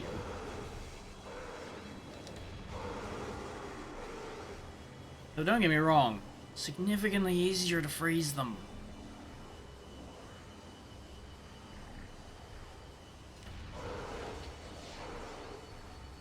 Yeah, you know what? That's fine. Up all the way down here. Later.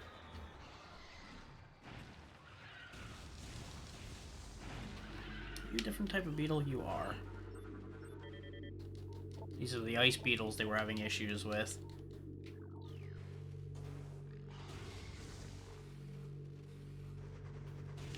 Open up. Nope, you're just a space pirate. It was dark, so I couldn't quite tell if he had something different about him or not. Because we will run into some unique types of space pirates other than the shadow pirates and the flying pirates. I just don't remember when they start showing up. Or I might be mixing this in the second game up more. Because I know there's a bunch of unique pirate types in the second game. Some of them are real motherfuckers.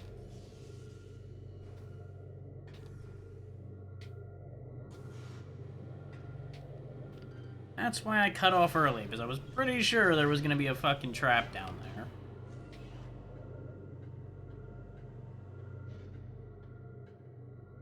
Cheeky bastards. Of course, there's another one, I just didn't have an angle to hit it.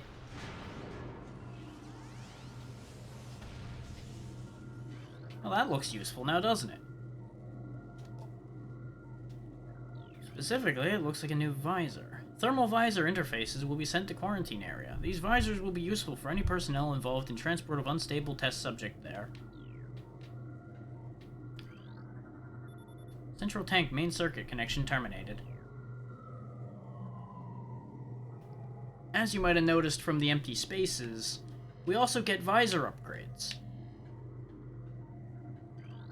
It's also been hinted at by the other logs we've encountered and some of the creature information. I believe on the way down I was supposed to have been deactivating those, and I jumped all the way down to get rid of the turrets first, so we ended up not deactivating the rings.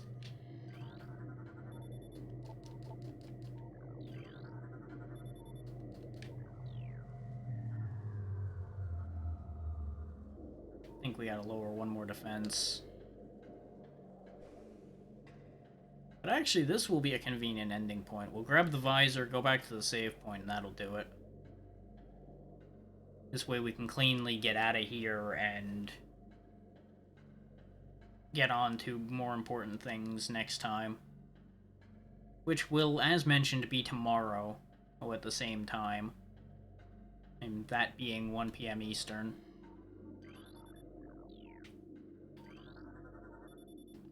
There we go. Now we can jump back down, grab it, and be on our way out of here. I believe that's gonna have one issue on our way out of here.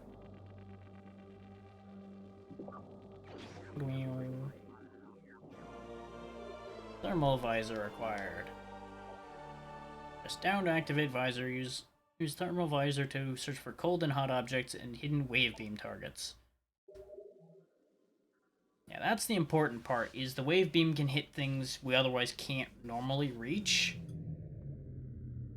Yeah, now that door deactivates and we have to use the thermal visor, which is a little horrifying to look at, I'm not gonna lie. And this is the other key, is we can see the sneaky shadow pirates using the thermal visor.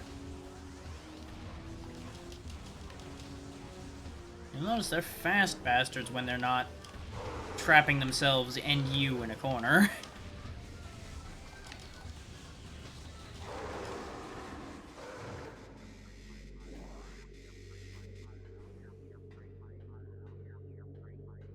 But welcome to the world of everything being pink. Yep, and the Metroids are gonna break out now.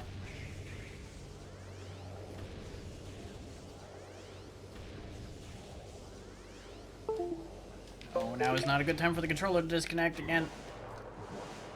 Help, I've got a Metroid on my head.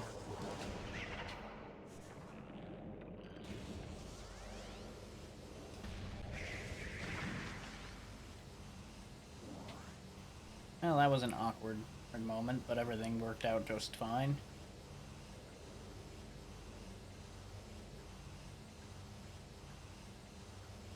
Don't mind me as I just walk around with a beam fully charged. I'm not concerned about anything. Nope, not at all.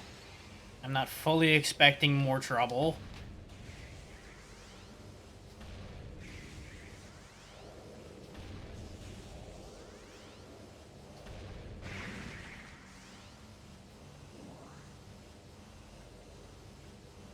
I totally didn't count how many Metroids there were on the way down. No, I didn't count them at all. Not in the slightest. It's not like I knew they were gonna break out because it was so subtle or anything.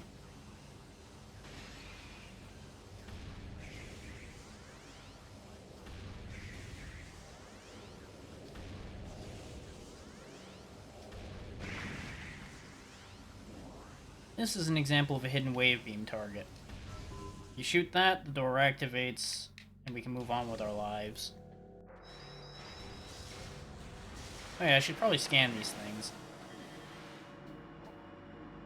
Mechanoid, sentry drone. Well-armed and armored security mecha. Security drones have limited intelligence, but do their assigned tasks well.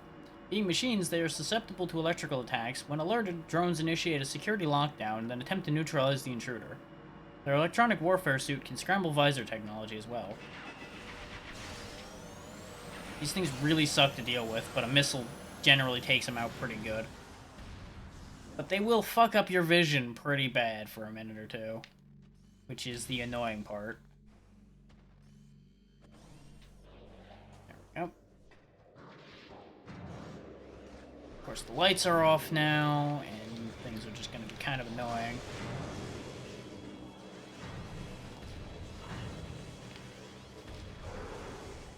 Shadow pirates continue to think they're sneaky.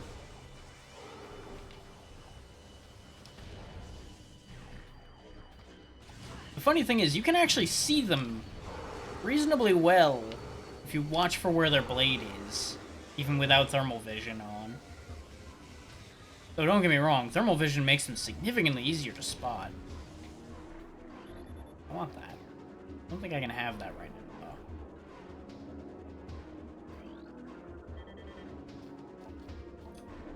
though. Metroid Dissection continues to provide more questions than answers. Our research teams have isolated the energy conduits that run from the invasive twin mandibles to the energy core in this creature's quadripartite nucleus. But the manner in which a Metroid actually extracts the life force from its prey remains an utter mystery. The victim does not lose blood or any other vital fluids, and yet the Metroid extracts energy. Identifying this energy is our central problem. It takes no physical form, yet without it the victim dies. We will continue to research this matter, as the isolation of this life-giving essence can be the key to our ascendance.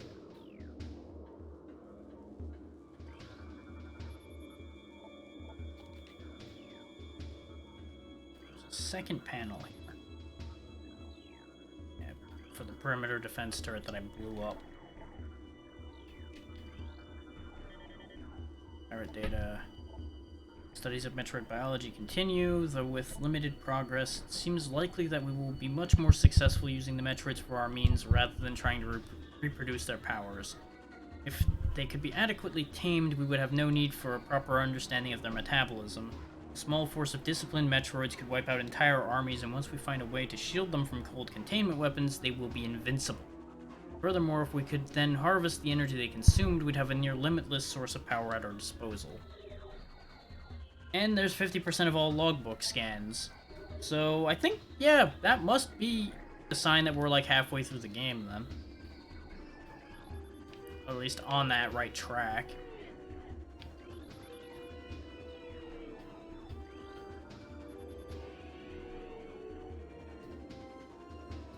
Yeah. Elite pirates are a thing. They have to be turned into that. Extreme radioactive containment.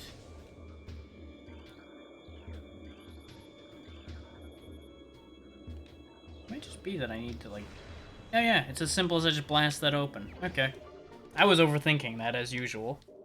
Now we've got 4 or extra bars of health. Which is gonna be necessary. Considering how close we keep coming to death. Shadow Pirate. Sneaky bastard. Thankfully, Shadow Pirates are much more fragile than regular Space Pirates, given the fact that they probably had to give up their armor in order to have their cloaking equipment.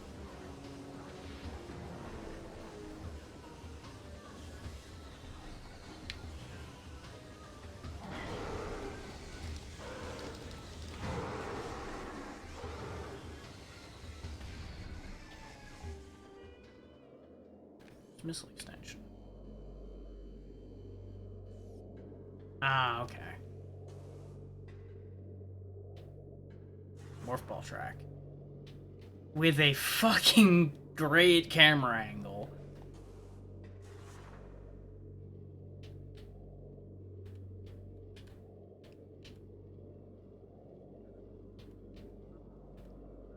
Why must you keep changing the camera? Why must you give me heart attacks? Fuck it. You know what? Don't need that missile expansion that badly. We were so close, and you know what? It doesn't even matter. If I really need all the missile expansions that badly, I can come back for it. I'm not that interested right now.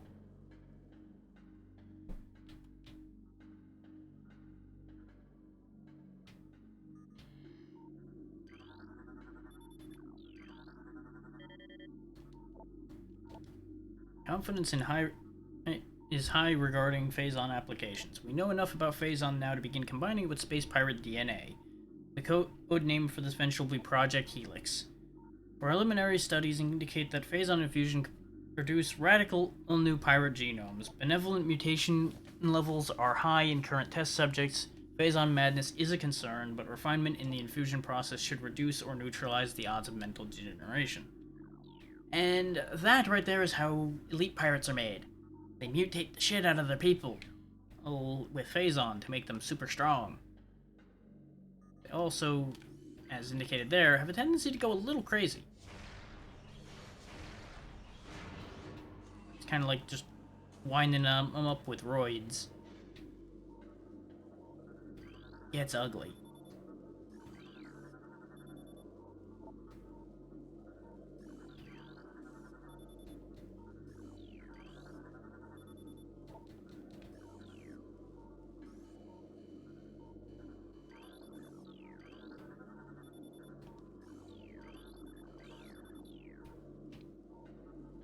Positioning.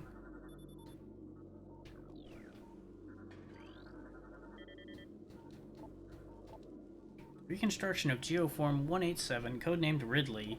He was recently completed. After his defeat on Zebes, Command ordered a number of metagenic improvements for him. Though aggressive, we were able to implement these changes in a cycle. The metamorphosis was painful, but quite successful in the end. Early tests indicate a drastic increase in strength, mobility, and offensive capability. Cybernetic modules and armor plating have been added as well. We believe our creation, now called Meta Ridley, will become the mainstay of our security force, a job he will certainly relish. So that proves what I was thinking, where he ended up having to be rebuilt. He definitely had to be fully reconstructed, it sounds like. He is now both mutated and mechanical, and just generally all awful.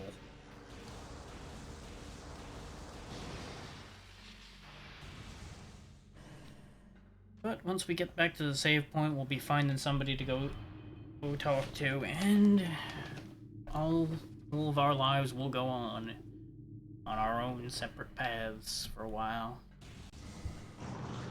Yes, flying pirate, booga booga booga, you have missiles and jetpacks, good for you.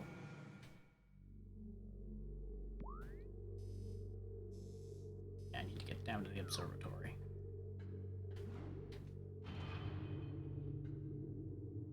I shouldn't mock the flying pirate so much, but you know what? Fuck him. All he's gonna do is smash himself into a wall eventually anyway. Come on. Let me in. Not sure what is transpiring down there. Not too interested in finding out. I'm assuming it's just the hologram reactivating. It just looked real weird from the bottom. From the top, rather. It coming up from the bottom to the top. Okay. But, as I said, that will do it for today. So, where are we going?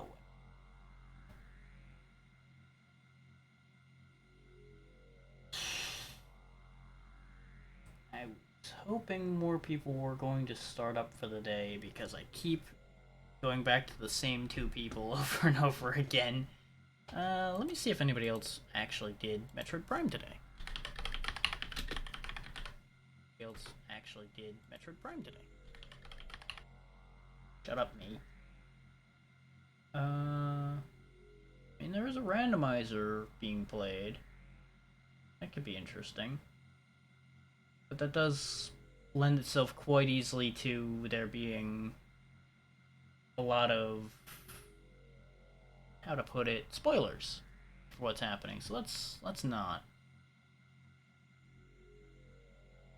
I'm gonna mute my audio and check one that I haven't actually raided or watched, but I have been following because I met them through somebody else.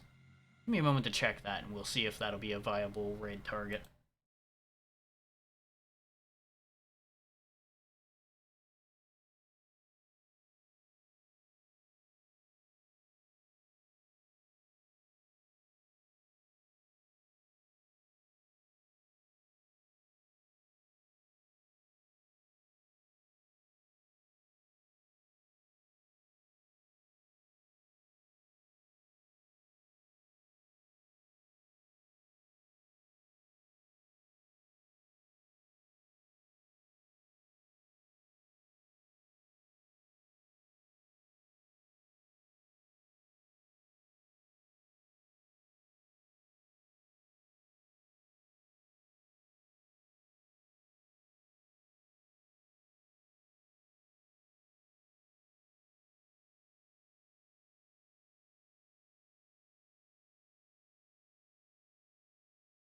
No.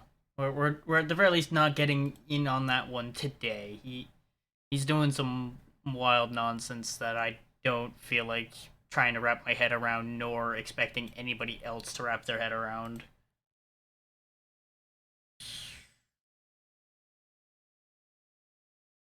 I mean, I have one other one that I at least know is okay that I met through somebody else too. I don't know why this one's still on my list. I feel like I should have gotten rid of that one already. Okay. Let the dice decide. What will be our fate this day?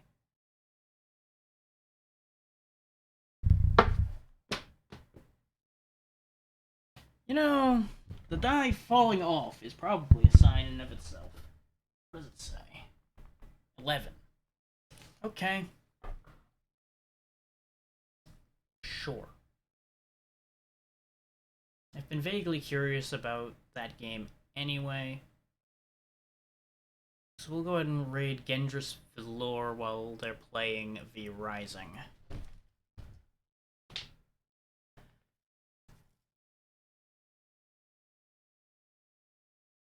Not one I'm super familiar with myself, but they've come reasonably well recommended to me, and I have heard them talk, so I at least know that they're in the acceptable range. We'll head on over there. Thank y'all for hanging out through this. Xeno, if you can still hear me, thank you again for that raid. It's a huge help as always.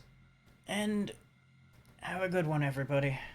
It'll be good to them once we actually hit this button, because I did the timing wrong again, and we're about to have a few minutes of awkward sitting here staring at each other while I wait for the timer to go away. Because I'm good at this. I've done this dozens of times now, so you'd think I'd have learned by now to time this right. Go, chew.